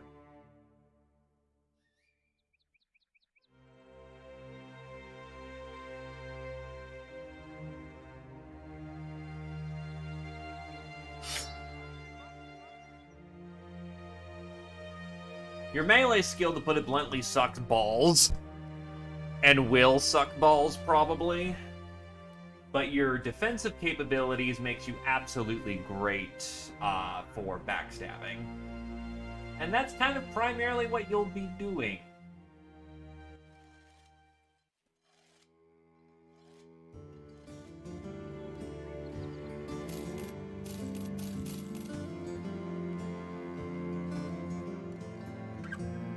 Raymond the Mistake. Oof. Oh, but 2-dot pragmatic, do you have full arms? No, but he could use cleavers. Does he have... All he has is Battle Forge. Oh god, Adeline.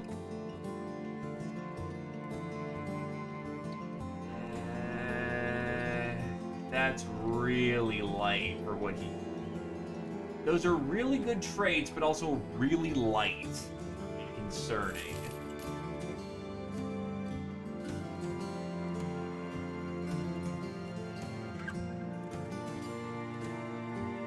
So we move along.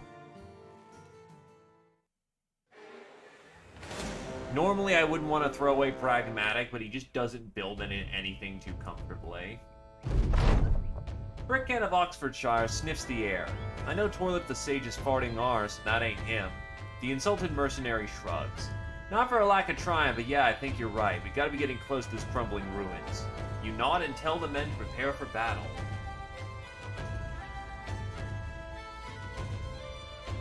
probably embalmed in here. And embalmed suck. Oh no, just an ancient priest is in here.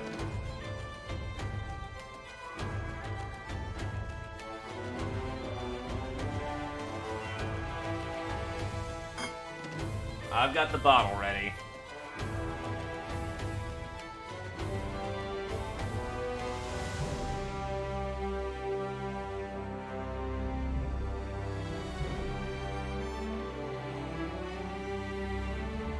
Grants the finest shot, so he'll be pulling shot.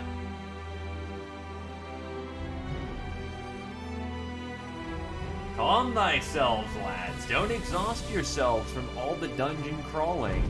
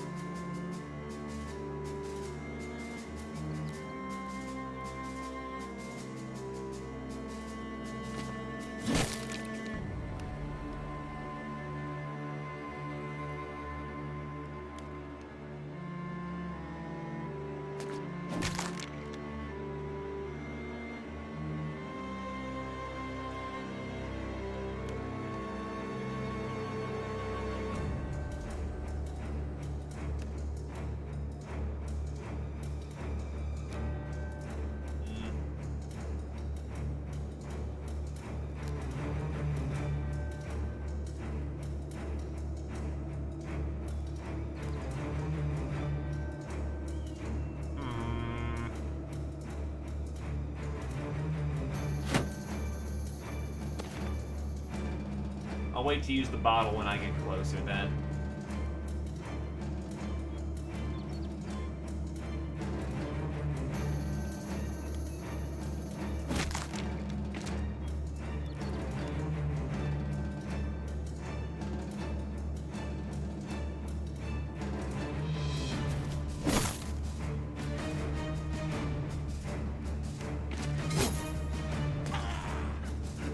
Look, it's just a little lung cancer. Really? They re-netted the same person too? Oh, you bastards.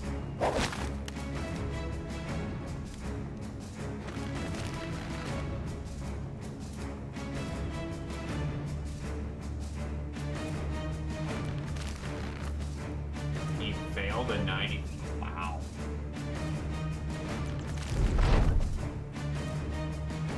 I will not question that.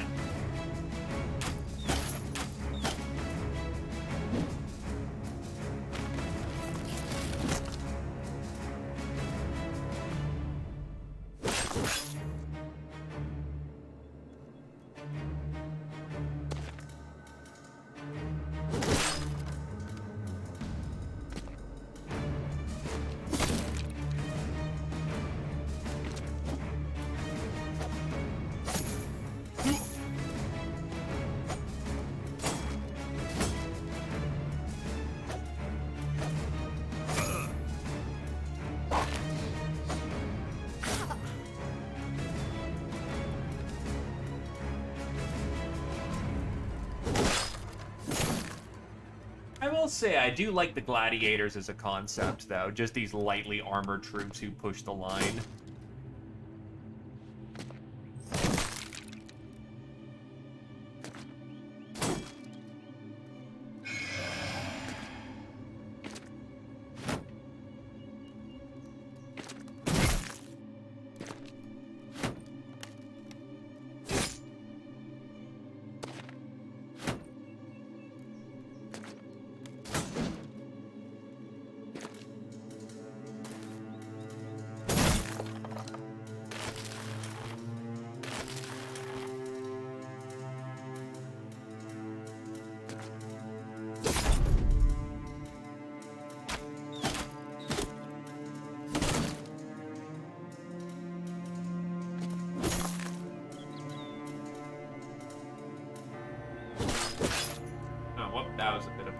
but whatever, it works.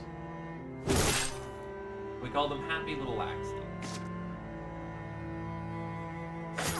Oh, actually, Templar got terrored.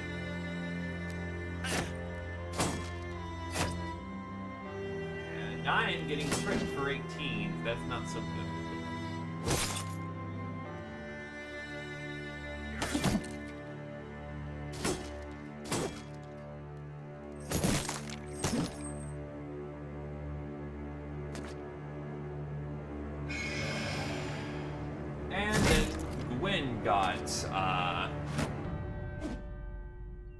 Terrored. That's not so hot.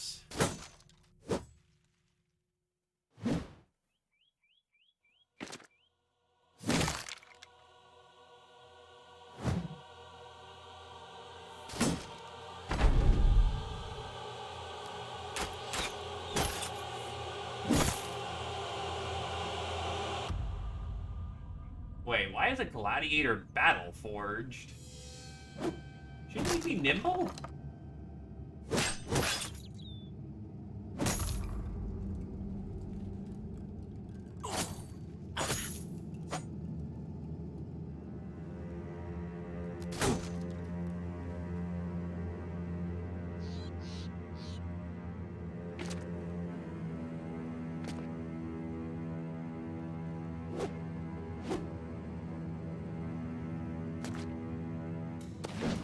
Nice. He can't run.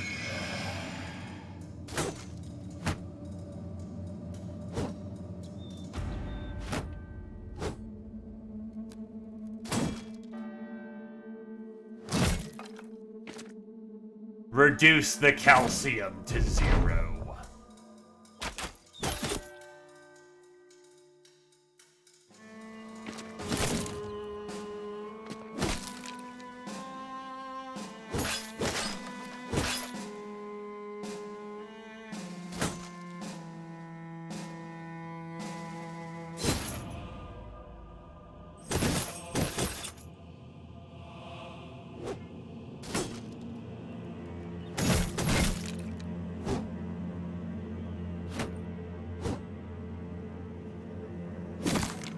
When it turns out we're not in the fight for our fucking lives, the undead are actually not so bad at this point in the game.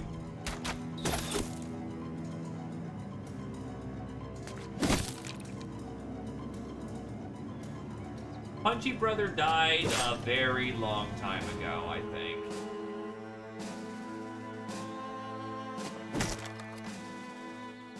Alright.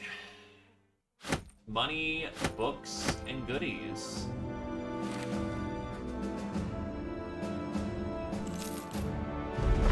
The darkness that resided within the crumbling ruins has been destroyed. Well, except for those pockets of existence beneath the rubble. Still, got a little bit less darkness there. But that's beside the light of... Still got a... Nah. The darkness that resided within the crumbling ruins has been destroyed. Well, except for those pockets of existence beneath the rubble. Still got a little bit of darkness there, but that's more because the lack of light and the presence of evil. Either way, you should go tell Count Gasbulb on Summerwine what you've done.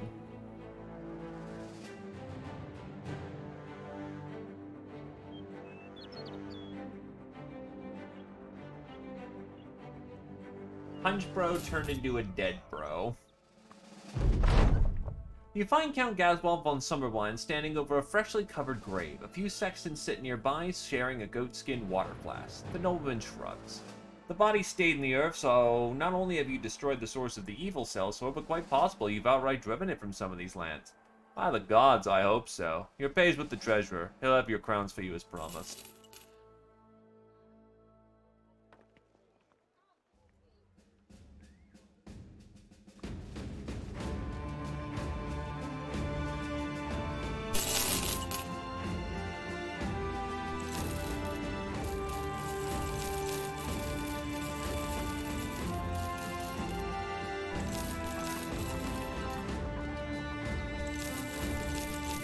Nothing beats good laminated paper. I'll take a scout tent upgrade as well. Stock up on some tools in the field. Get some foodstuffs so that I can keep on the road for some more time.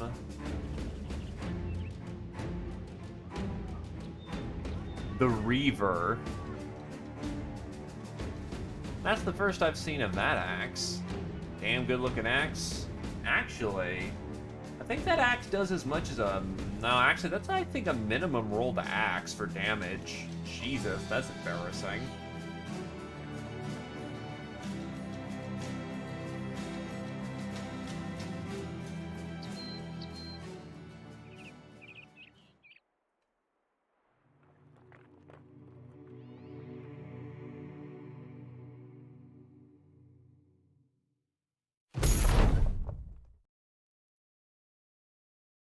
You come across a man hollering for help, so hysterical he seems to pay no mind to the gaining attention of armed sellswords who have no allegiance to any house or laws. Please, help me! There's a corpse in the granary! He thumbs over his shoulder to a large wooden building in front of its front door rattles almost as if on cue. The man loses his mind. That's it! That's the monster! Please go in there and kill it! We can't afford to lose all the food in there! Alright, go in there. You go into the granary to handle it. He claps his shoulders to loosen up. One dead Wurdiganger coming right up. The sellsword kicks in the door and rushes through. There's a din of fighting and a flash of light hits the metal of the mercenary's weapon as he works through the darkness and evil. A moment later he steps back out, wiping sweat from his forehead. Done. Some blood on the food, but you can eat it. But you can just eat around that. You turn to the peasant and hold your hand out. He begrudgingly hands you a small purse of crowns. Thank you, mercenary. Good job.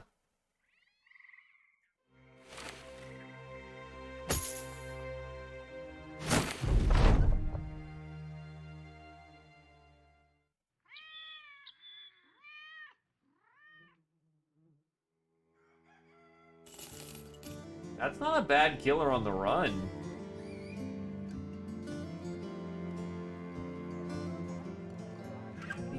No, actually, on second thought, he just has no killing potential. Traits are great. He can wear the armor he needs to. Killer on the run doesn't have a whole lot of combat experience prior.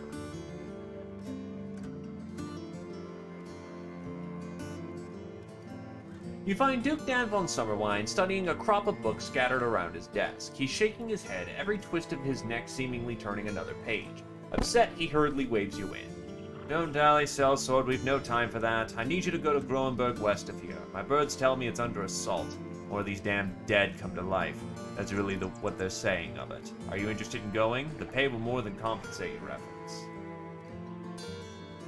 Yeah, I prefer... Oh wait, Groenberg. Groenberg's some distance away, but we can get there.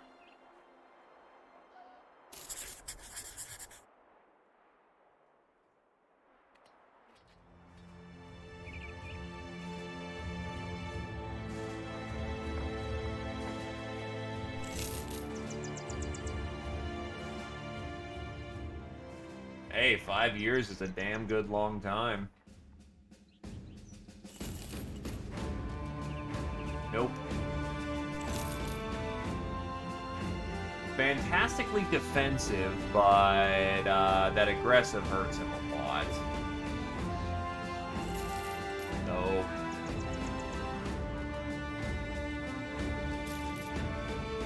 Iron lungs, but not much else, honestly. We're looking for talent. We're looking for the best that we can get our hands on.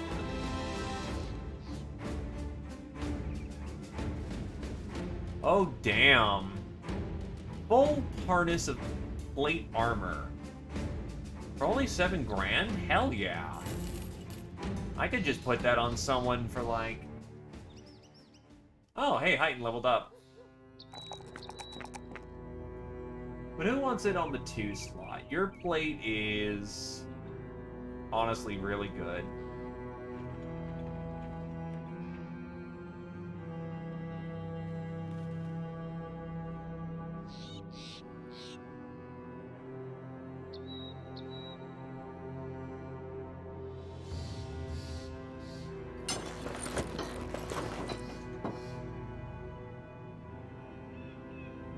Oh, that's a legendary play. Well, in that case, how about panel?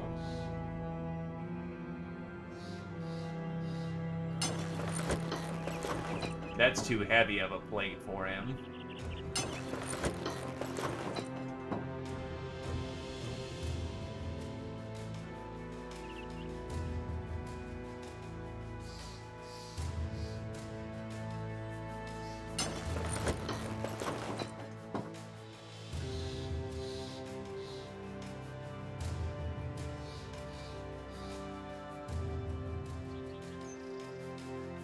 Well, I think we're just getting to a point that our boys can't get any more reasonable upgrades.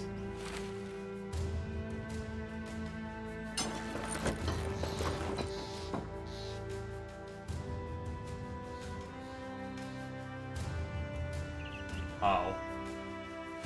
Yeah, give Lushkin back his actual armor. Alright, to Groenberg.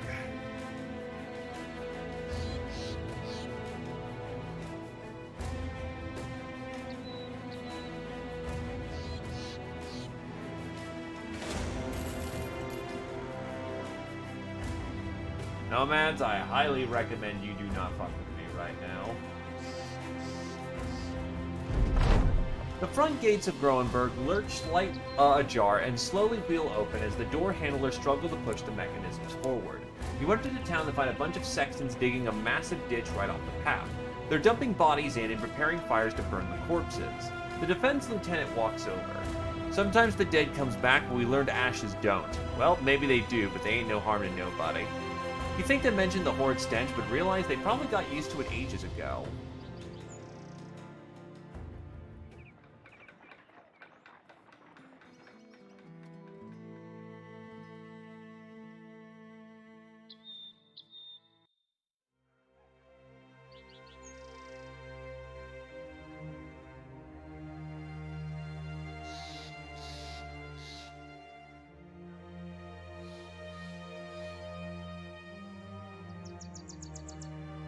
Little nubby bits.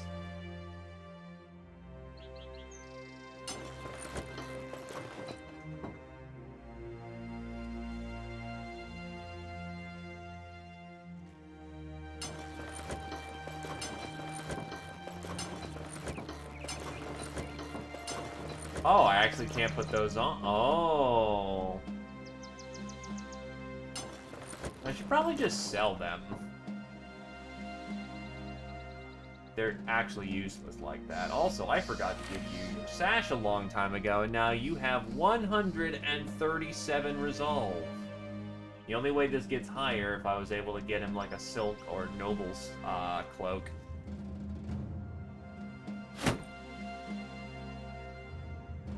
Well, I don't need anyone on taxidermy duty, so let's go with the taxidermist training.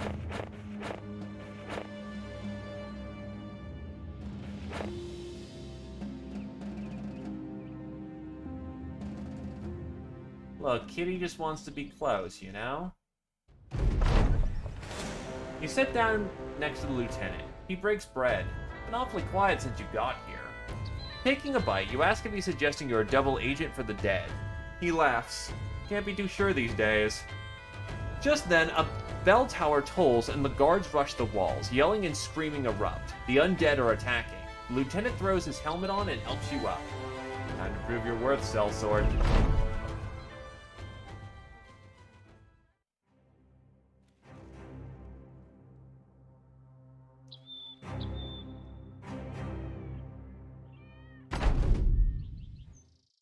Wow, we actually outnumber them.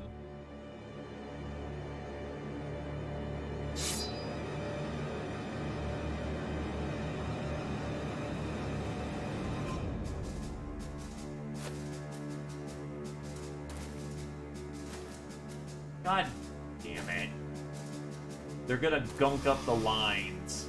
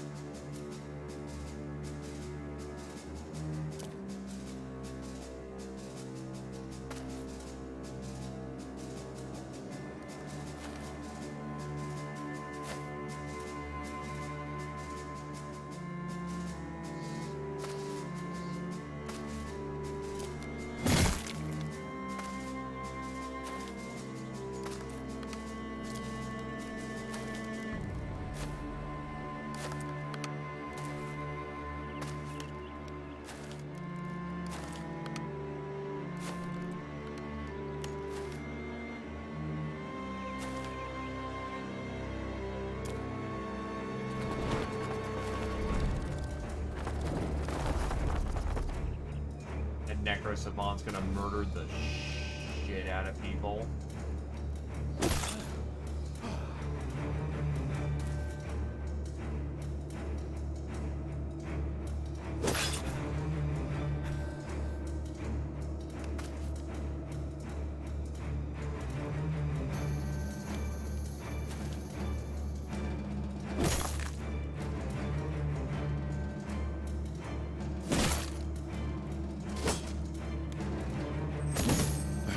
Well, time for Gwyneroth to fucking shine.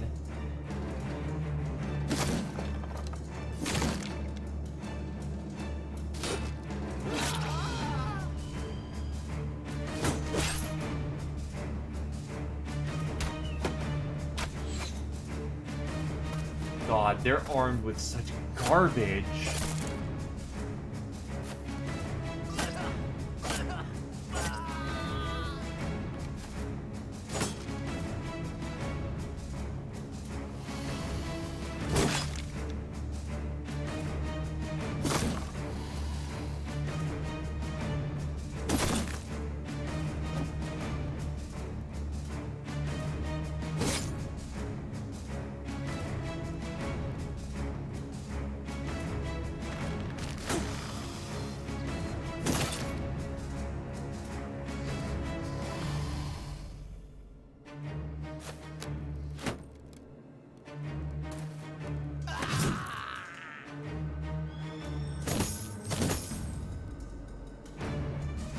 So bad.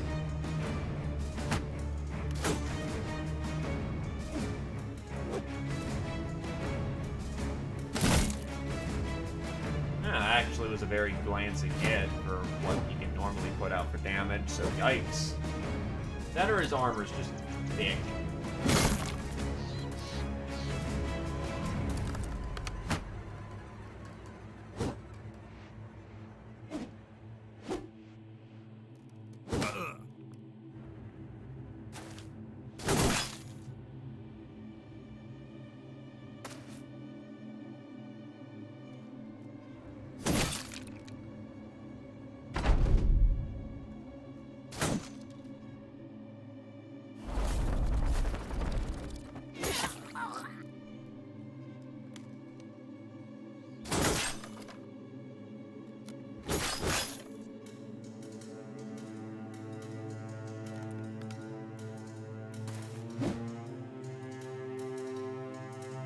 I will fully admit that I am a smidge concerned about that Necro who can just whip around and hit my backline with a big fuck-off cleaver.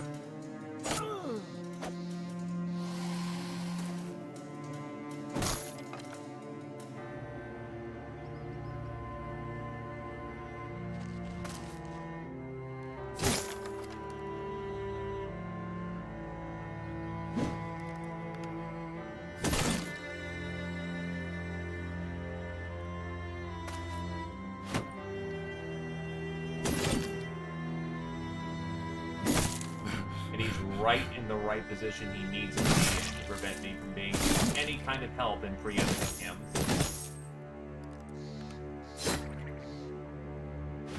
Another bullet is probably gone.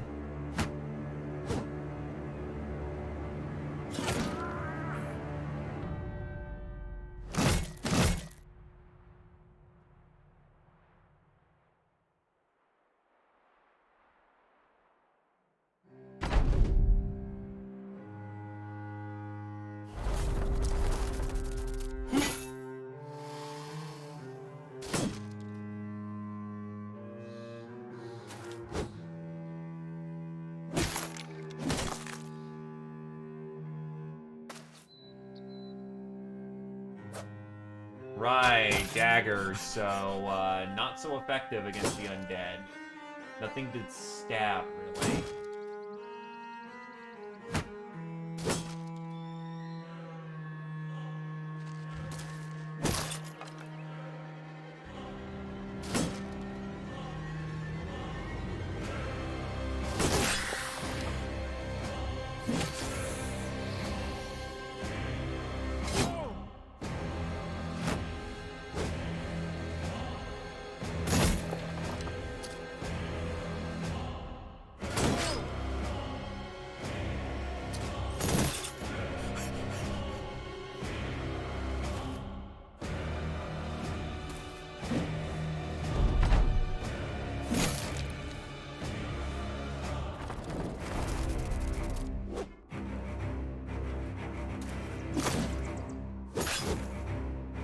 Yeah, let's get Noob out of there so that he doesn't get shit canned on his first real deployment.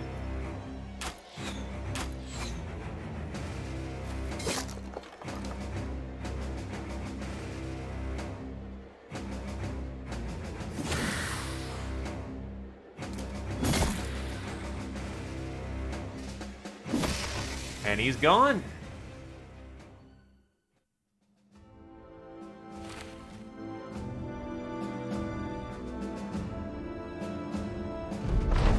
You've won the day, but the militia have possibly lost the war. The town guard took so many losses, more citizens are packing to leave the village altogether rather than stay and defend and help.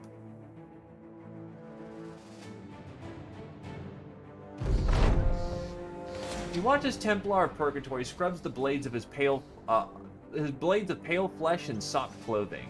By the old gods, do they leave a mess? Just then, the watchman whistles and barks out that the undead are attacking again. The mercenary angrily flings a strand of brain off his weapon. And I was just starting to see my reflection. You help the man to his feet, clapping him on the shoulder. Trust me, you ain't missing much. Oh, hello! A man in a suit of armor stops you on the path. You put a hand to your sword in order him to announce his intentions, all the while keeping your eyes peeled for an ambush. The stranger takes a step forward and removes his helm. I am Filbert, a fighter from a fiery land with no name. I stood upon the hills of evil council. I slew the monsters of Davongrad. I gave peace to the pirates of Shelstaya. When the ancients speak, I listen, and so here I am. You take your hand off your sword and ask him of the ancients. He nods and speaks. The men before men, the ancients were suzerain over all things, having forged an empire that stretched to realms far beyond this one. All this chaos is mere fragments of their destruction. A man may die, but an empire does not. An empire decays piece by piece, and takes with it all that it thinks it is owed. The Crusader puts his helm back on and holds his sword up. The empire of the ancients stirs in its grave. I wish to help quiet it. I offer you my sword, mercenary. Fuck yeah! Undead Killer. This character has learned the hard way how to kill things that won't stay dead. Hate of the undead, hate for beasts, superstitious, holy crusader background. Very well. I see that priority.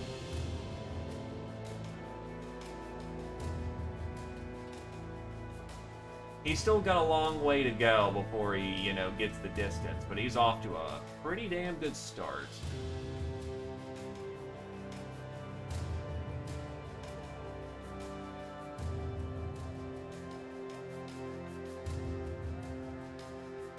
Noob did not get clapped. I pulled them back before the fighting got too bad.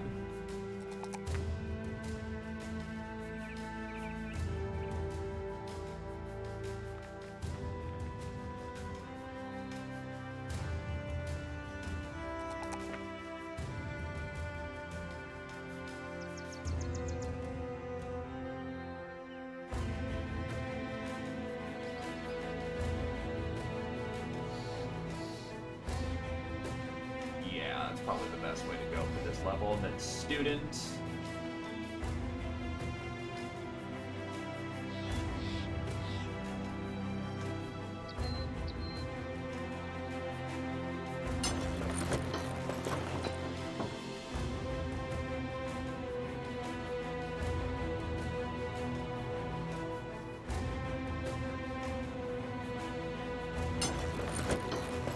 Men may die many deaths. Tyrian, legionaries, honor guards. No one who can push a line too hard.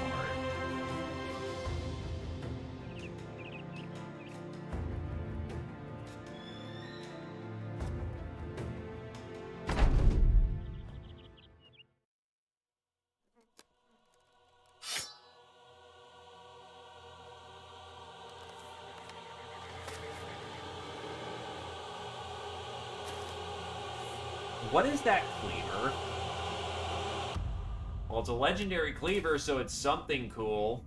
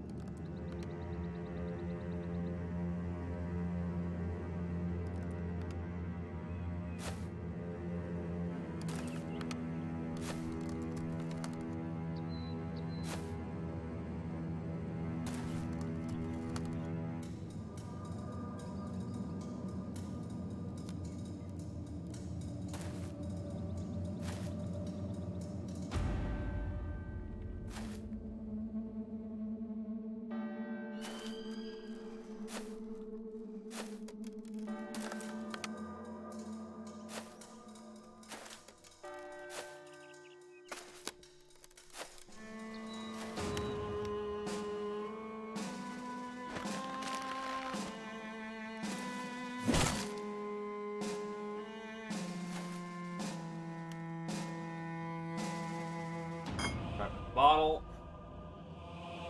Just a little too far, honestly.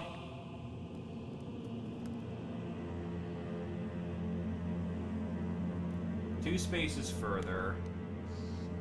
I also move pretty damn fast, so...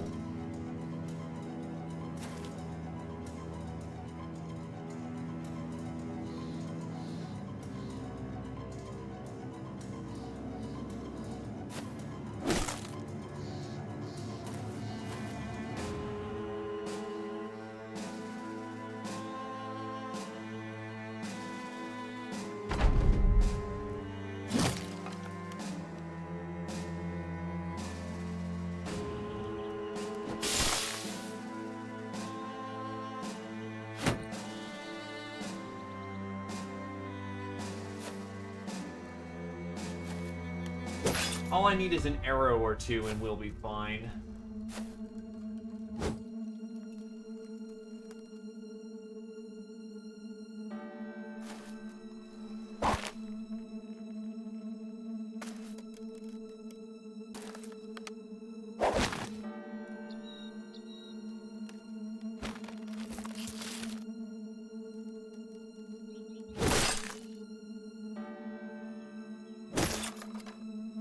Dusted him.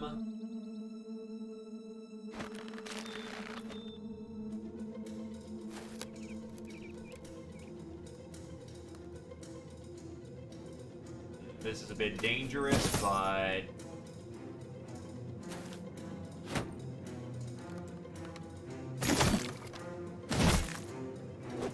he's just crunchy. All that fucking calcium in his bones.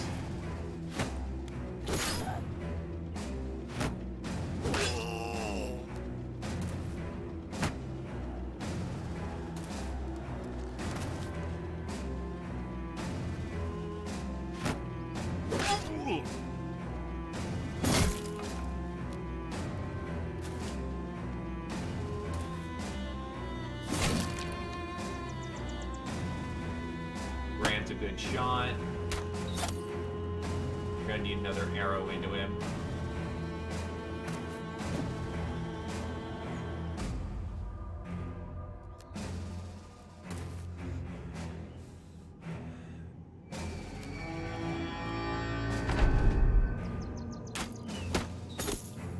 Alright, he should just eventually just calcify at this point.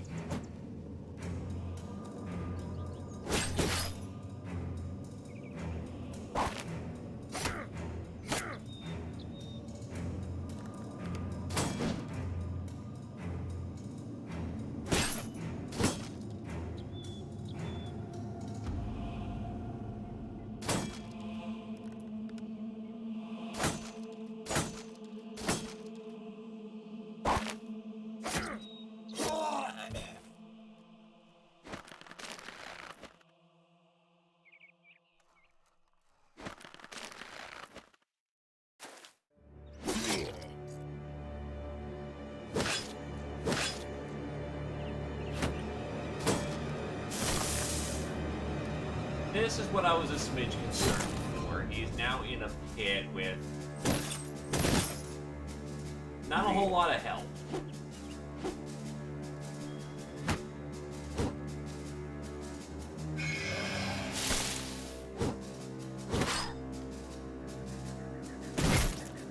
And he failed a terror bomb. That's very bad.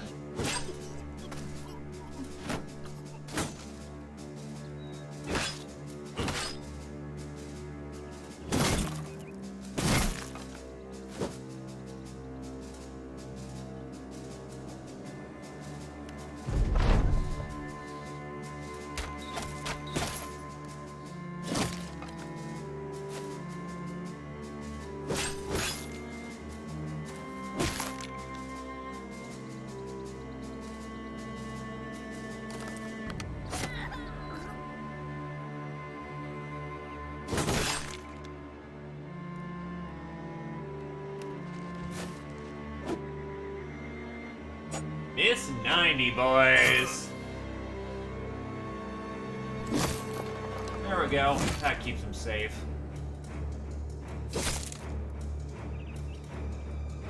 Always have a backup to the backup.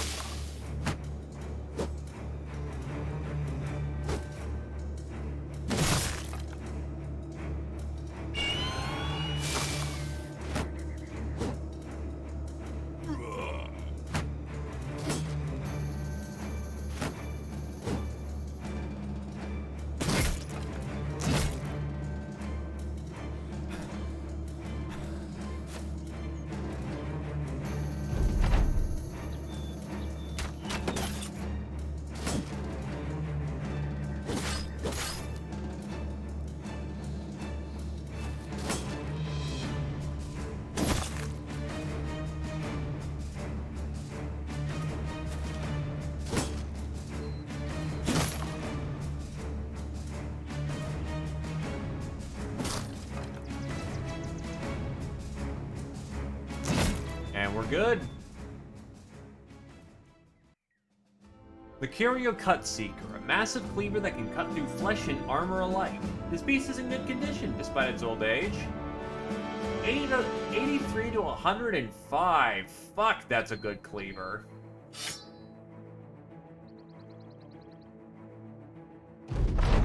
Victory, but at what cost? So many militiamen were killed in the battle that no citizen of Groenberg wishes to take their place. That's fine.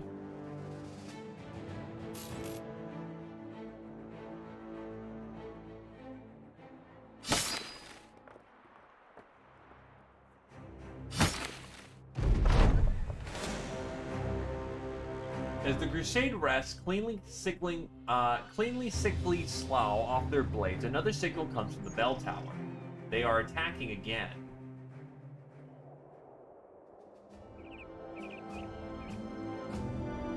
Oh my god, they're fucked.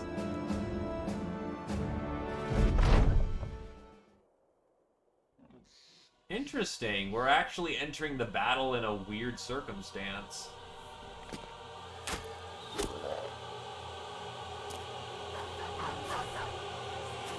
Everyone's scattered.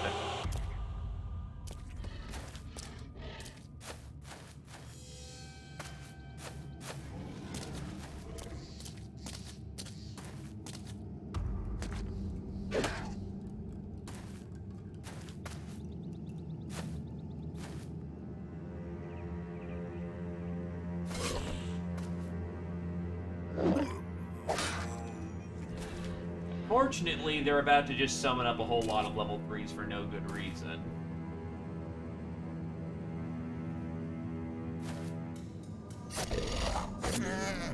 For everyone.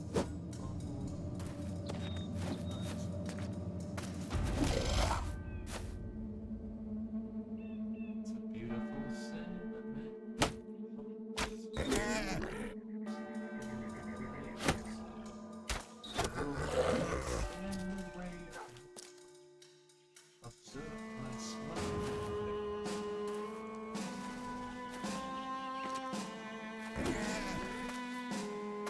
Like the knights are on the scene. Well, looks like they get there late too, so.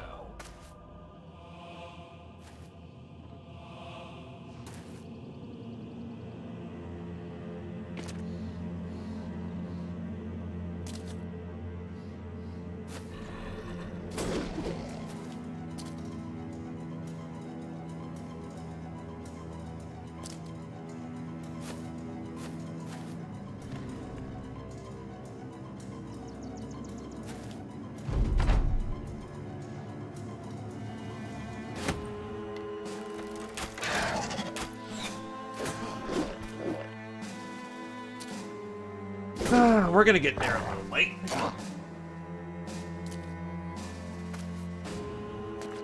Let's just hope that the knot chairs aren't all level 3 by the time I get there. That would just suck.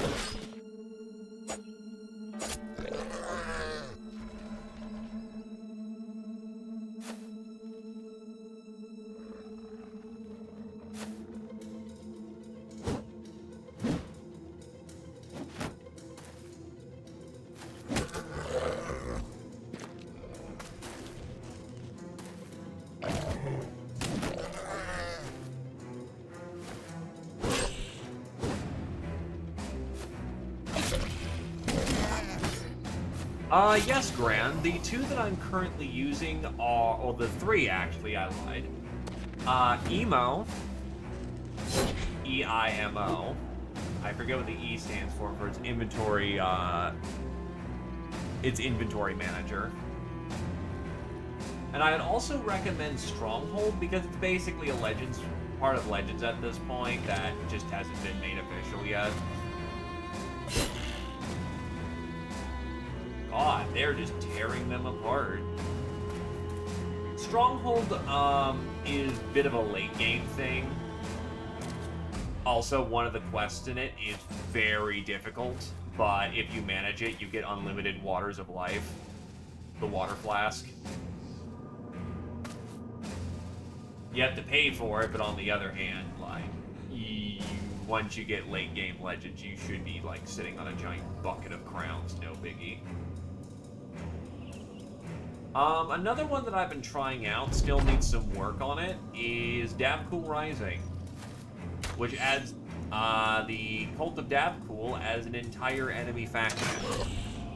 Also adds a legendary location, and they will try to set up sacrifices and whatnot.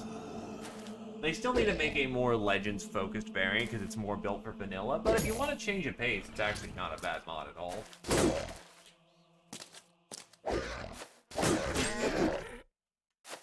But yeah, that's currently what I'm rolling out with right now.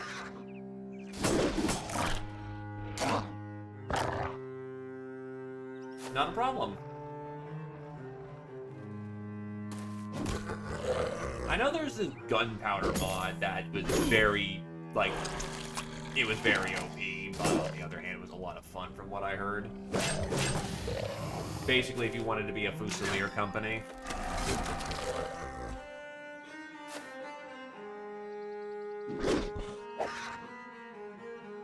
And I know they're doing a perk rework right now as well.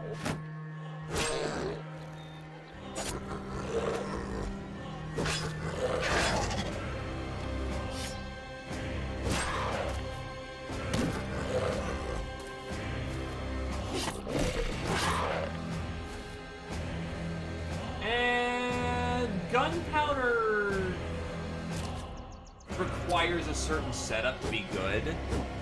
But if you make it work specifically, look forward to, like, terroring 6 enemies around with armor pen.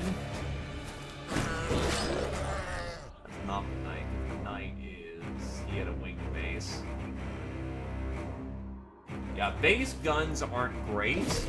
Crossbow focus with terror bombing absolutely turns the gun into a mass murder machine. Its single target just leaves something to be desired, which it's not meant to be single target. It's meant to be AoE.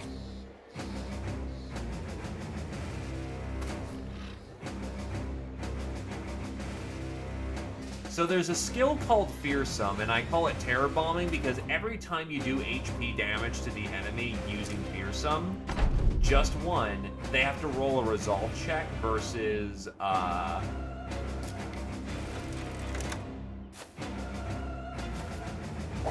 with 20% minus your resolve, and I consider anything with AoE terror or AoE resolve check to be a terror bomb, because one guy fails his resolve check, other people have to then roll to not fuck up their own resolve check. Gunners with high resolve absolutely are great. It's actually the same thing that the Gunners have in Legends, I believe. I'm not sure if it's in base, but in Legends, the Southern Army Gunners have Fearsome. And they will use it to disgusting amounts on you.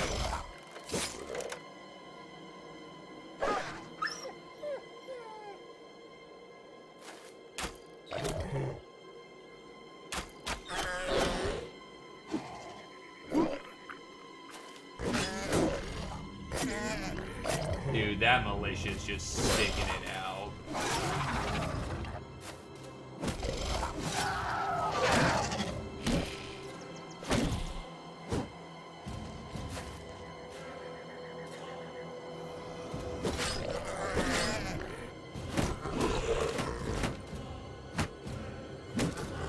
Look, I'm getting paid for this, so I ain't complaining.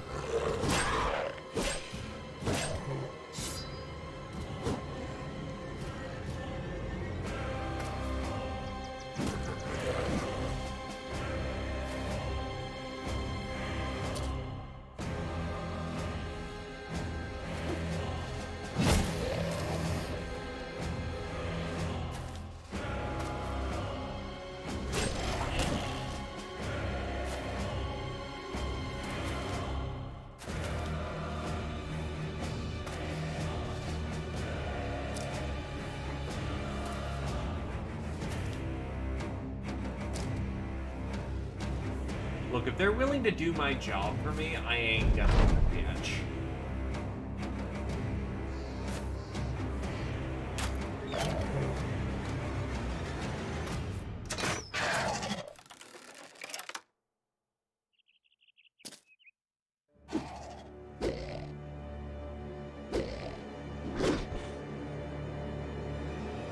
Though, honestly, Fearsome is kind of OP as well, like, in all earnesty.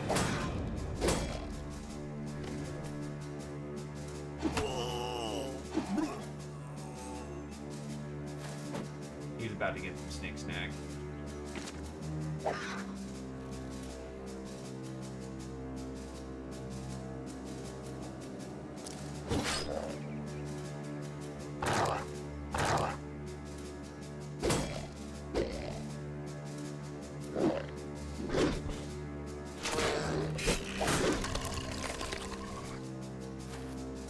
Bone just had a snack, I think.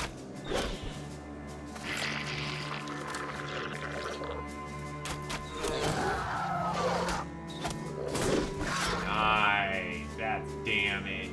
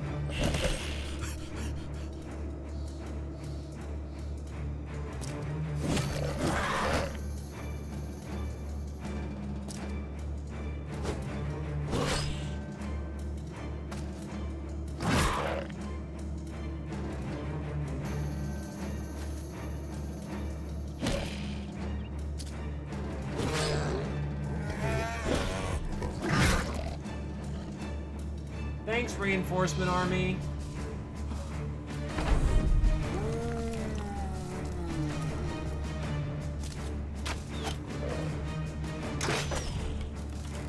I mean, the militia are all dead, but I can't really do anything about that.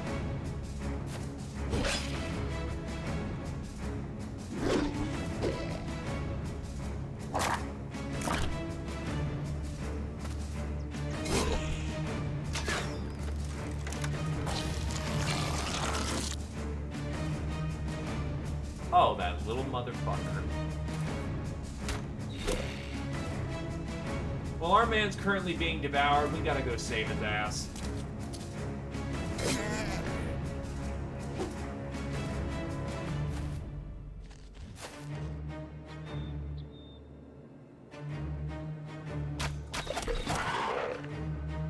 The greatest danger we have of losing a character is one of the fat bastards running off in his stomach.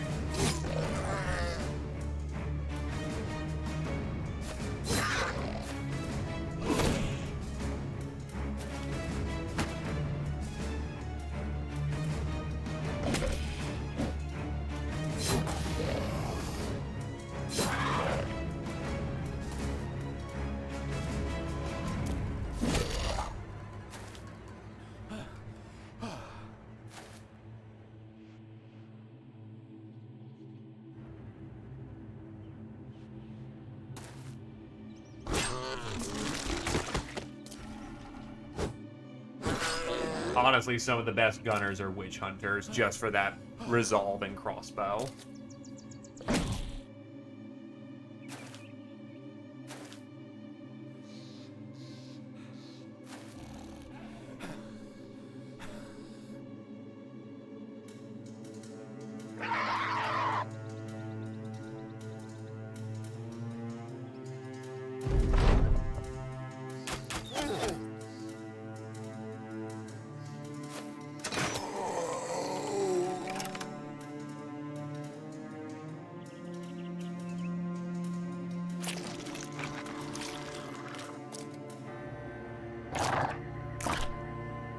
This thing's gonna take a while to die, isn't it?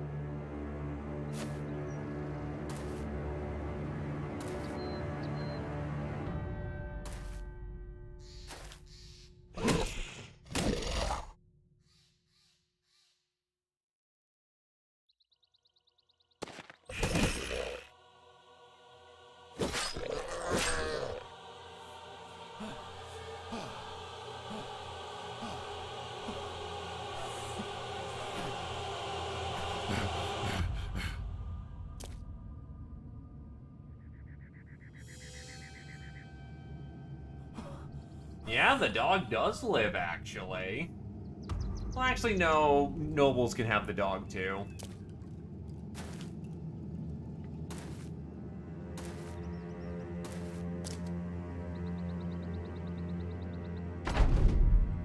Might as well. Nice. 2 shots clean, Gran.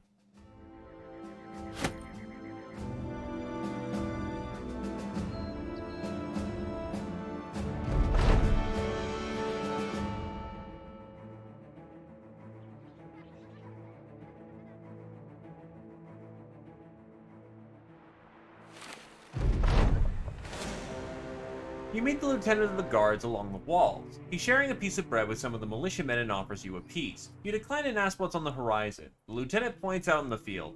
Oh, nothing much, they're just attacking again. He hands you a scope. Looking through it, you see a huge crowd of corpses shambling towards Groenberg. You lower the glass and ask the man why he hasn't raised the alarms. He shrugs. Giving the men an extra minute or two. The Walking Dead might want to kill us all, but they're not giving up much of a hurry about it, you know?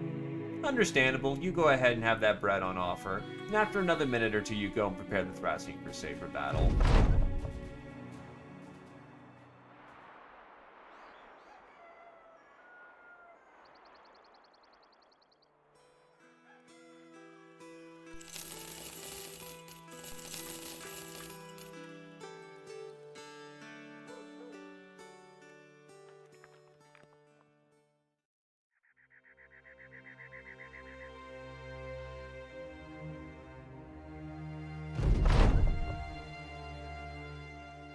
Oh hey, you and the Thracian Crusade stand victorious. The town and its people will survive for now, and you can return to Duke Dan von Summerwine for your pay.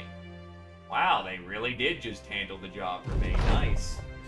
Duke Dan von Summerwine is stooped over his table, arms tended long and stiff, his head drooped low as he stares into a dead crow. Found this raven in my bed this morning, just lying there, dead. You have any idea what that means? You suggest that it was perhaps a joke. The nobleman scoffs. Nay, I think it has to do with you, Sellsword. You did well in saving that town. Perhaps it wasn't meant to be saved. Maybe that's what this bird represents. Maybe the dead shall come for me next. I have left dead itself unpaid. You use this statement to slowly segue into the issue of your own pay. Despite his wild ravings, the nobleman does momentarily get his wits together to pay you your crowns.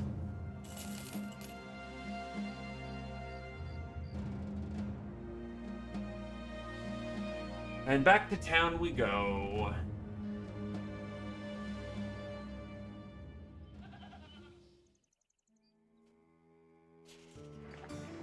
A leashed-up dog runs to you with a whole lot of barking. The man at the end of the leash nods towards the canine. You see a scroll hooked to its collar. The beast having some sort of messenger mongrel.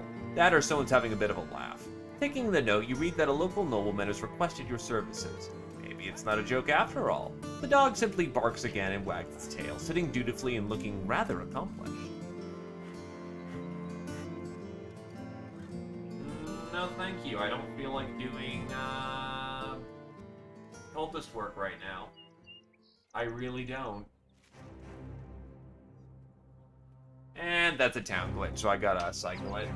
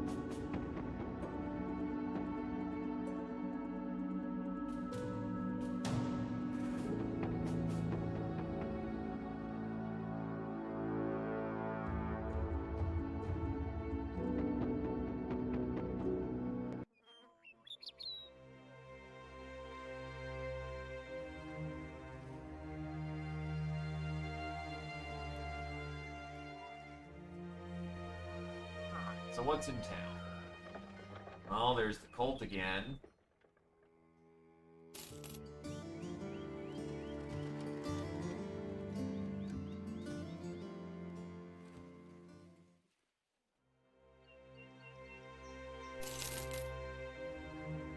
If I've got a spare moment, maybe I just go back to my fort and go make some money.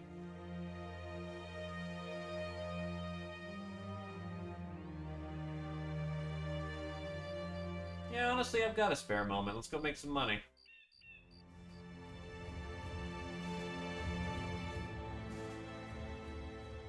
Town is under siege.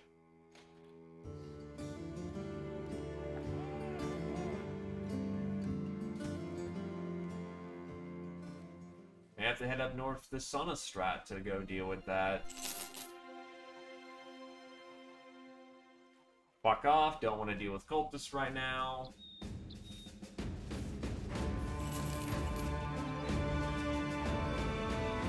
That is not a bad swordmaster, and unlike other renditions, I can just handle that. All right.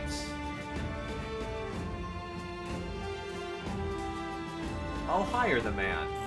Another swordmaster to hit the field.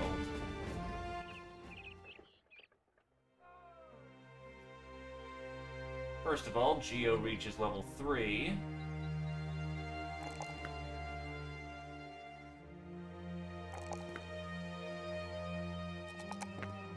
That will give him Fortified Mind.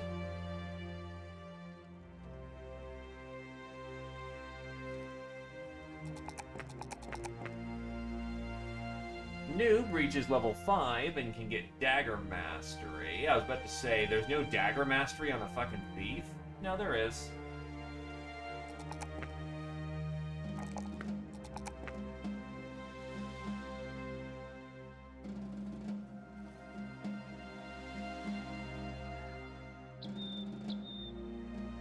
Nit-Nat, Lord of Pepper. So let's see. I guess Alert, Dodge, and Relentless.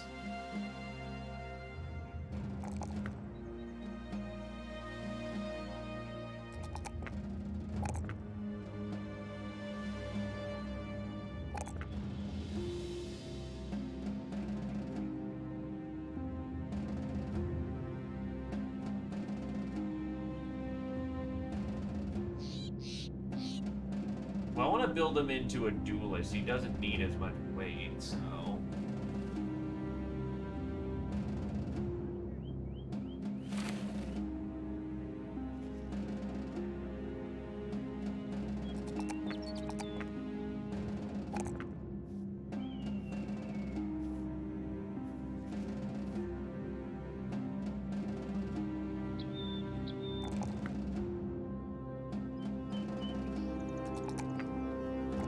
I know I threw away a lot of melee defense, but he doesn't need it as badly.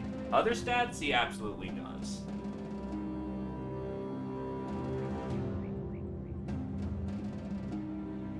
But yes, I now have a sword master, a second sword master, who will be in the training circuit.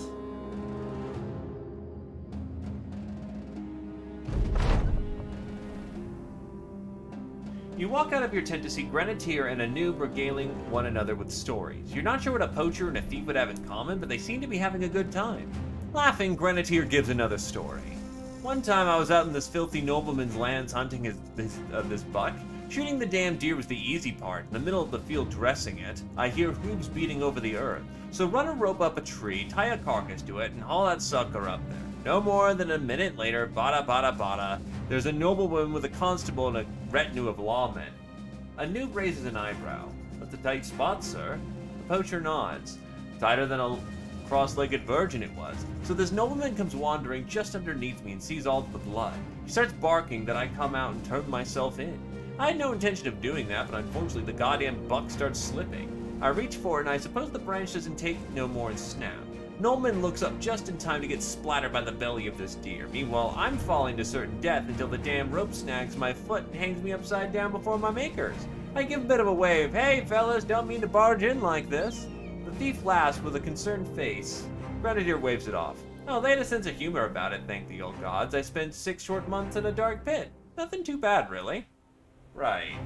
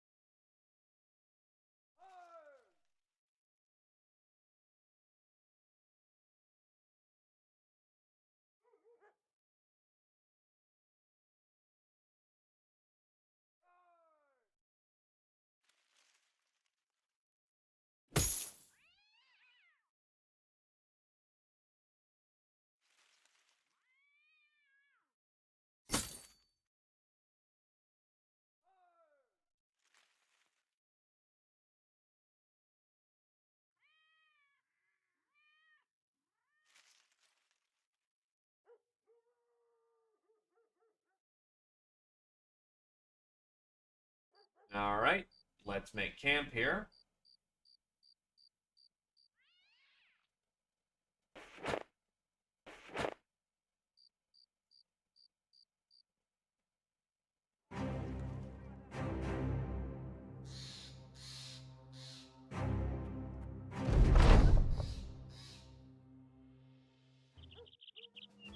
Get some stat ups while we're at it.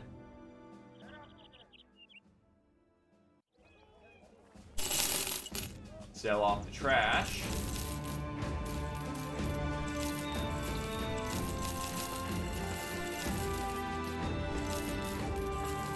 Make some fat stacks.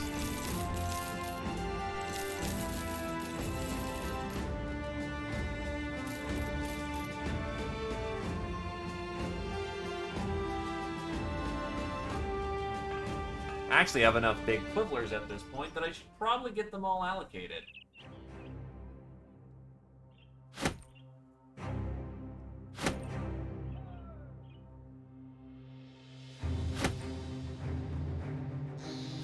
Or apparently I made too many.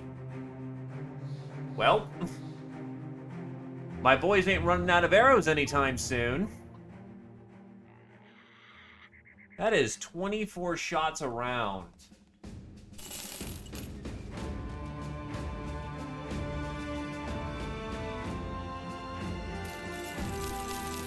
Quite literally a machine gun barrage.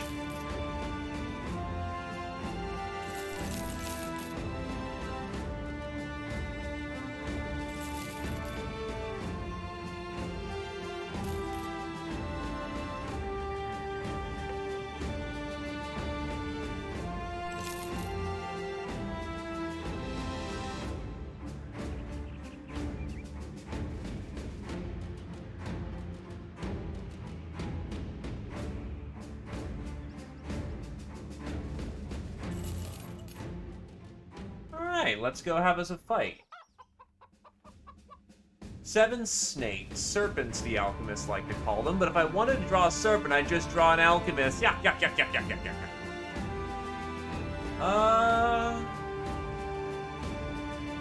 Serpents are all about messing up anyone in close combat. I think I know the right people for this job.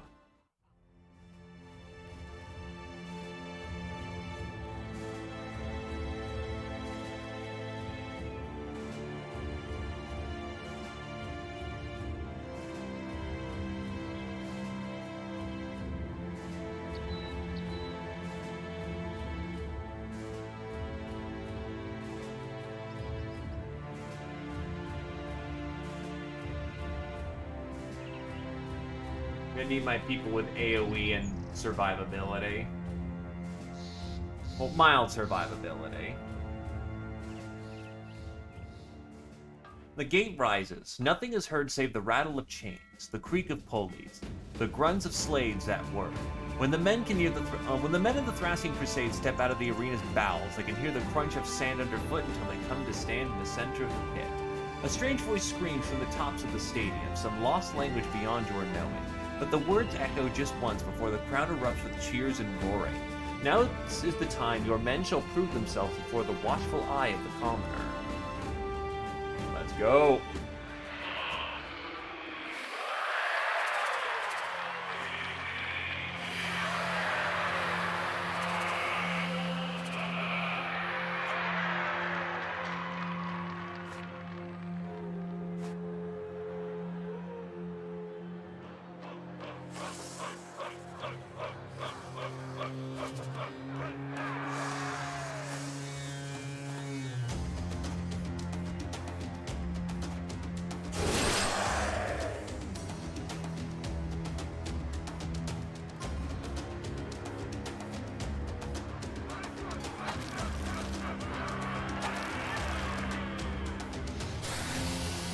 And now they put us exactly where we want them.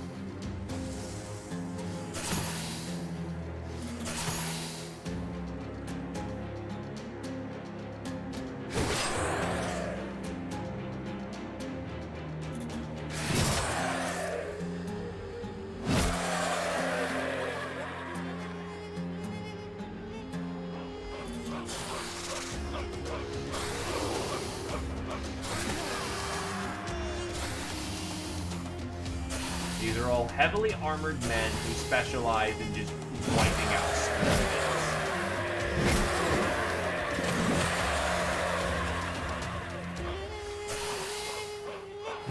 And done.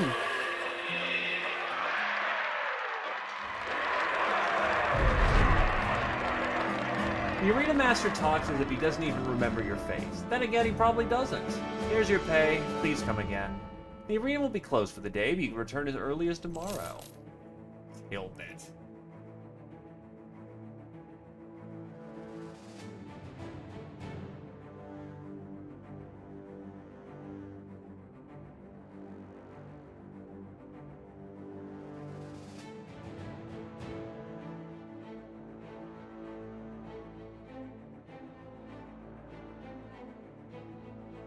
And you know what? I've got some money.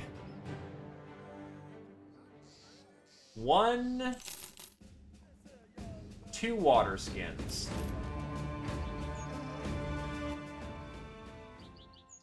On to Zia Poser of the Straw Hat. I grant thee redemption. No more brain damage, no more missing ear. And on to myself.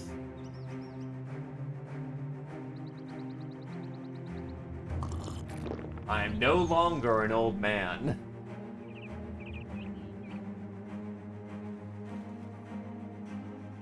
I am quite spry and back into my youth.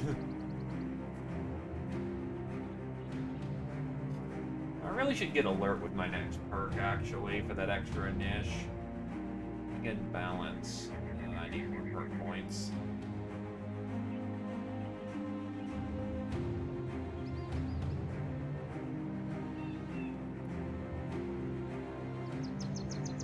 Anyway, I am right back on my feet.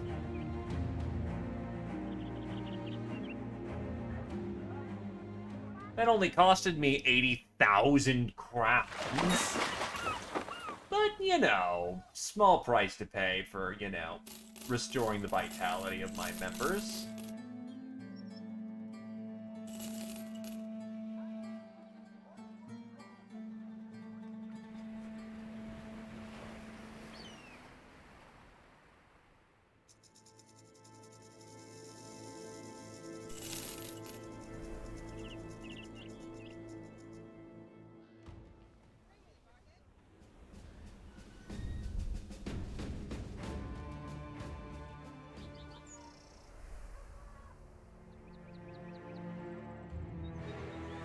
And it's not invented yet. We have to use, you know, ancient magics.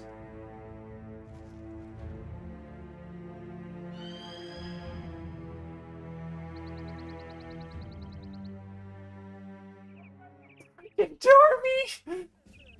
No! Not at this current time, but I'll keep that in mind, because that contract will stay for about a month.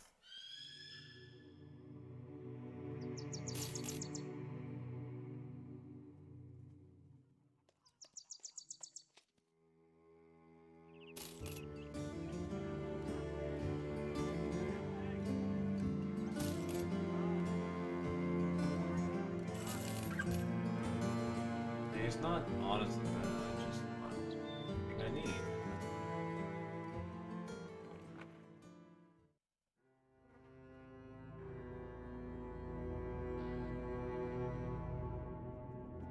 Down glitch.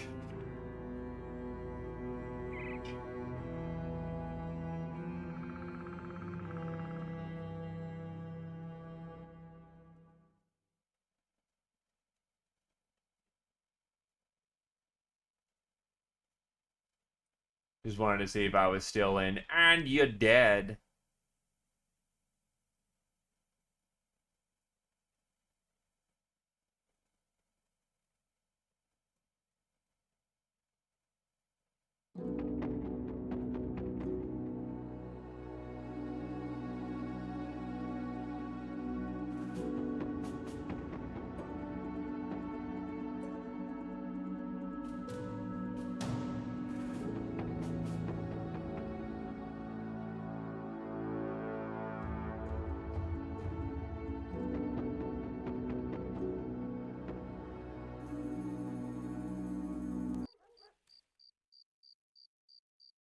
Okay.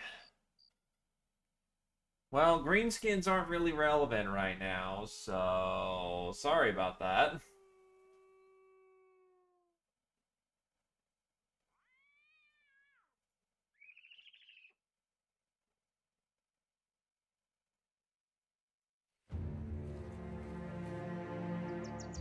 Necro, Worder, lots of Worder, Fallen Heroes, Geist, and Winselmutters? Probably more advanced Holen Hounds, and I'm not in the mood for that.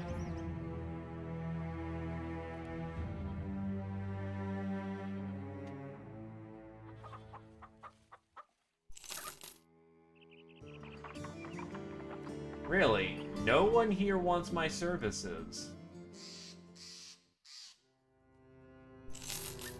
None of ya.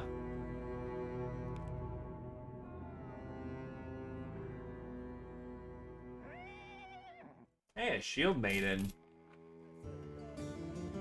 Faint-hearted. She's not bad, she's just not great.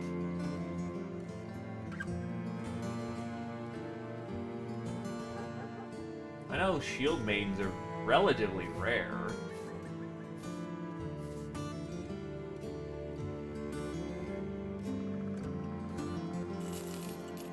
Pragmatic, but not much else.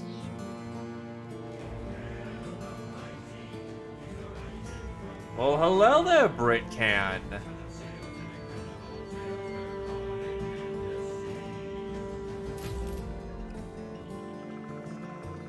Nine months. Wow. Been a wonderful time, friend. Sorry, I haven't been around too much as of late. 75-hour work weeks do me in. But hope you're well, friend. I'm indeed well. I'm more concerned... Yeah, I still haven't fixed the echo for some reason. I've been trying, I swear. But I'm more concerned about you. 75 hours is not good for the body. I still appreciate the support, though. And don't... I am a service, not an obligation. Do not just drain yourself dry, my dude.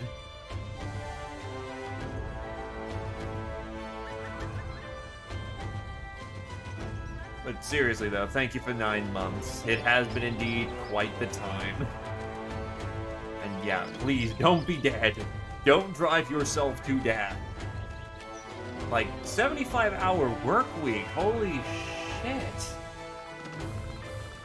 People say 40's too much. Take care of yourself. Piling on the hours now to relax later. I getcha.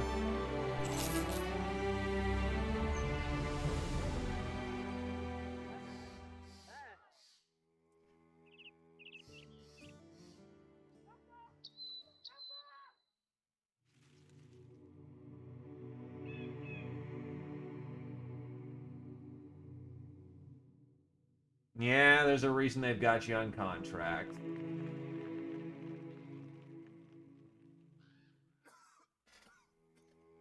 Still, I believe in you, my dude. I still appreciate, and I'm still humbled you come on down and enjoy yourself here. Count Gazball von Summerwine welcomes you into his room with an odd question. Ever been to a graveyard, sellsword? Before you answer, the man pours himself a drink and takes a swig, holding the other hand out to keep you silent. The curious things, unnatural really. What sort of creature takes its dead and goes out to some land, a good piece of land no less, and buries them there? How gaudy, how inconsequential. It's any surprise then that the dead come back. Perhaps they're haunting us for breaking the natural order. The man tosses you a scroll, and upon it is a well-worn map. 2 spots are marked. Forgotten forts and sunken battlefield. I need you to go to both and destroy them. And come on back.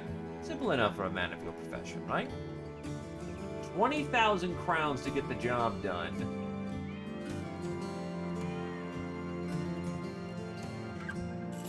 You do what you gotta do to survive.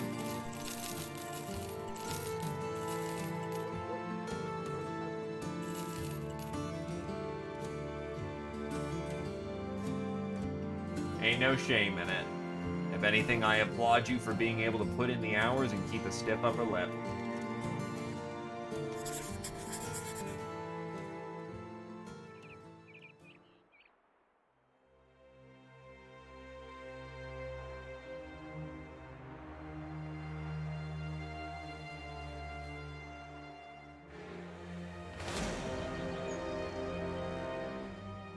Yeah, you should probably use at least a heater for the time being.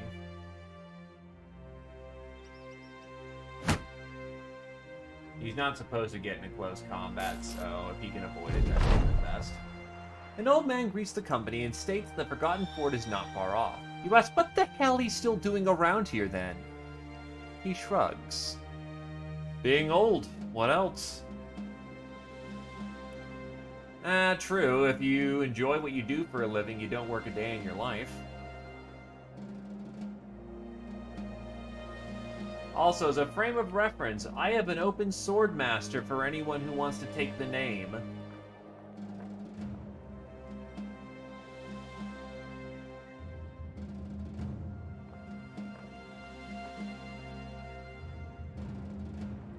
Sir Otto the Weasel, Wordagangers, Armored Wordagangers, Fallen Heroes, and Nachos. Okay. What's the lineup looking like? You do indeed still yet live.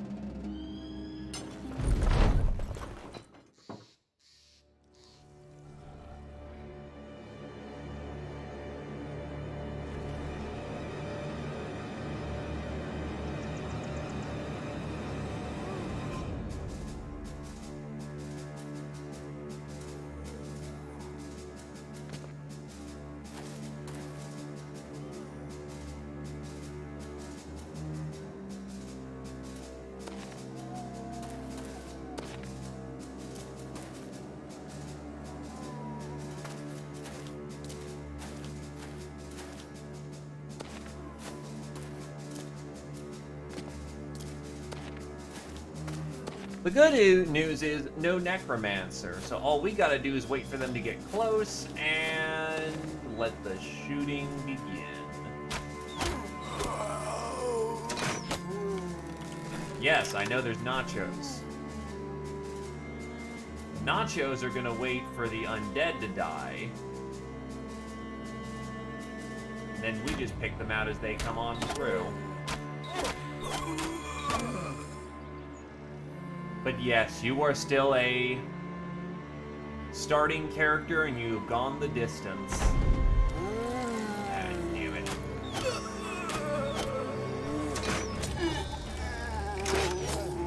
Ooh, nearly put a bolt through his eye. Nice.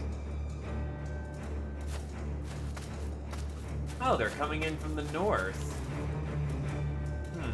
That's a smidge concerning.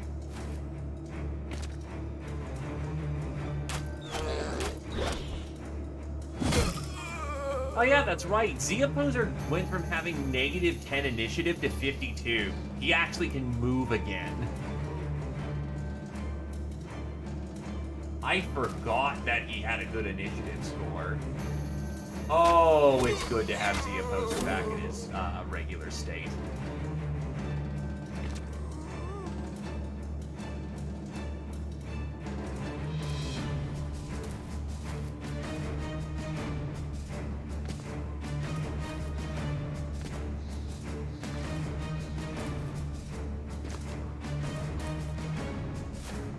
Hello there, Vintage Medic.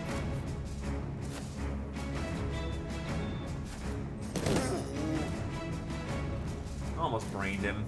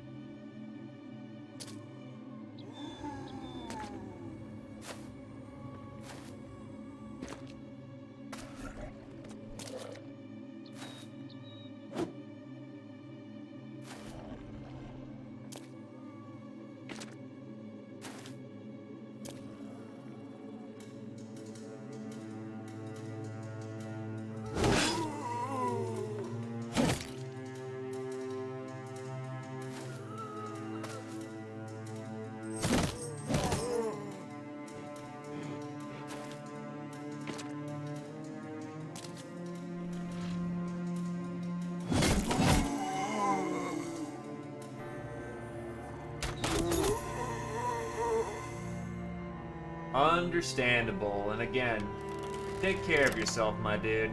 Again, it's always good to see you, but seriously, your health, take care of it.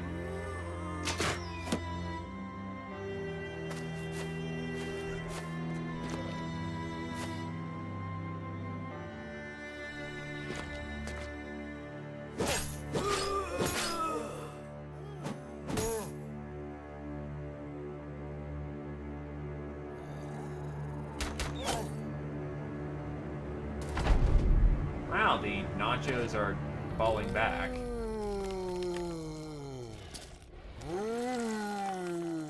That's a smidge frustrating, but we'll deal.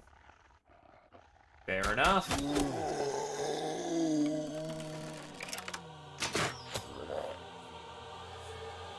Just being a worrywart.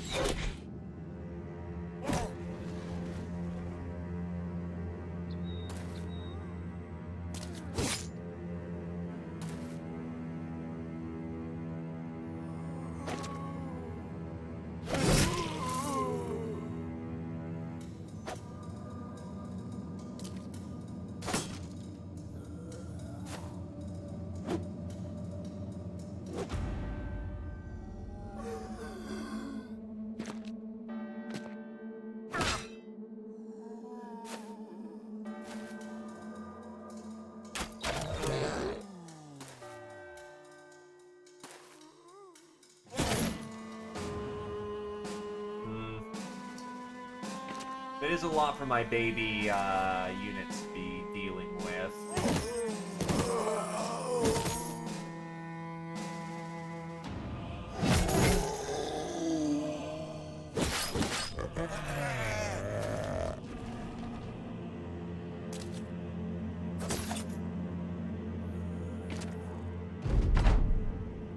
I think 3-on-1 should be able to win that fight with minimal to no casualties.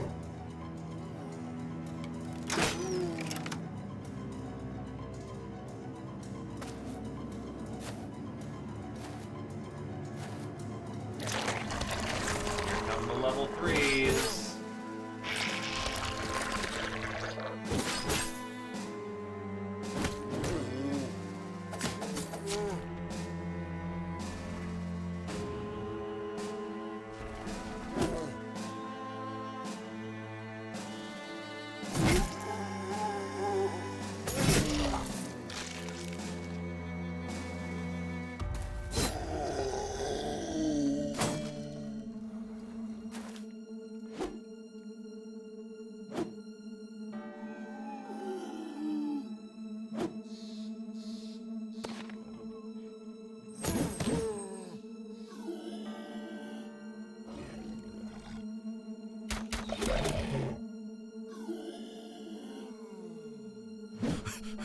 Oh wow, he missed.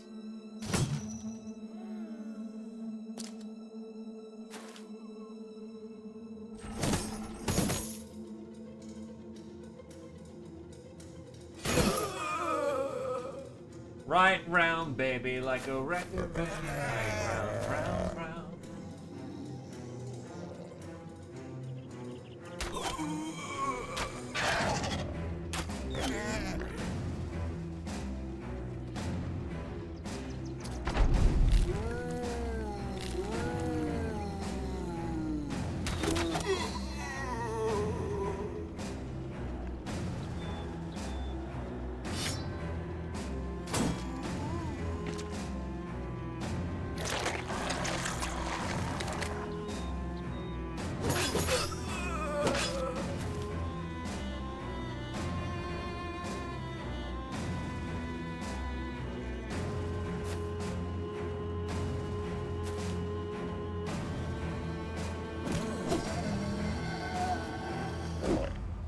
Unfortunate fact of the...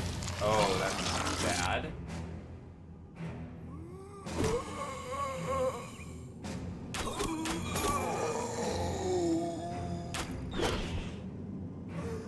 Zio got nommed again.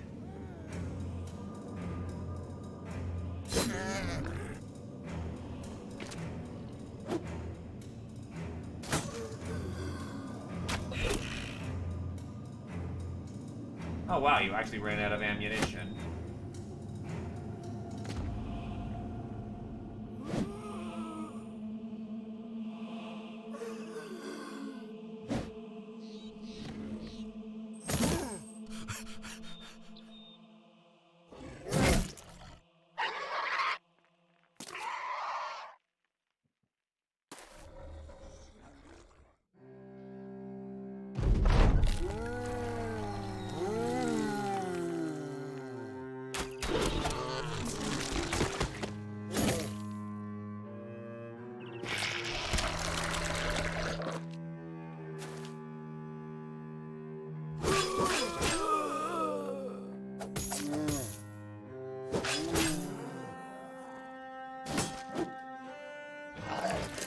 And Lushkin gets chomped on.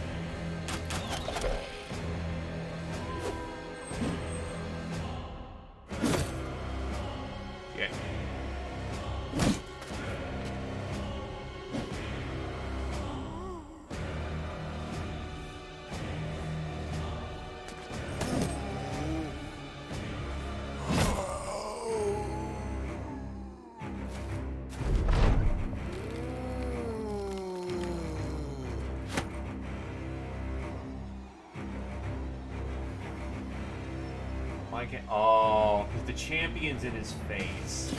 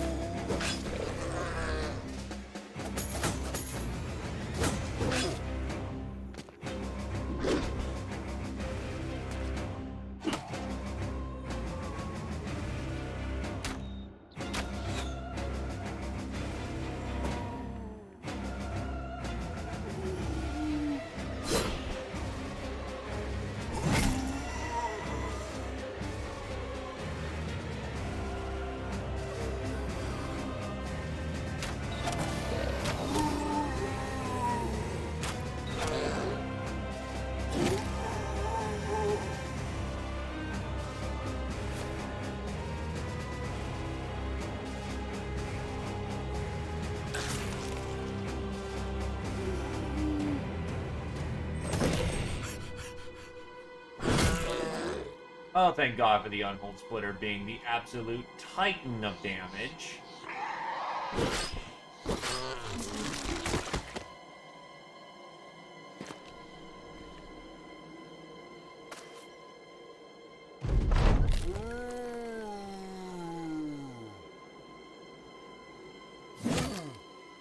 Oh, he gets 9 lives too. Damn it. Hey, Noob's first kill, stabbing the crap out of a fallen hero.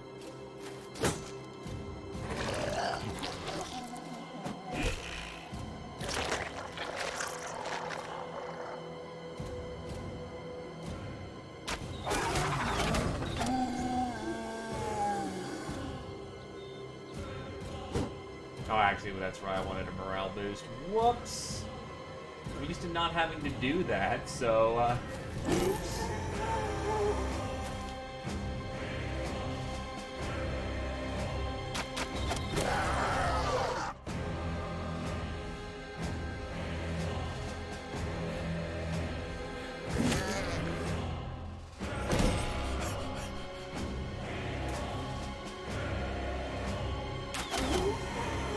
All that's left of these assholes. Oh, spoke too soon on that one.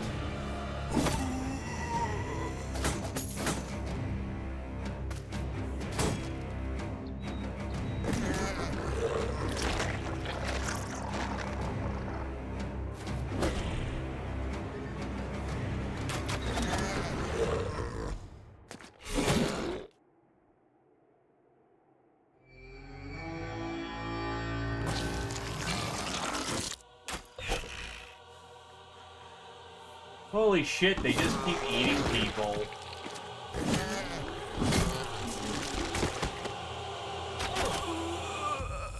God, we're all covered in goo and bits and stomach. Palace Shield. An elongated wooden shield that offers good protection also to the lower body, despite its apparent age, somewhat bulky to handle in close quarters combat. The gems, the gold, that's some good stuff. With the last of the undead slain, you look about the field. The dead are not of one source, judging by the variety of clothes and armors, but they are not of one timeline either. Some wear the armors of ancients and carry with them disturbing uniformity in their efforts to kill. Geofollow Azure the Crusader comes by, stating that the company is ready to move onto the sunken battlefield whenever you are. And stay dead. I don't think it was legendary armor, unfortunately. Oh. Oh. Oh, yes it is. That's a noble's tunic.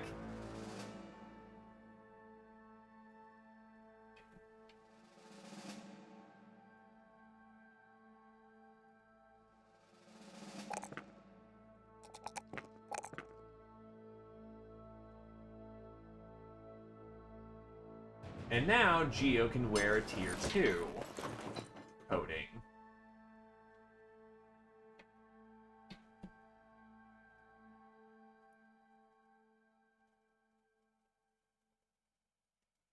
Nah, he's not bulky enough yet, but soon he will get back his old helmet.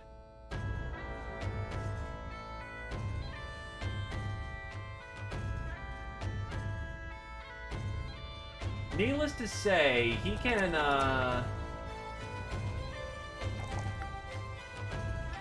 Actually, this will be a good base armor for the thief.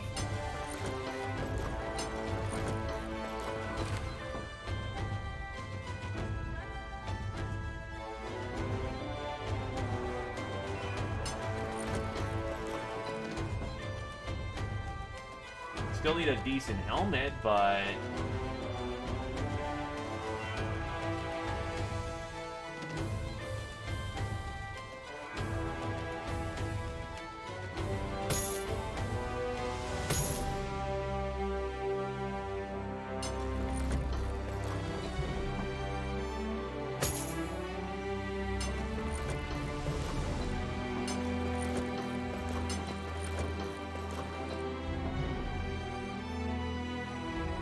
yeah, that'll get you going.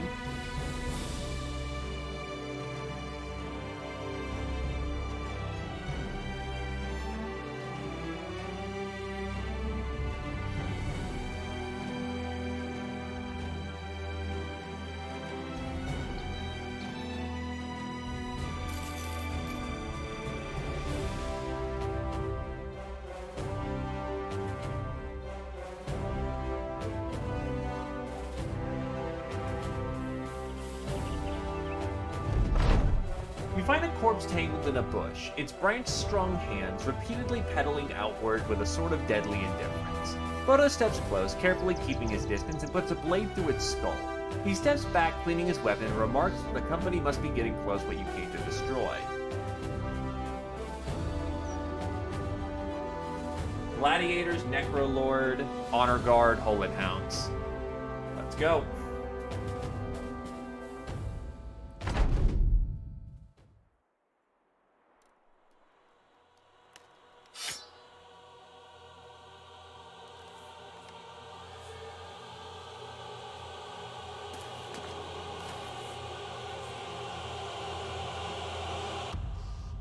They are of shapeless form.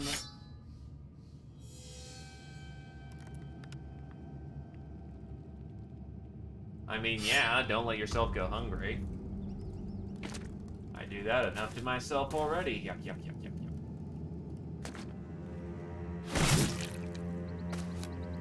yuck. Hey, Anubis. Don't think you're part of this run. Would you like to be a part of this run?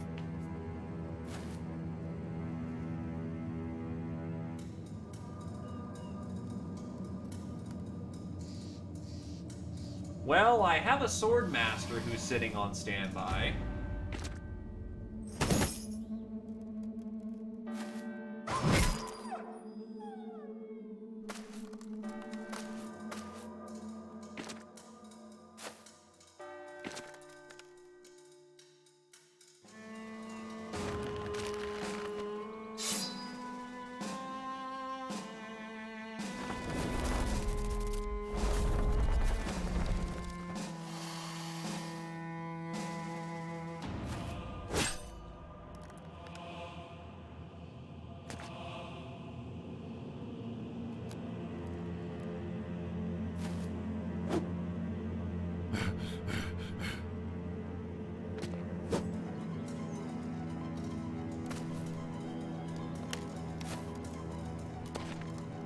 Let's hope that that Necro Savant doesn't do super amounts of damage to me before I can respond.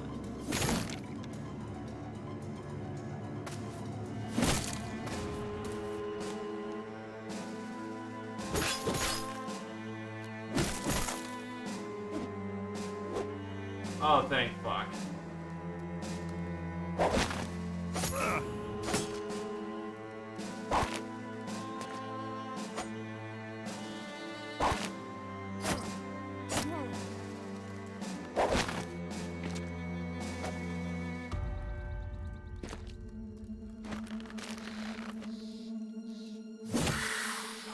Nice.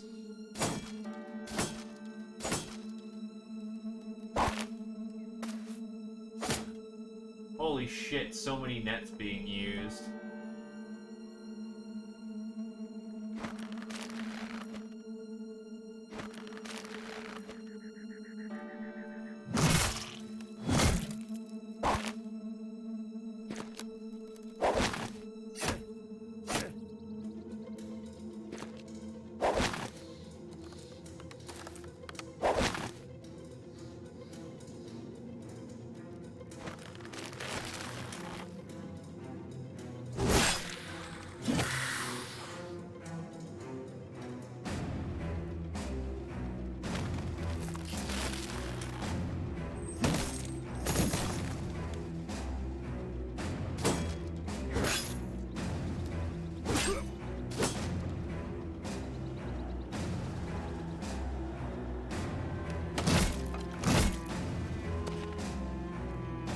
every barbarian.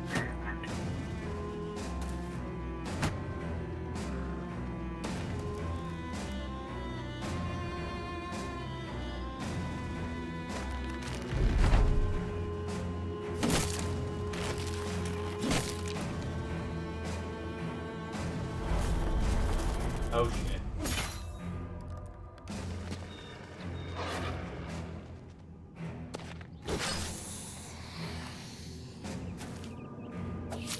And Anub's second kill is a Necro Savant Lord.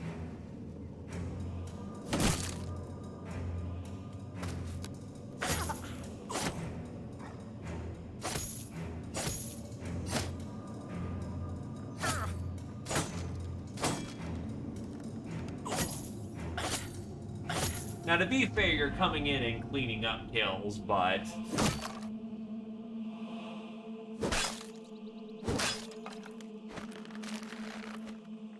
even kill securing is not easy, so...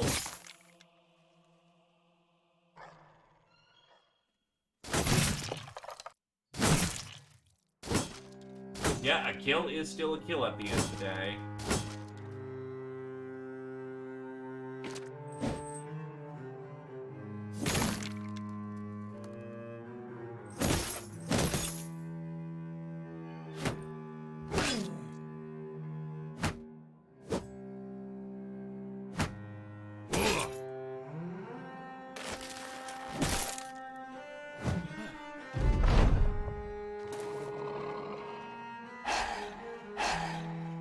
Wow, they're rolling fives?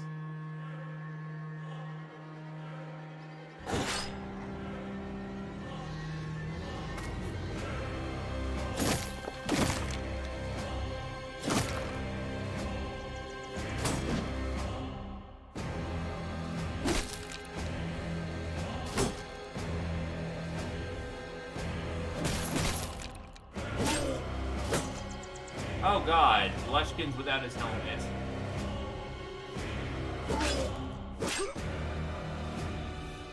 Really? That was 2 headshots in a row? Wow, okay.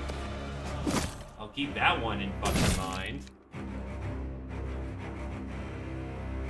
Problem is that the underscore, there's no underscore in Battle Brothers. So I made it as close as possible.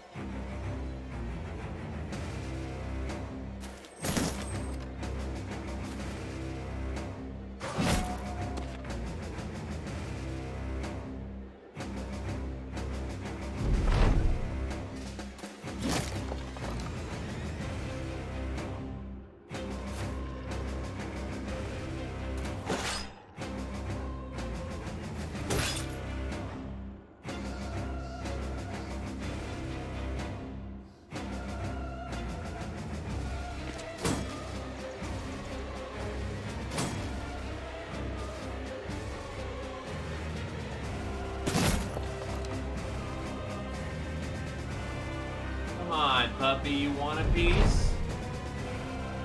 I know you want a piece. And good boy. Dead boy.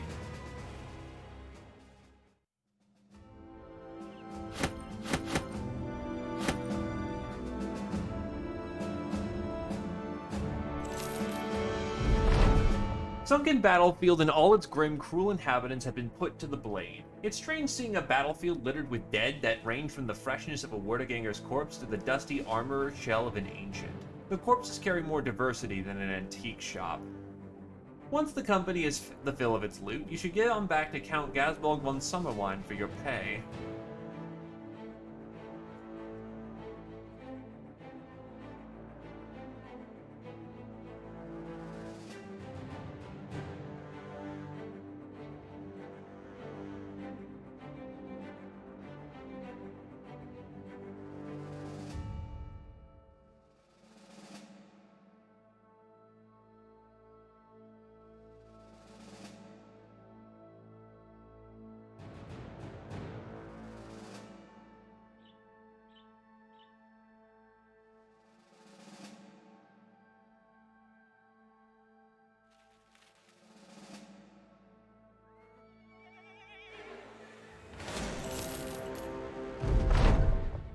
You see Count Gasbog von Summerwine playing with a scruffy puppy dog. It lopes about, patting about the slick stone floor to chase a stick about. The nobleman throws the stick at your feet and the pup leaps at it, crashing into your boots. That dog wouldn't so much as budge the other day, but now he can't stop playing. Now, if I were a gambling man, I'd wager it may have something to do with you and those undead, sellsword. Good work. Your pay is the crowns as promised, or you can take the puppy. You say you'll take the puppy. The nobleman draws back with surprise. No, you'll take the crowns. The puppy stays with me. Woof.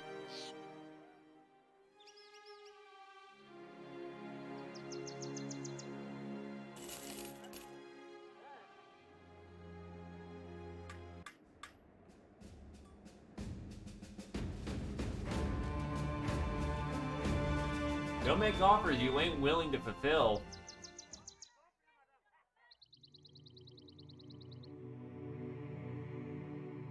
So I know you and everyone else in chat would have absolutely taken the fucking puppy.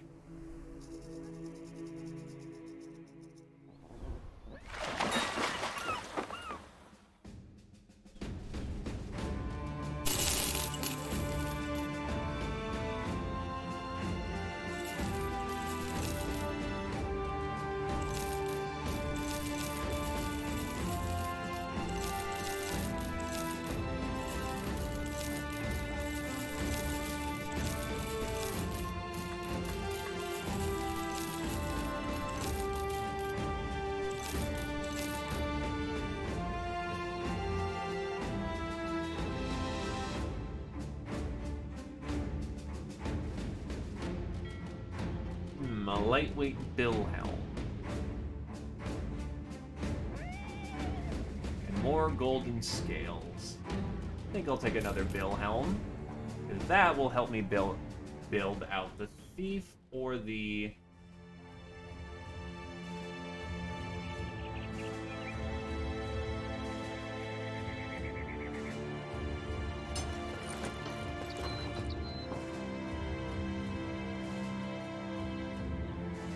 If I do this number, 5 plus 7 is 12.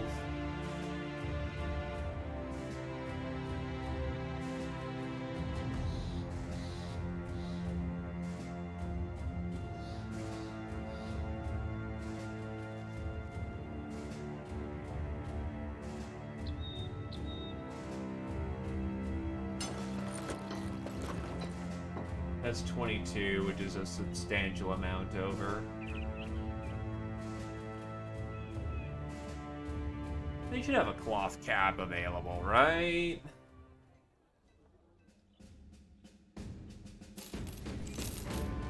Added caps, absolutely they do. Oh, and Alativo reaches level 20.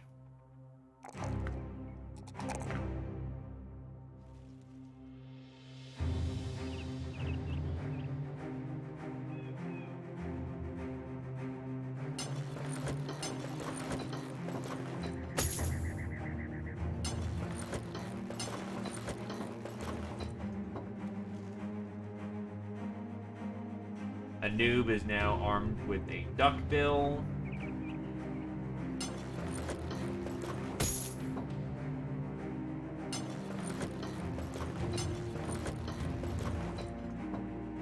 That's a pretty good lineup for light armor right there.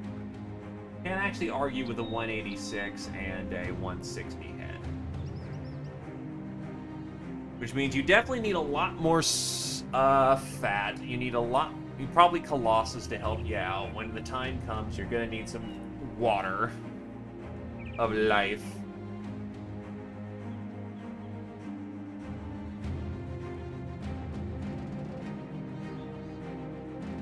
Is the cap for everybody about 15 skill points?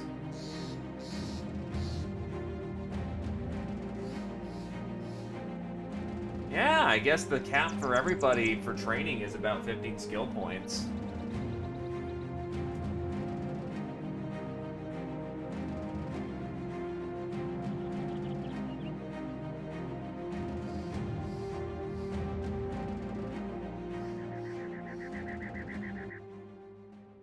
Still, 15 skill points, a perk point, and a Iron Lungs is perfectly fine with me.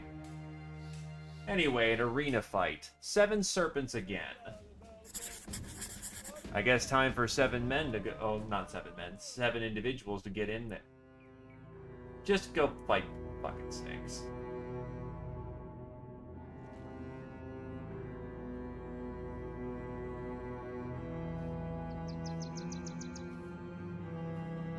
Is everyone ready to just kill them?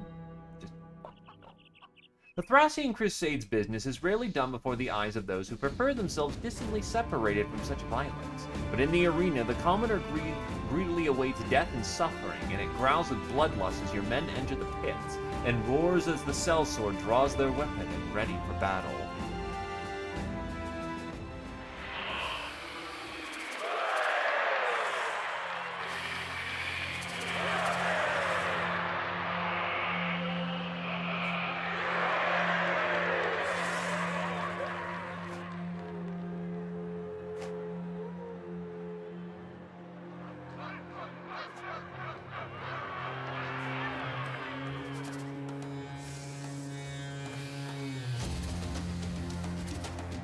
Okay.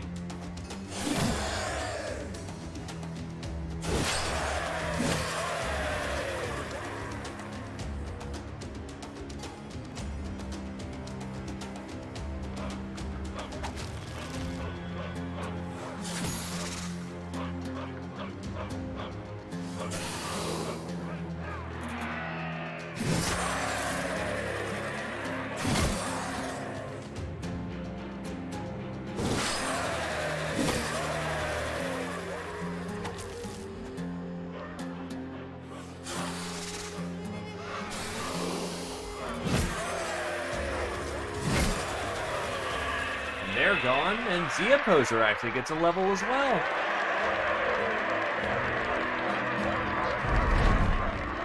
Without even raising his head from the rag of papyrus, the arena master throws you a purse of coin. I heard the crowd, so here are your crowns. May you come visit the pits again. The arena will be closed for the day, but you can return as early as tomorrow. Are you not entertained?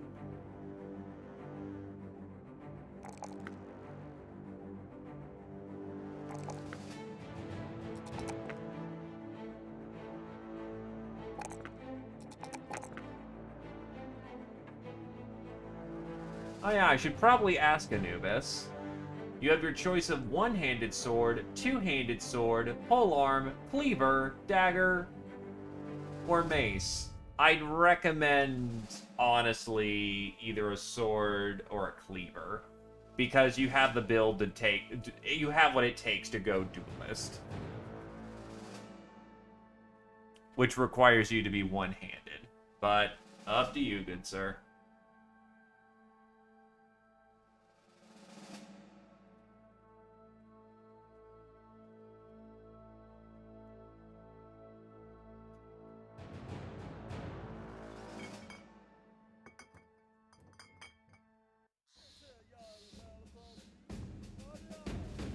$80, $100, $120, $140, $160, $180, $200, $220, $240. Bam. Alrighty then, if it's a one-handed sword, you don't have too many options. If you have a one-handed cleaver, you're spoiling for fucking choice.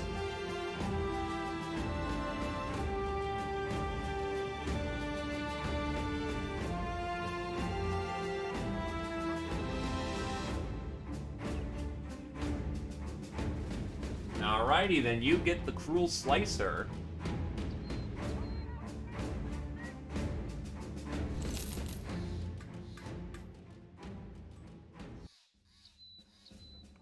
It's basically a mill cleaver, but it hits like a goddamn Mack truck.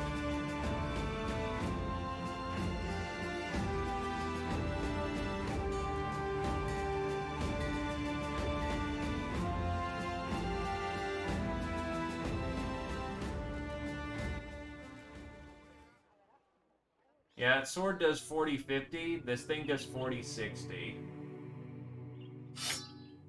Even weighs slightly less, too. The weapon that you are using is a dagger. Because you're a thief, and thieves build around daggers extremely well. Actually, speaking of, do I want the... I think I'm gonna go with the dagger that has slightly less damage, but shreds armor like a motherfucker.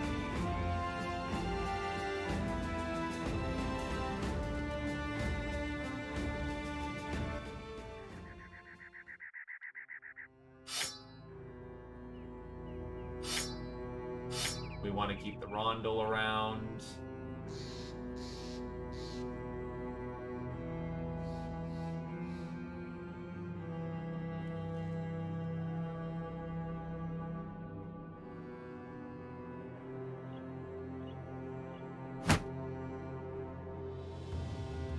We have Gwenneroth, the big shield.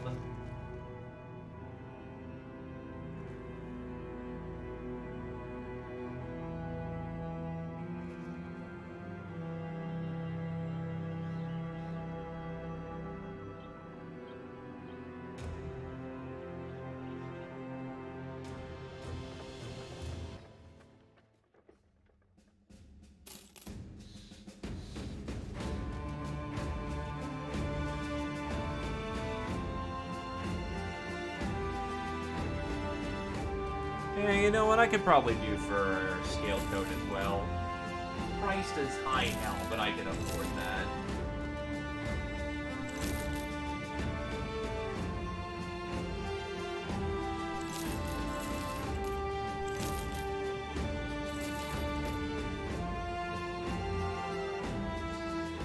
I'm sure someone could use a better T2 coat.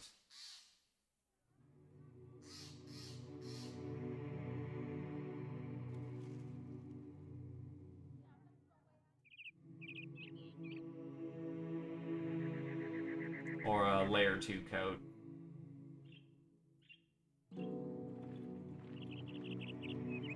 Yeah, that foot armor, let's upgrade it to being glittering armor.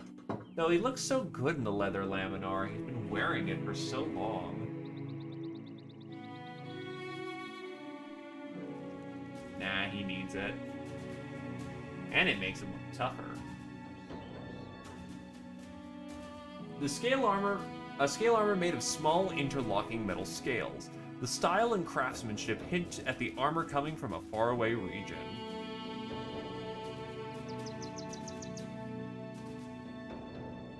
Wonder if I can get any heavier chain.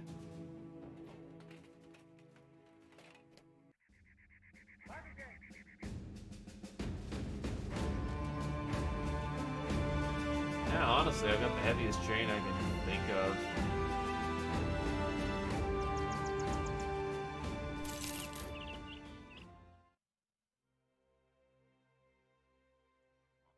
Oh, actually, I can get some decent recruits here.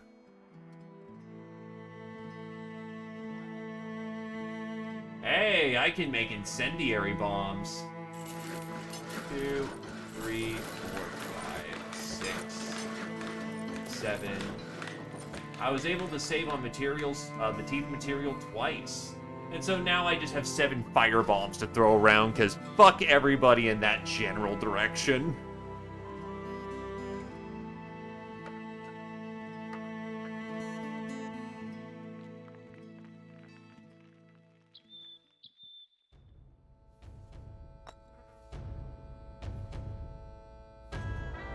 I should probably divvy out grenades to the front line.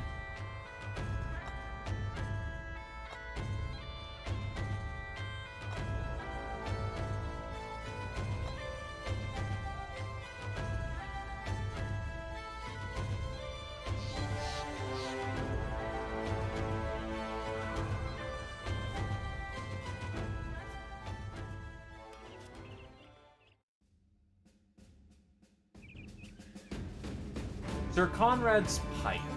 A masterfully crafted spear that feels surprisingly light, yet sturdy.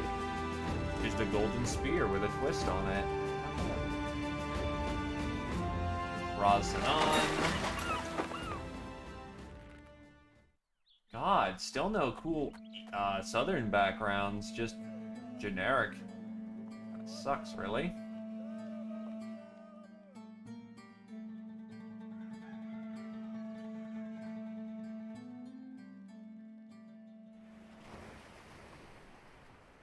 I probably should have bought some rice while I was there. Count Erling von Harken takes a torch off a brazier and takes you down some crypts. You watch as its ghoulish statues emerge from the dark, the nobleman's flame bringing life to shades and shadows. He pauses before one and turns around. This is my father. Listen closely. Put an ear towards the enormous sarcophagus and hear a faint scratching from within. Count Erling von Harken shakes his head.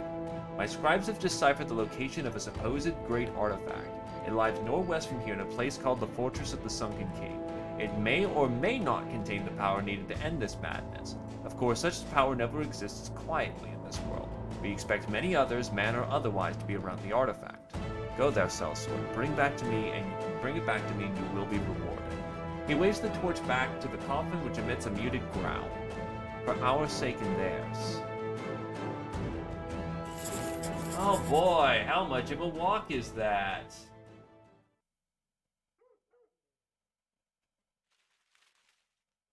Where is it?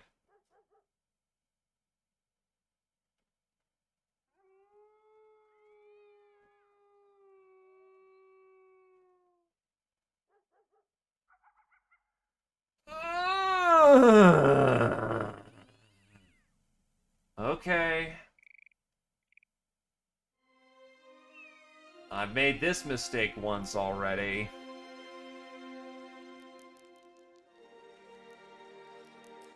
Just give me the damn rice.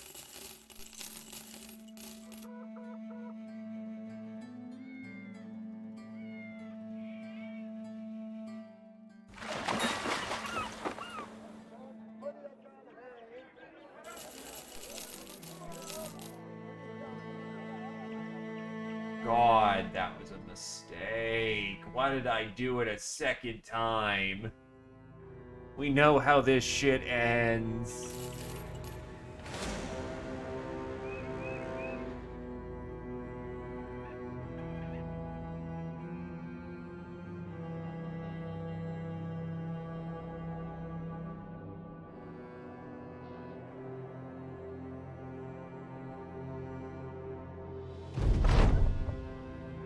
You go for a piss and find yourself midstream when the din of combat erupts behind you.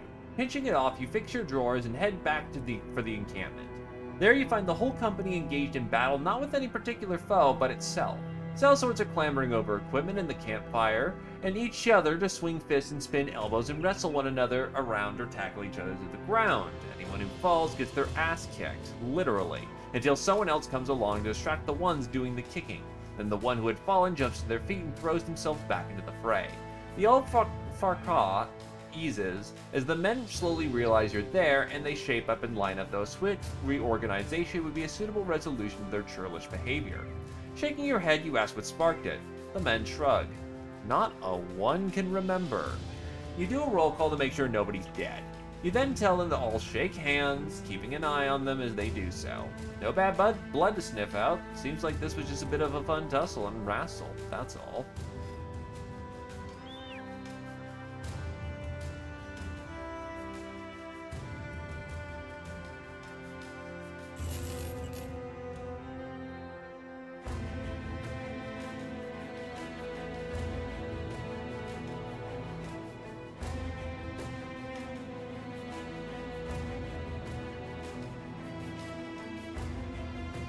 Demates, Honor Guard Legion, Ancient Priest, Necro Savant Lord. Yeah, this one's gonna be a spicy one.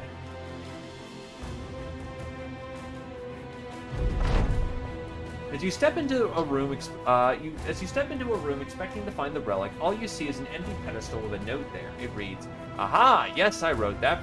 It's what I exclaimed when I saw that I, once again, was one step ahead of you, Count Erling von Harken. A shame you went the cheap route and hired a bunch of mercenaries. Better luck next time." At the bottom, it's signed The Rook. You're not sure who the hell that is, but he's a walking dead man for now.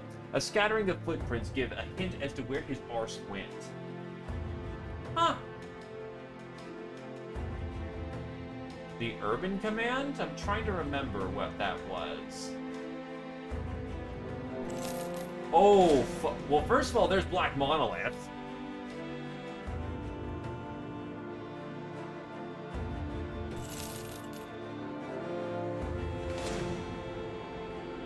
Well, ain't this a hoot? It's just mercenaries.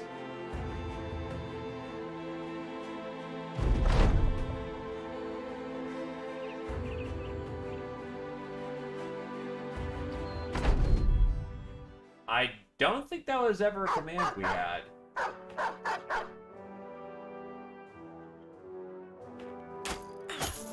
Ow.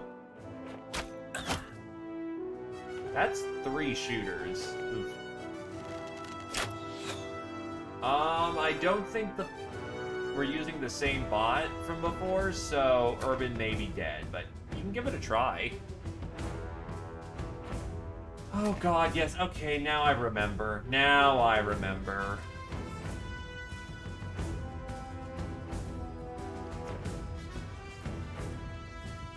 Yeah, don't think it's the same bot, so...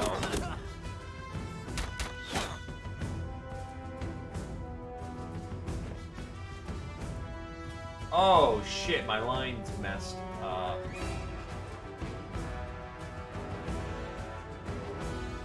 And it still works.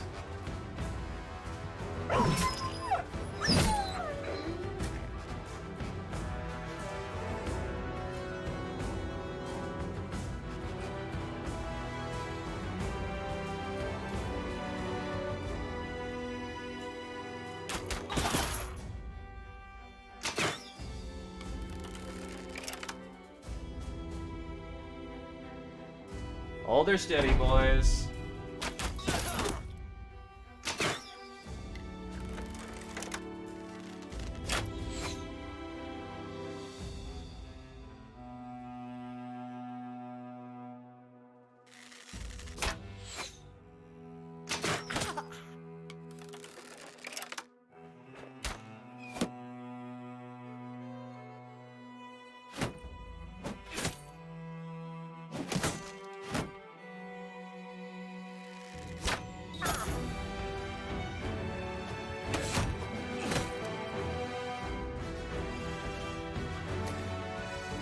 Wait, that's a Swordmaster, isn't it? Ah, that was a mistake.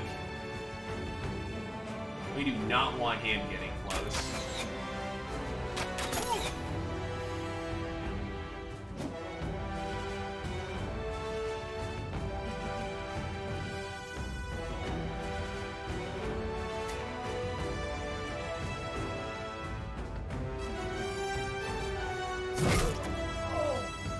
Ooh, spicy.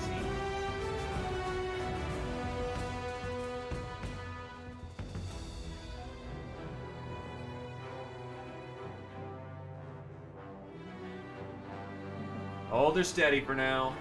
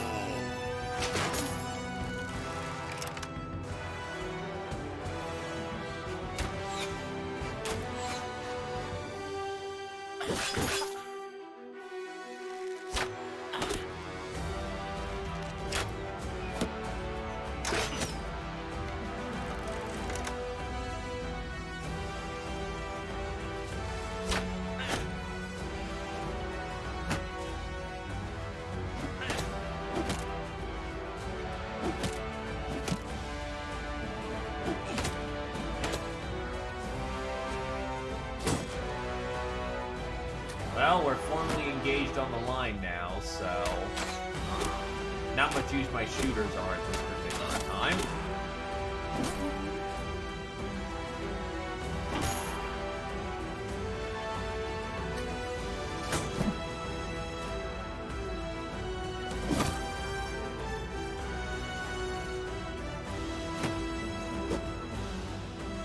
Actually, I just realized that's 2 Hedge Knights on the line. That's spicy.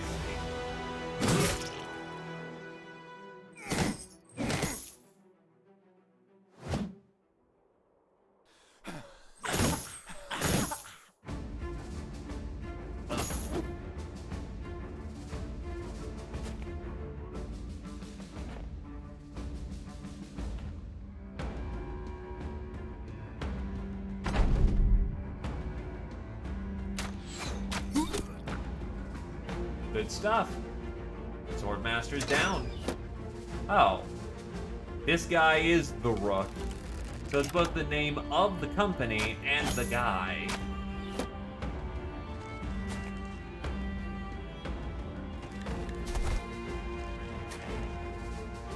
What kind of footwork was that?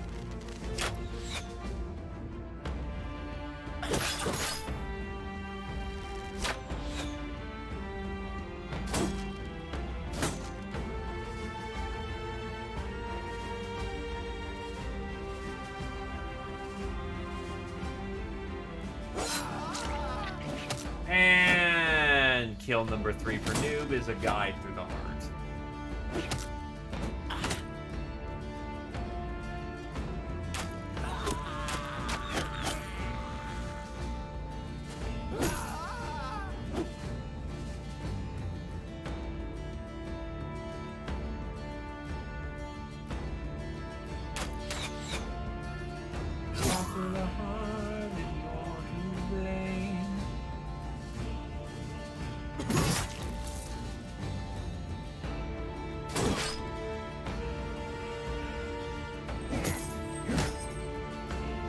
He's actually surprisingly vocal for what he is.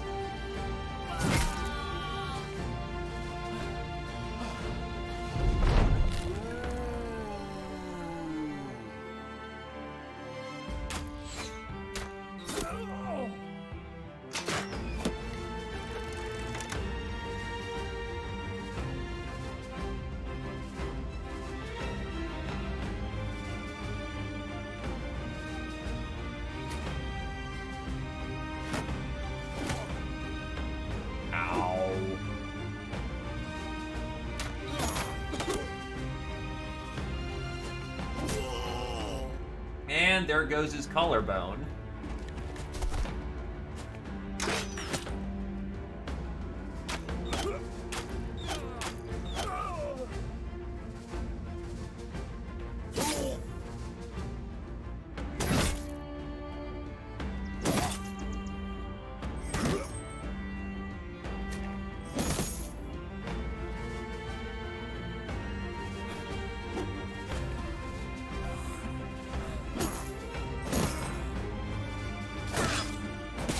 Something tells me he did not enjoy that cultural exchange.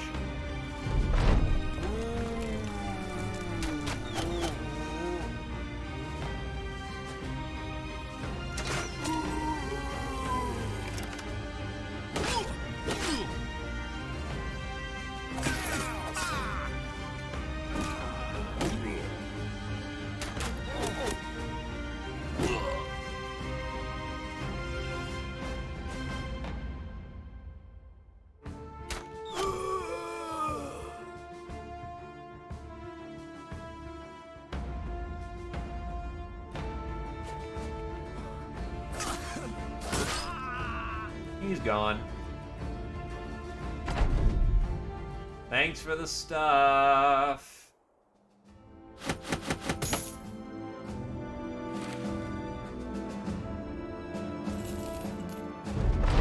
We take the artifact, ignoring the muted hum it is giving off, and ready a return to Count Erlid von Harken. We have what we came here for. Time to head back. 4 white wolves. On one hand, if I can handle them, that's a fuckload of punishment. So that's a... Nah, try to outrun the white wolves.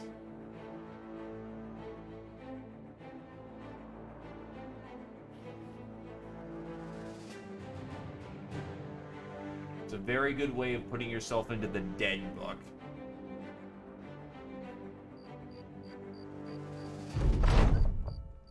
You come across a man's body, but not his head. That's gone. His genitals are also gone, and his feet, and his hands.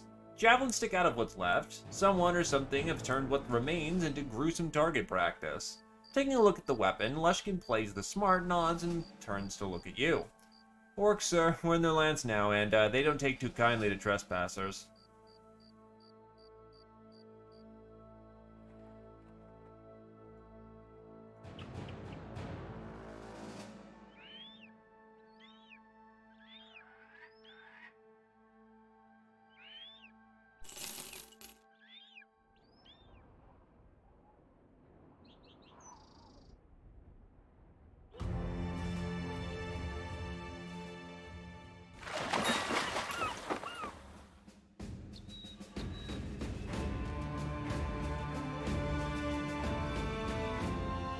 Solve the loot.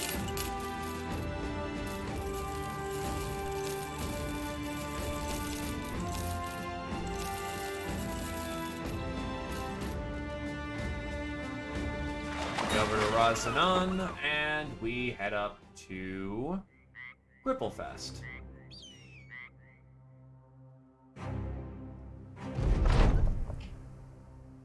The scribe of Count Erling von Harken welcomes you outside the nobleman's room. He's got a moldy book breath and a hurriedness about his mannerism. Is that the artifact? Is it? You hand over the bag with the relic in it. The scribe's fingers clasp at the drawstrings like beaks plucking at worms. Give it! Give! Here, take your money and go. He slams the satchel of crowns into your hands before ducking into Count Erling von Harken's room. Okay. Man might be a little crazy.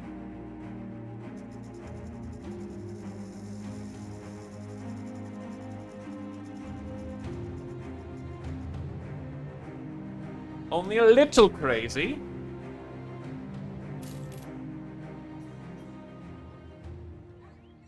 Walking about Gripplefest, a messenger eases up next to you. A glance at him has the poor guy throwing a scroll into your hand before running off. You open it up to see that a local nobleman has requested your audience. Fuck off, don't want to deal with cultists.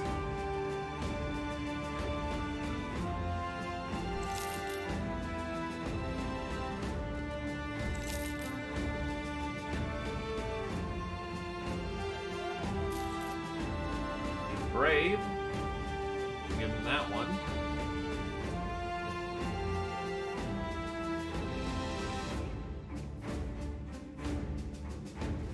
I have played with the Noble Origin, which kind of got nerfed into being meh, because the Noble himself is not very survivable. I've played with the Barbarian Origin, which is a lot of fun if you can get that off the ground, but the early game is hell. I've tried Cultist once, but I really should do another Origin of Cultist. Oh. You find two boys trying to wrangle a dog into a net. The dog playfully jukes left and right, but eventually they ensnare it. The mutt, almost immediately resigned to its fate, lays down. You'd think they'll butcher and eat the animal, but the boys merely let it go to start the game again. When asked, they explain that some gladiators in Azam Shab use nets in combat. But more interestingly, they state that a large series of gladiator games are going on, that apparently there's a big prize for the winner of it. Alright. I've done the gladiator start, and it is bar none the strongest.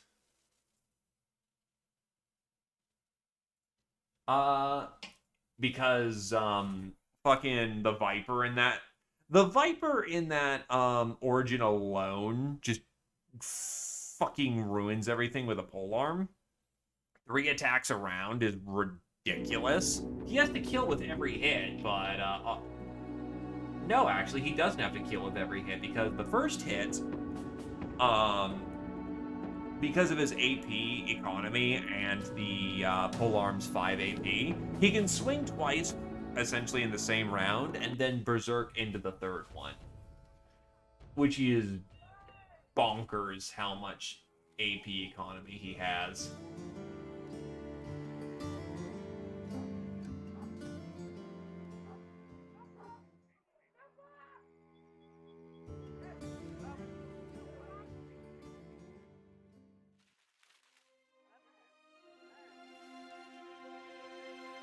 Lone Wolf is fun, but it's at its most powerful when you're a her lone wolf.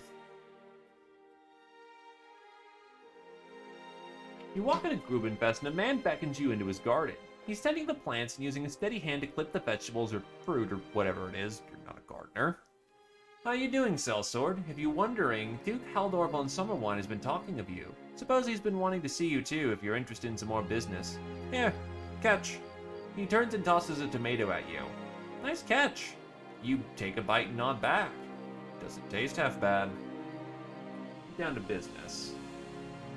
Fuck off, no cultists, please. The gladiator games. Those interest me.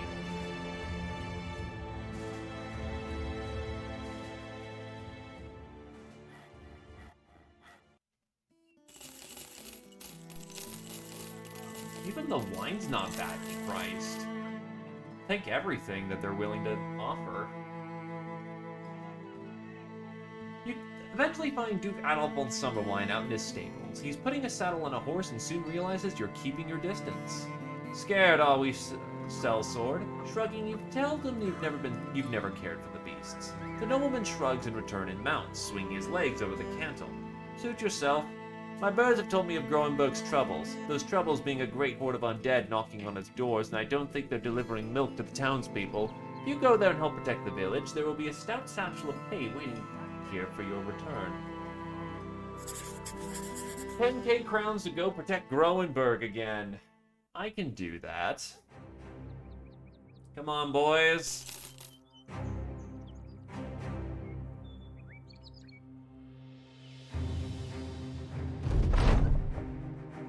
You've arrived just in time. The walls of Groenberg are already under assault by the undead. Ah, great. We're fighting through the night.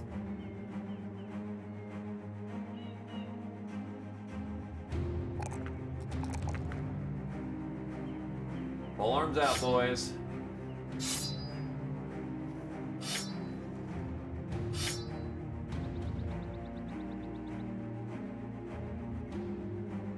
Ooh, Geists. Those are bad.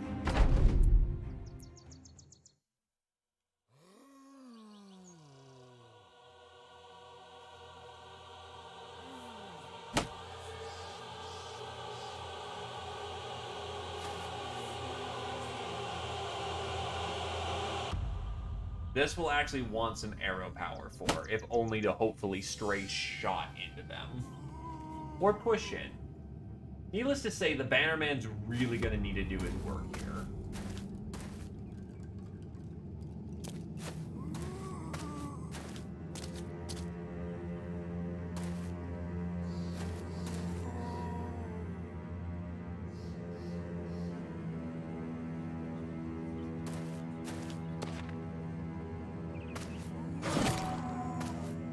Oh, Puppy's down. Nice.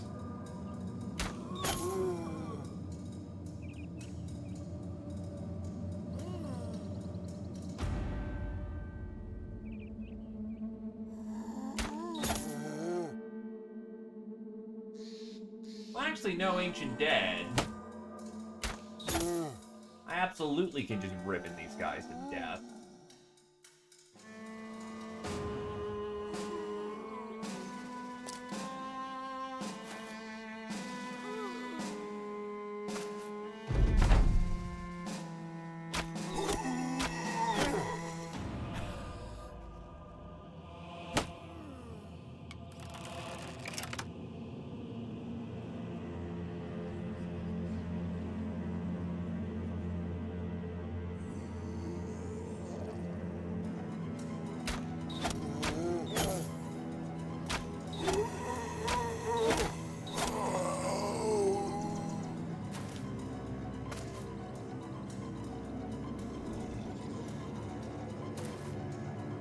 Watch for the Geist, who's bound to show up at any moment. That guy is an asshole.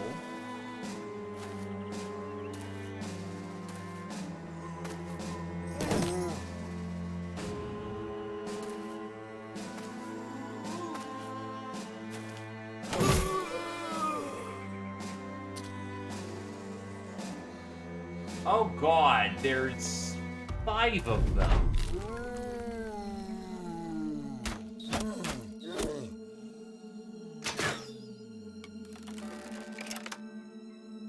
Oh, that is all kinds of fucked.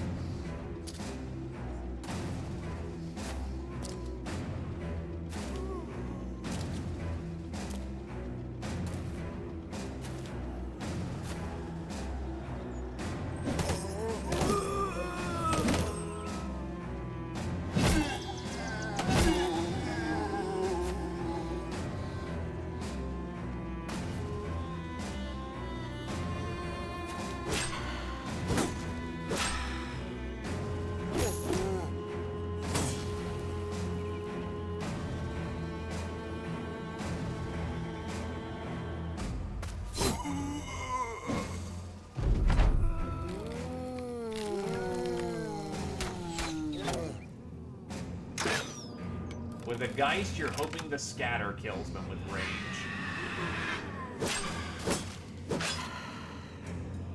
That is the one time you kind of want to push the line as hard as you fucking can.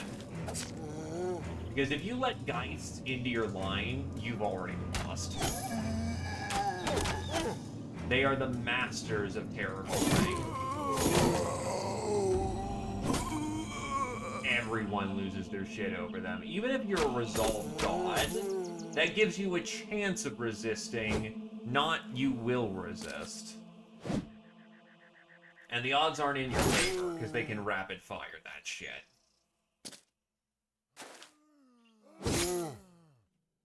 Rally the troops plus banner is the only way you get through that clean.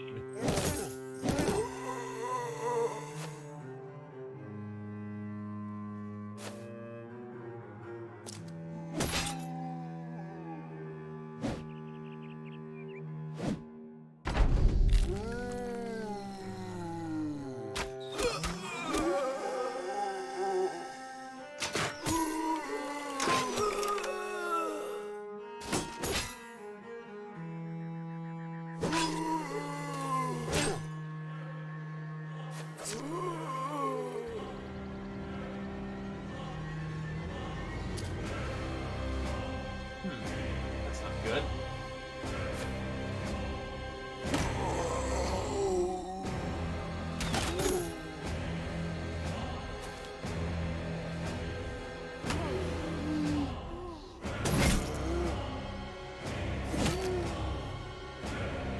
Gotta get that fallen hero before he does real damage.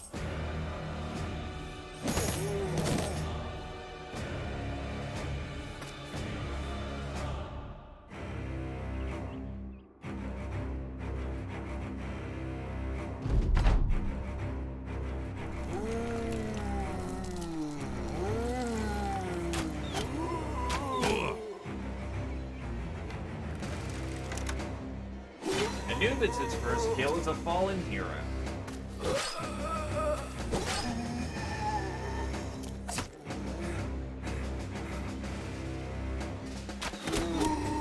Target kill.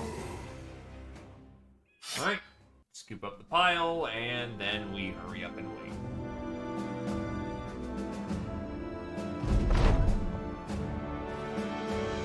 Fumbling and trundling as they are, the Thracian Crusade finally passes through the front gate. Inside, the guards are standing with amused despondence, looking as they just stepped out of a horrific battle to be witness to a strange joke. One claps you on the shoulder. That was awfully funny to watch, mercenary, and my men needed the lift. Thank you.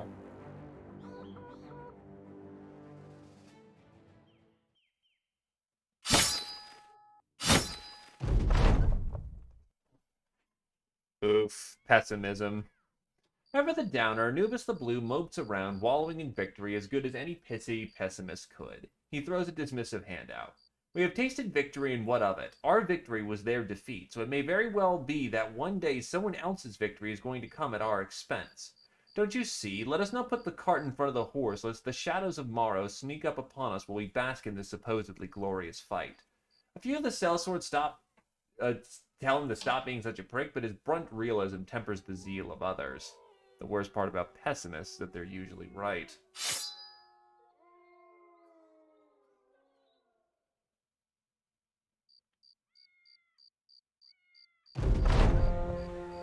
One of the guardsmen takes a long glass wrapped in leather and begins peering through the wall's crunchulations. His hands begin to shake and the glass wobbles out of the leather strappings and shatters against the stones. He points and screams, "The undead are here! To arms! Ring the bells!"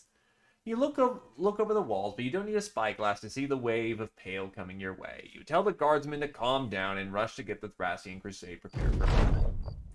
Zia Poser of the Straw Hat has completed the training course, gains a fatigue, perk point, and bright. Interesting.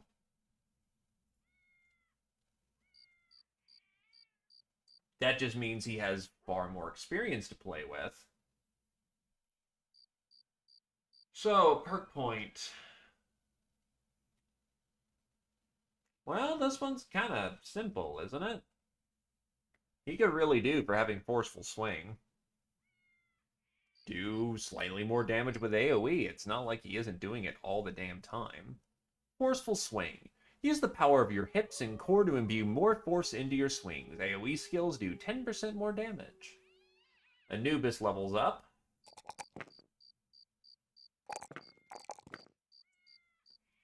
And he will get Berserk.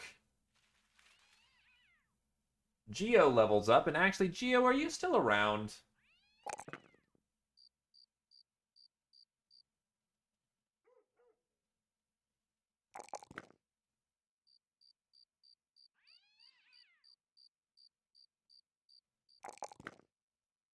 I'm gonna need a weapon out of you.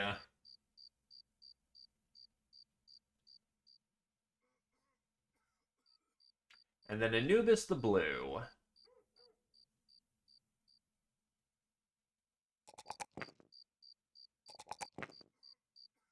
Honestly, he can take a level of bad Anish to get his other stats rounded out. And Anubis will be a Cleaver Master.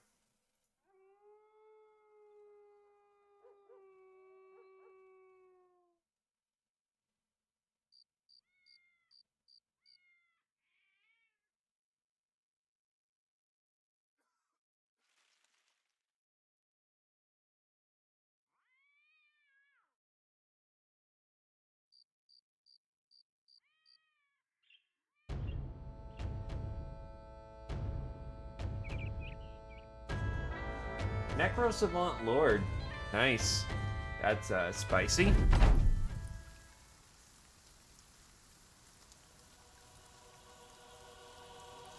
Unsurprisingly, it's gonna wait.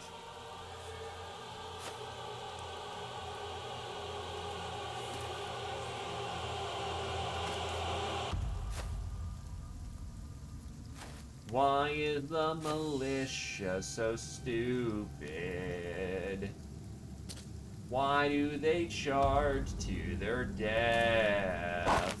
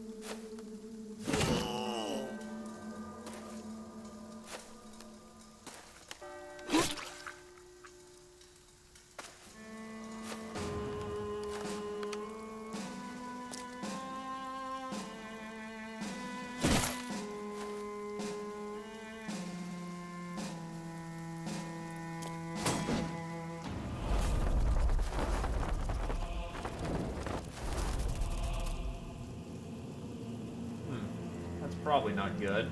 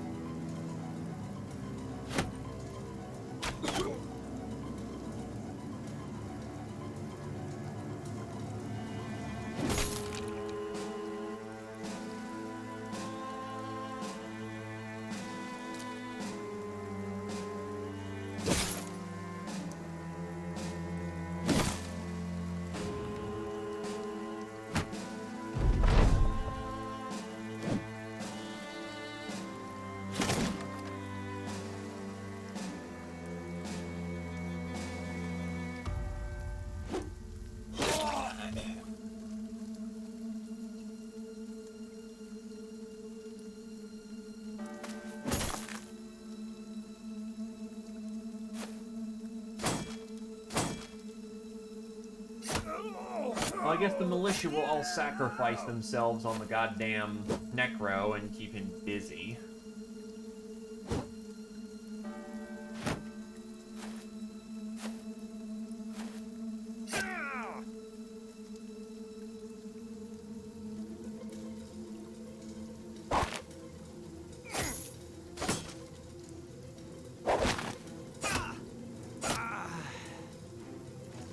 they're wasting their nets on people who don't really matter.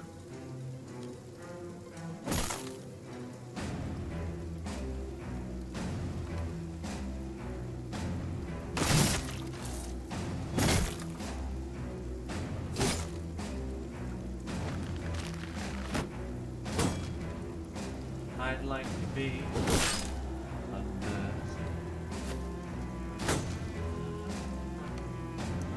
That song is catchy as hell.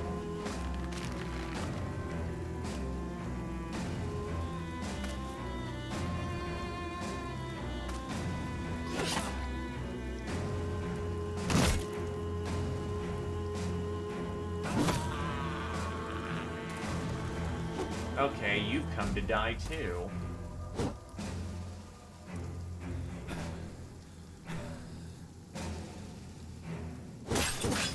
Set our boy up.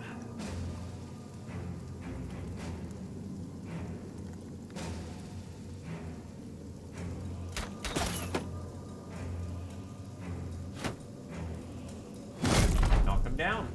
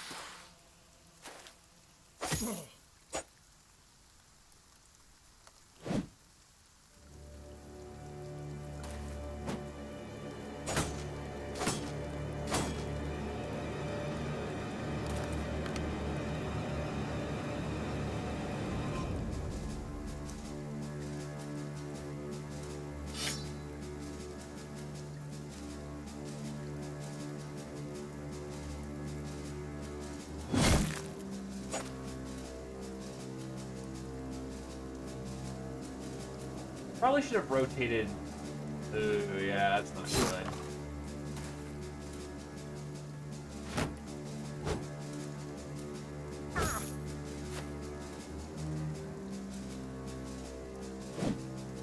That's a lot of missing I'm doing. Holy shit.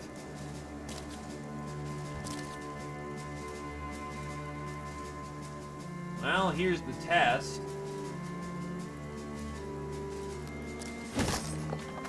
Can you handle him, Mr. Noob?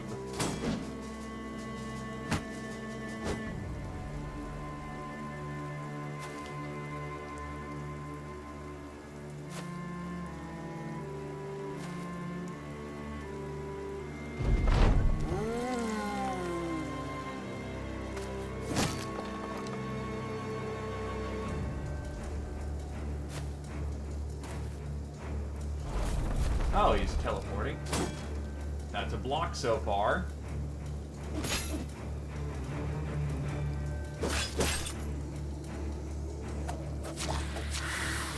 Two good hits.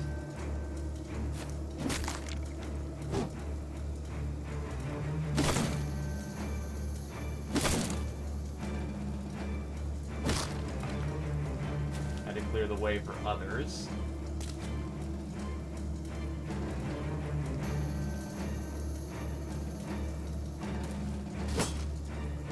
Oh, hey, one of the militia came back.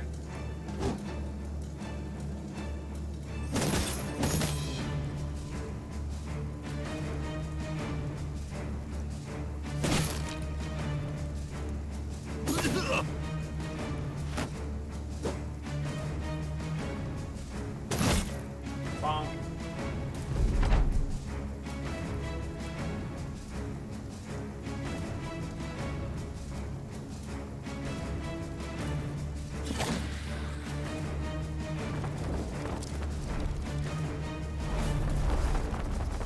Okay, weird movements, but I'll take them.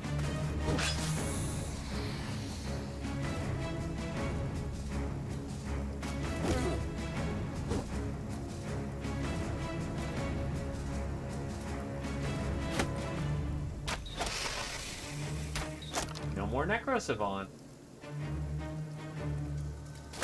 Crisis managed.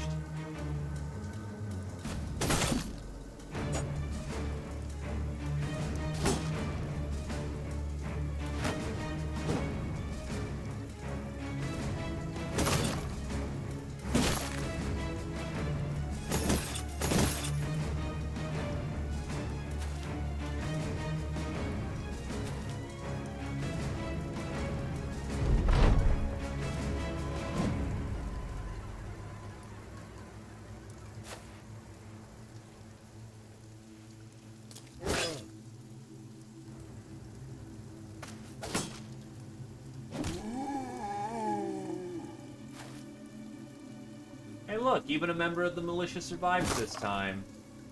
That's amazing, considering.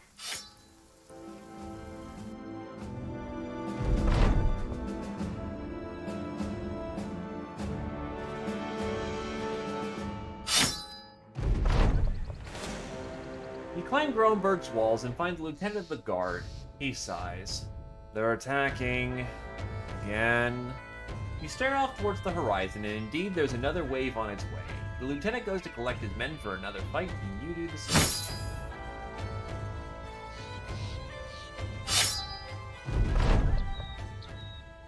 Winteroff has had a breakthrough and gains a resolve.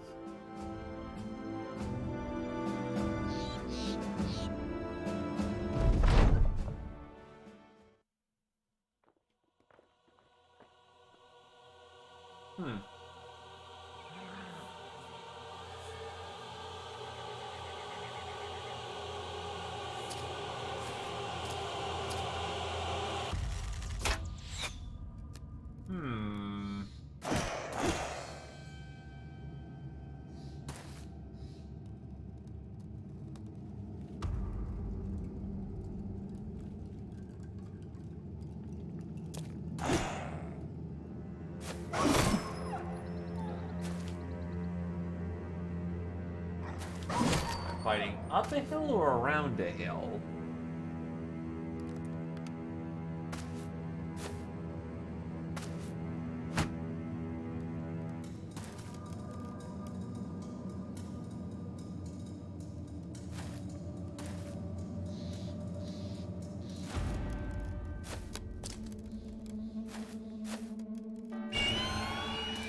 Oh, Ancient Priest in the mix, and he managed to do a really good terror bomb. Well, fuck you too.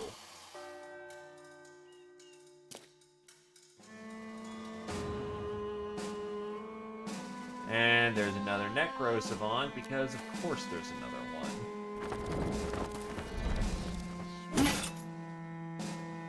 And because he's terrorized, he can't actually do anything to help himself next round. That's a little frustrating.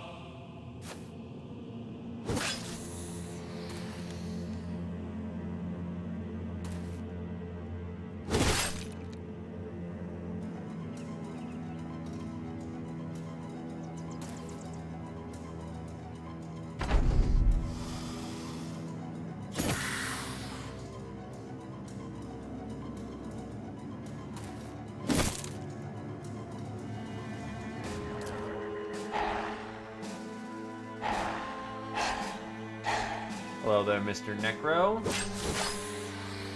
Wow, I didn't even activate thingamajig.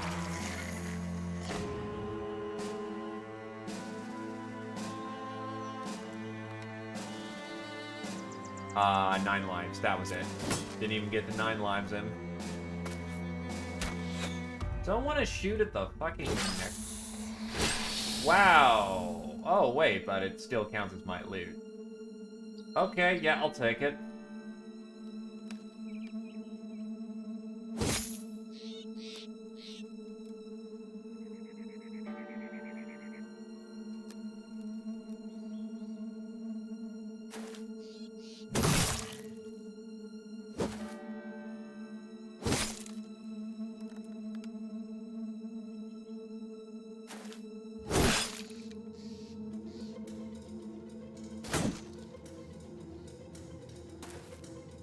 Well, shit, if we could just bum rush, then we might actually save all the militia this time around.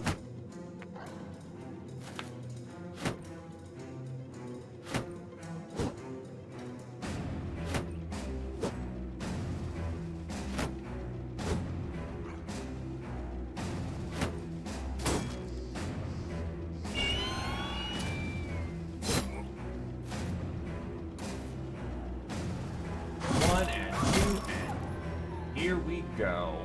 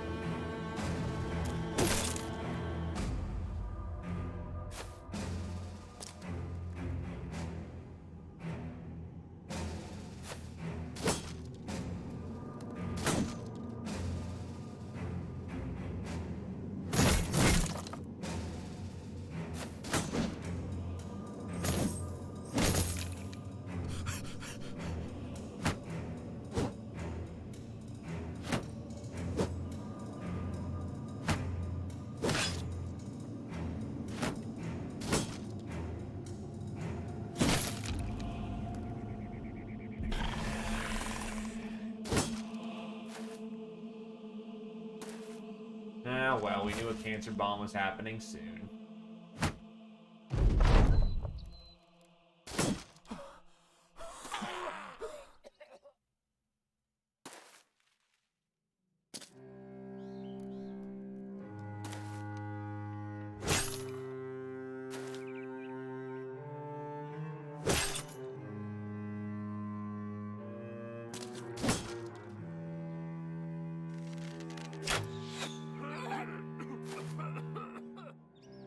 I would recommend staying out of the cancer, if you wouldn't mind.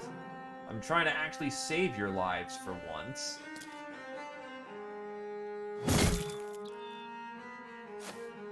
Only because I'm challenging myself.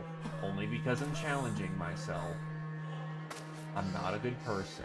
I'm not a good person.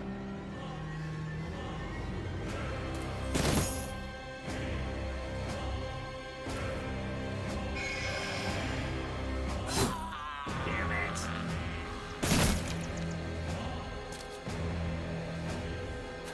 I actually wanted to save all of them this time.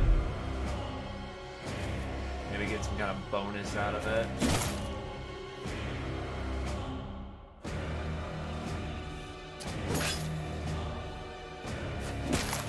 And then again, I'm also fighting with militia, what I expect.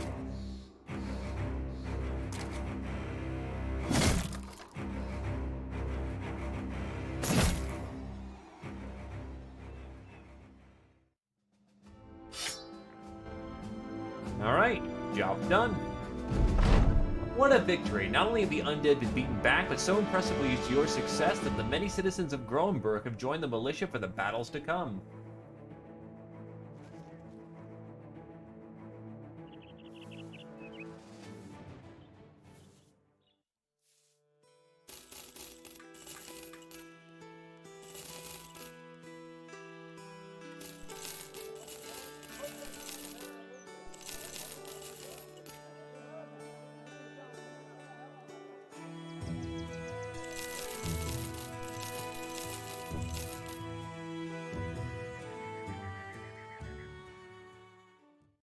Oh no, that was me actually repeating myself. Kronberg's scribe walks about with a scroll of parchment. He's been using the back of a servant to write whatever he's seeing, and you're curious in this field of chaos what it is he's seeing. The man answers you suddenly. Studying emotions. I feel sadness is a disease and it is spreading here. A curious answer to a curious question demands a second round. You inquire about his research. He ignores the questions and looks you up and down. By my metrics, you're an excellent health cell sword. Well, except for your body. You carry a limp like a maimed dog, and you wince when you turn to the left. Easily noticed. But I can see the pain doesn't hold you back. In fact, I'd say it drives you. Are you making up for something taken from you? Before you can answer, which would have been to tell him to shut his mouth, alarm bells interrupt sound off. Men are already rushing into the action, with some getting ready for the next undead attack. When you turn back, the scribe is already gone, standing in some far corner, using his sharp quill pen to furiously write on the back of his grimacing servant.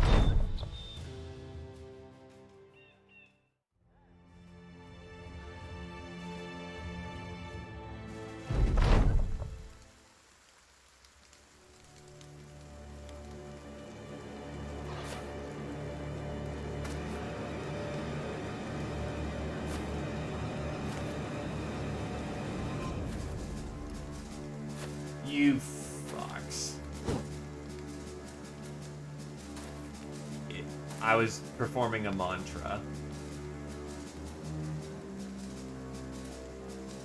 Oh god, all these trees in the way to prevent a lot of access.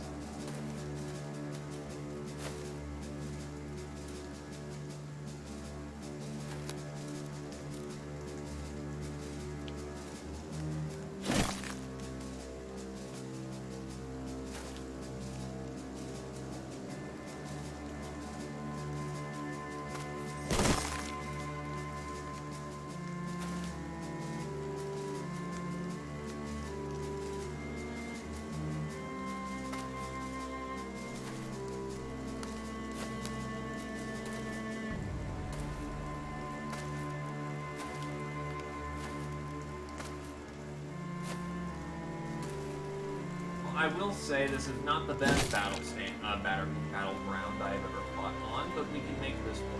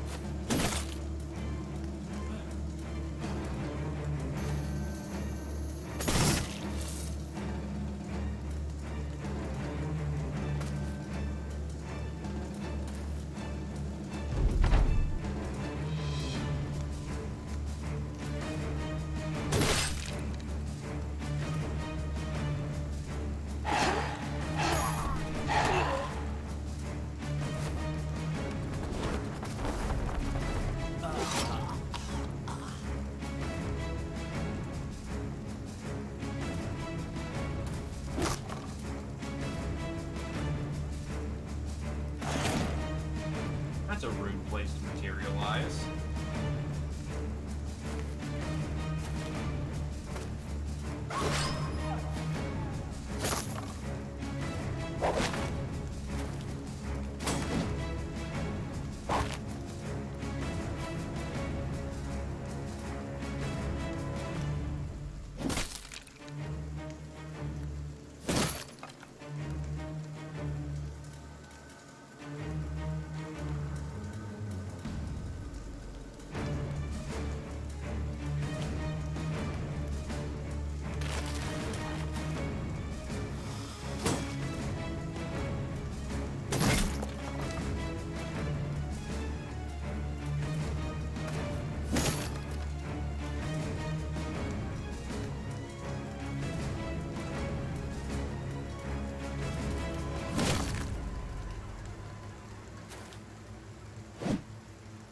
That is something I strongly recommend you did not do. You will probably be dead for it.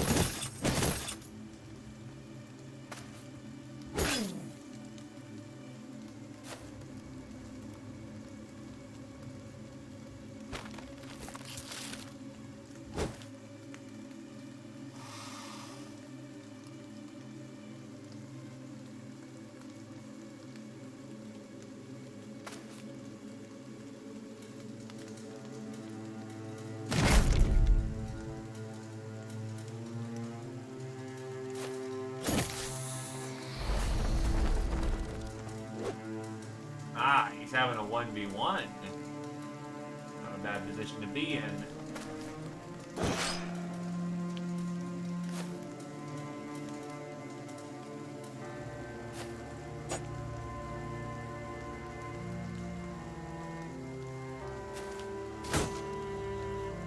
We're now tucked in nice and deep in there.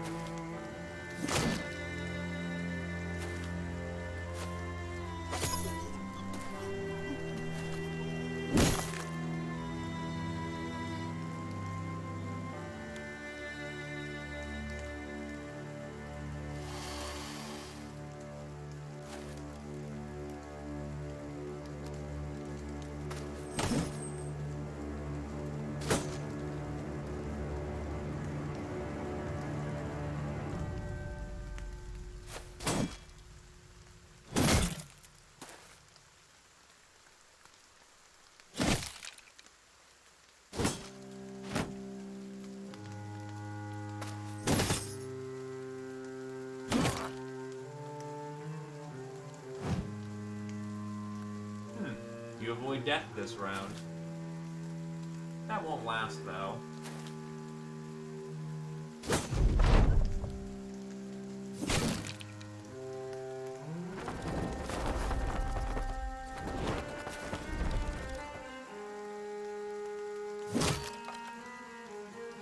Well, we're gonna have to make that work somehow.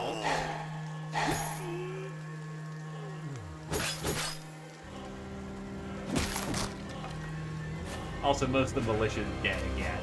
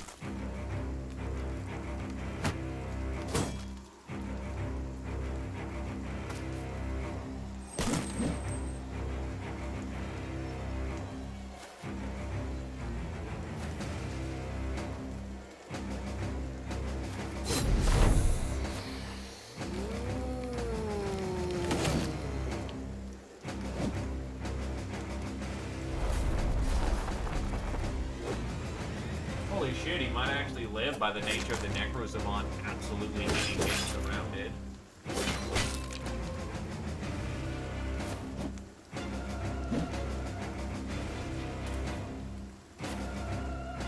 Do not get into base-to-base contact, you suicidal dipshit.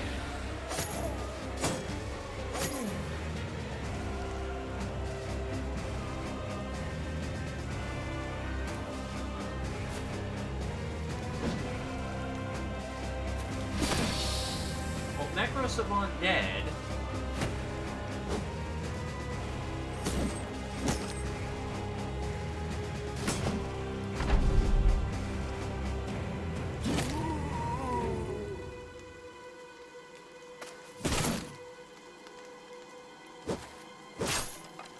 That was just being stylish.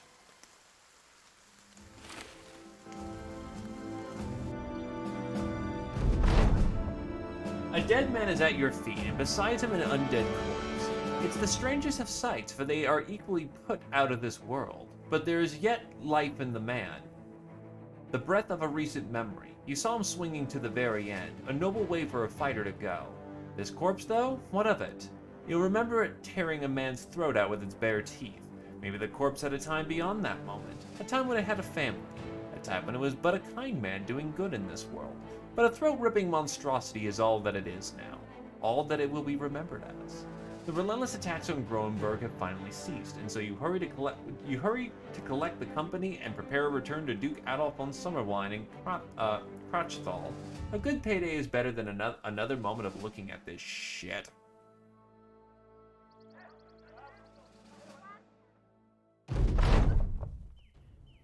Adolf von Sommerwein is standing outside, staring towards a graveyard that has gathered quite a few residents since your last visit. He hands you a satchel of crowns.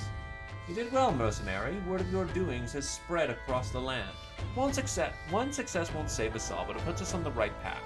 If we're to win this damn war with the dead, we need as much spirit and hope we can muster. Taking your pay, you add the sellswords and need as many crowns as possible, you know, to keep their spirits high. The nobleman grins. I'm being sanctimonious, not philanthropic. Get on out of here.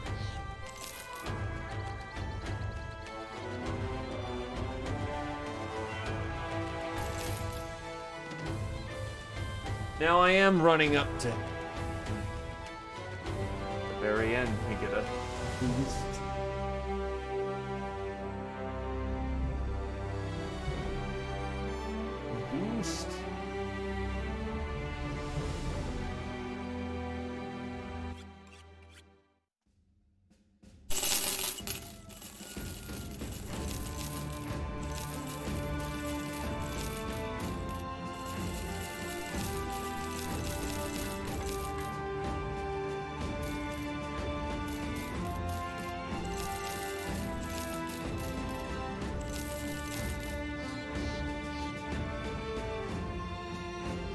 With all these bones, I should be able to make something of them.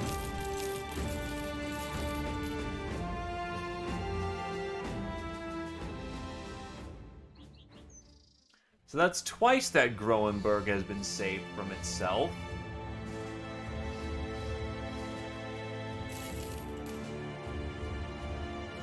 Nearly 900 crowns a day, yeesh. Reading a scroll, Count Erling von Harken begins to laugh, and he seems unable to stop himself from grinning. Good news! The people of Sommerwein no longer seem content with their rule. You raise an eyebrow and nod facetiously. Scooting his chair up to his desk and pursing a map laid across it, the man continues. The better news is that I have an envoy by the name of Ulf going to Groenberg today to do some talking. Obviously, the roads are laden with skeevy thieves, and the lords of Sommerwein are ever skeevier, so this man needs some protection. That's where you come in. All you have to do is get him there and back. Okay. Sure.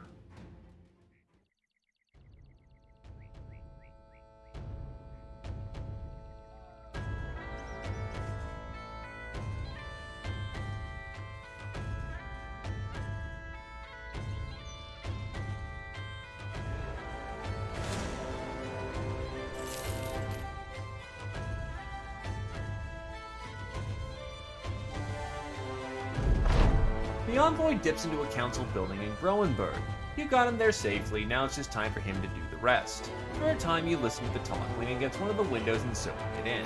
The man's got a quick tongue, and he's rallying the men to his cause better than you and a few swords ever could. The envoy sees you through the window and subtly waves you off. You duck away and wait for him to finish. Don't take forever. Oh, shit! We did it! Walking corpses shambling about in rags, the graveyards of every hamlet soon begin to vomit them up, and yet it was only the beginning. Ancient legions from an age long past awoke. Never tiring, never fearful, they marched on like a cold machine, ever forward. They conquered the known world once, and they may very well have done so again, were it not for a tightly knit band of mercenaries. Dead men marching, walking bones in foreign armor. Things not from this world. I never thought I'd see such horrors. But we prevailed! A knowing person of something exclaims, holding high his weapon as if to signal a charge. The Thracian Crusade prevailed even against this enemy. Who would stand against us now? Who would indeed?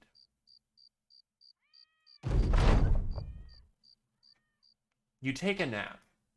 Blackness, darkness, all what a dream should be, save for one small fact. You know you're in it. Standing in the void, like a lost thought, a voice breaks over you, dripping down from all sides as though you were in the very mouth that produced it. Why did you forsake us, Emperor? You spin about, or at least you think you do, but there is nothing around which to even base even the faintest of movements. You promised me, don't you remember? You said it would be okay if it all fell apart. You said you had a plan, that you made a deal with that ugly, ugly man. What happened? Rest easy, my love. There's nothing to fear in death. At first you say nothing. She begins to cry. You hear the tears, each drop reverberating all around you. Are you there, my Emperor? You clear your throat and answer. Yes, I am. The Empire will not rise again. We must go. There is nothing to fear in death. The woman weeps, but slowly steadies herself. I am not afraid. On the other side, Ishnar Ishyarn, my Emperor. As her words fade from the black, and perhaps your mind, all you're left with is silence. Wake up. You wake. A rough wind bends the tent, curling the leather and rolling tides across the ceiling. Faint candlelight flicks and dashes, rolling darkness and light all the same. Anubis is standing there watching you, shadows crossing his back and forth across his chest. He shifts on his feet, an uneasy look to his face. Who were you talking to? Rolling out of bed, you put your boots to the ground, wanting to be sure of this reality before you dare parley with it. Dirt rustles and crunches beneath your feet. You answer. I'm not sure. I think the invasion's over. The mercenary nods and turns a hand to the 10th entrance. Aye, that's why I'm here. A noble messenger just arrived a minute ago. He says the undead have ceased erupting from the ground. The scribe believes it's over. Are you all right, sir? You rub your head. Is it time to retire? What can you make of this world now that you know what you do? It is either to go live out the rest of your days in peace, or say damn it all and command the Thracian Crusade to further glory. You've won. Battle Brothers is designed for replayability and campaigns to be played until you've beaten one or two of the late game crises. Starting a new campaign will allow you to try out different things in a different world. You can also choose to continue your campaign for as long as you want. Just be aware that campaigns are not intended to last forever, and you're likely to run out of challenges eventually. Well, let's get this contract done, and, Well, on the march, you find a drunken nobleman tottering side to side on the path.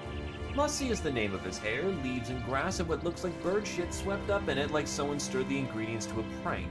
But his clothes sweep about with the finest of silks, and his fingers glisten with jewelry. He has a bottle in each hand, and he swings them around as he sings gibberish pub songs. He is in all regards the greatest magnet for a mugging you've ever seen. Giafella Azure, the Crusader, purses his lips and looks like a wolf staring at a fat sheep. I'm not saying nothing, sir. I'm just seeing it. That's a lot of juice. A lot of juice limping down the road, but again, I ain't saying nothing. You know what the sellsword's talking about. Perhaps a noob can ease his burden. As you approach the drunkard, a sharp whistle cracks across the path. You and the drunkard both see a noob, the thief, standing there with a weapon to the back of another man. That feller's no nobleman and probably ain't no drunk neither. They're working together to ambush travelers or threaten them with blackmail. They're robbers, sir. You look back to see the man smiling nervously. He explains with sudden sharpened clarity. We have no interest in robbing sellswords, sir. I swear, I was about to explain myself as soon as I saw your swords. A noob yells out asking where the cash is. You look back at the man and tell him to hand over everything he's stolen. He nods and asks if you'll gut him if he refuses. You nod and tell him that the gutting will come last, and by that point it'll be a relief. The man puts a little pep in his step. Yes, sir, gotcha, sir, right this way. Old thief sniffed that right out.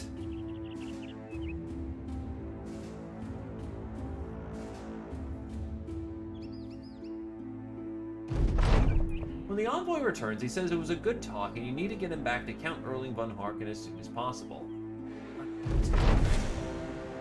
Anubis gains a fatigue, Geo gains a melee skill, a noob gains a melee defense and resolve, Winteroth the Jouster gains a ranged defense, perk point, and strong, Bodo gains a resolve, and Titan gains a hit point.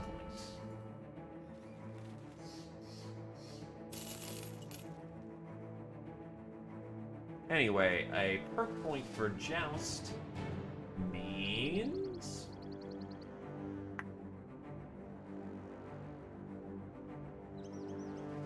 Good question, honestly.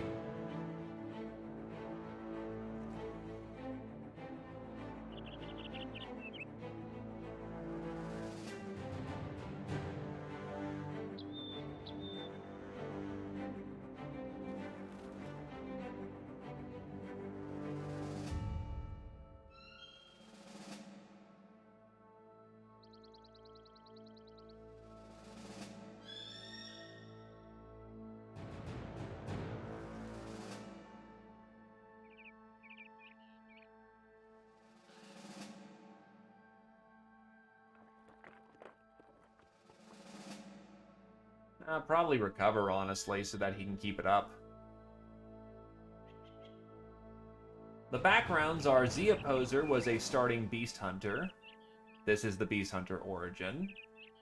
Gwynneroth is a Hedge Knight. Templar is a Lumberjack, and a surprisingly damn effective one at that. Lushkin is a Miner.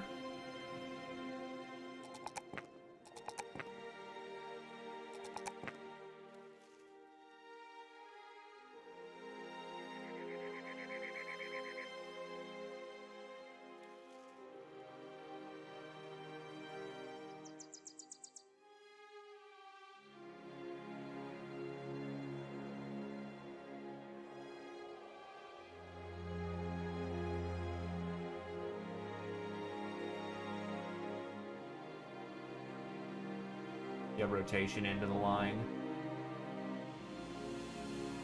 Galen is a sellsword, a very accomplished one by this point. Britcan is the second of the three Beast Hunters and the only other one that survived. Titan is a hunter. Annoying person of something, you, is a squire. Granatier is a poacher. Nitnat is a witch hunter. And Alontabos Snake in the Eye is a barbarian that we picked up really fucking early into the campaign.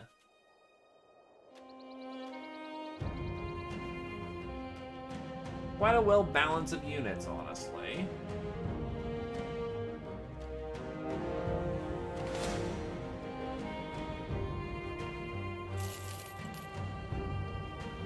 I thought for 3 skull they would actually throw something at me.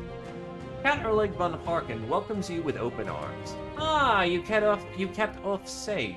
He hugs the envoy, but only shakes your hand, crossing it with a purse of coins at the same time.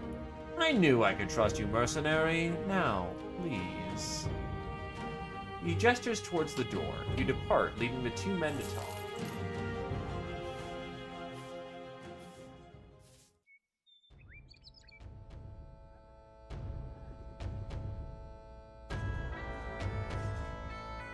Pretty sure I don't have enough. Yeah, I don't have enough renown yet.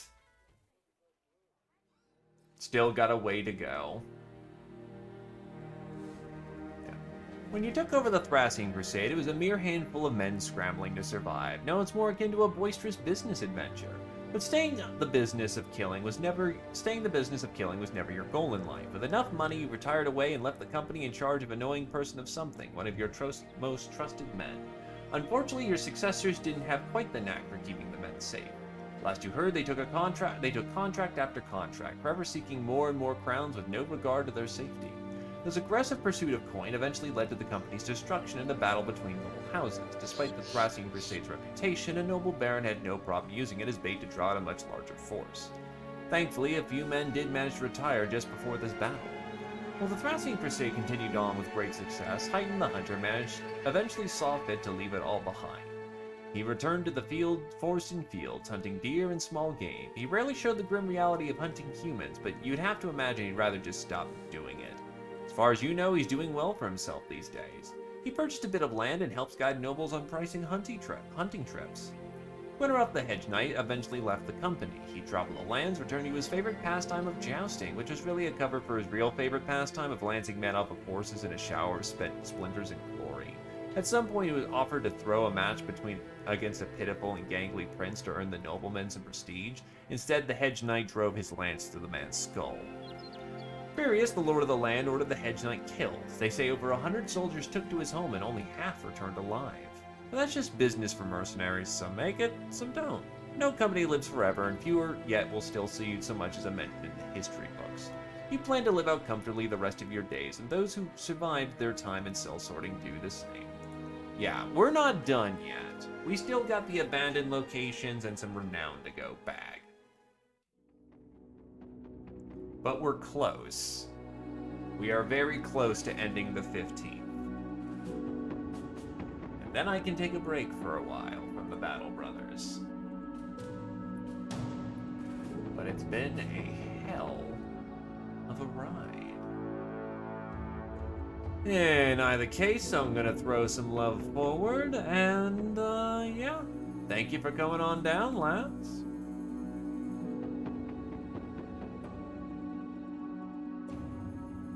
I think today I will throw it over to Zero. Haven't done it in a while for him.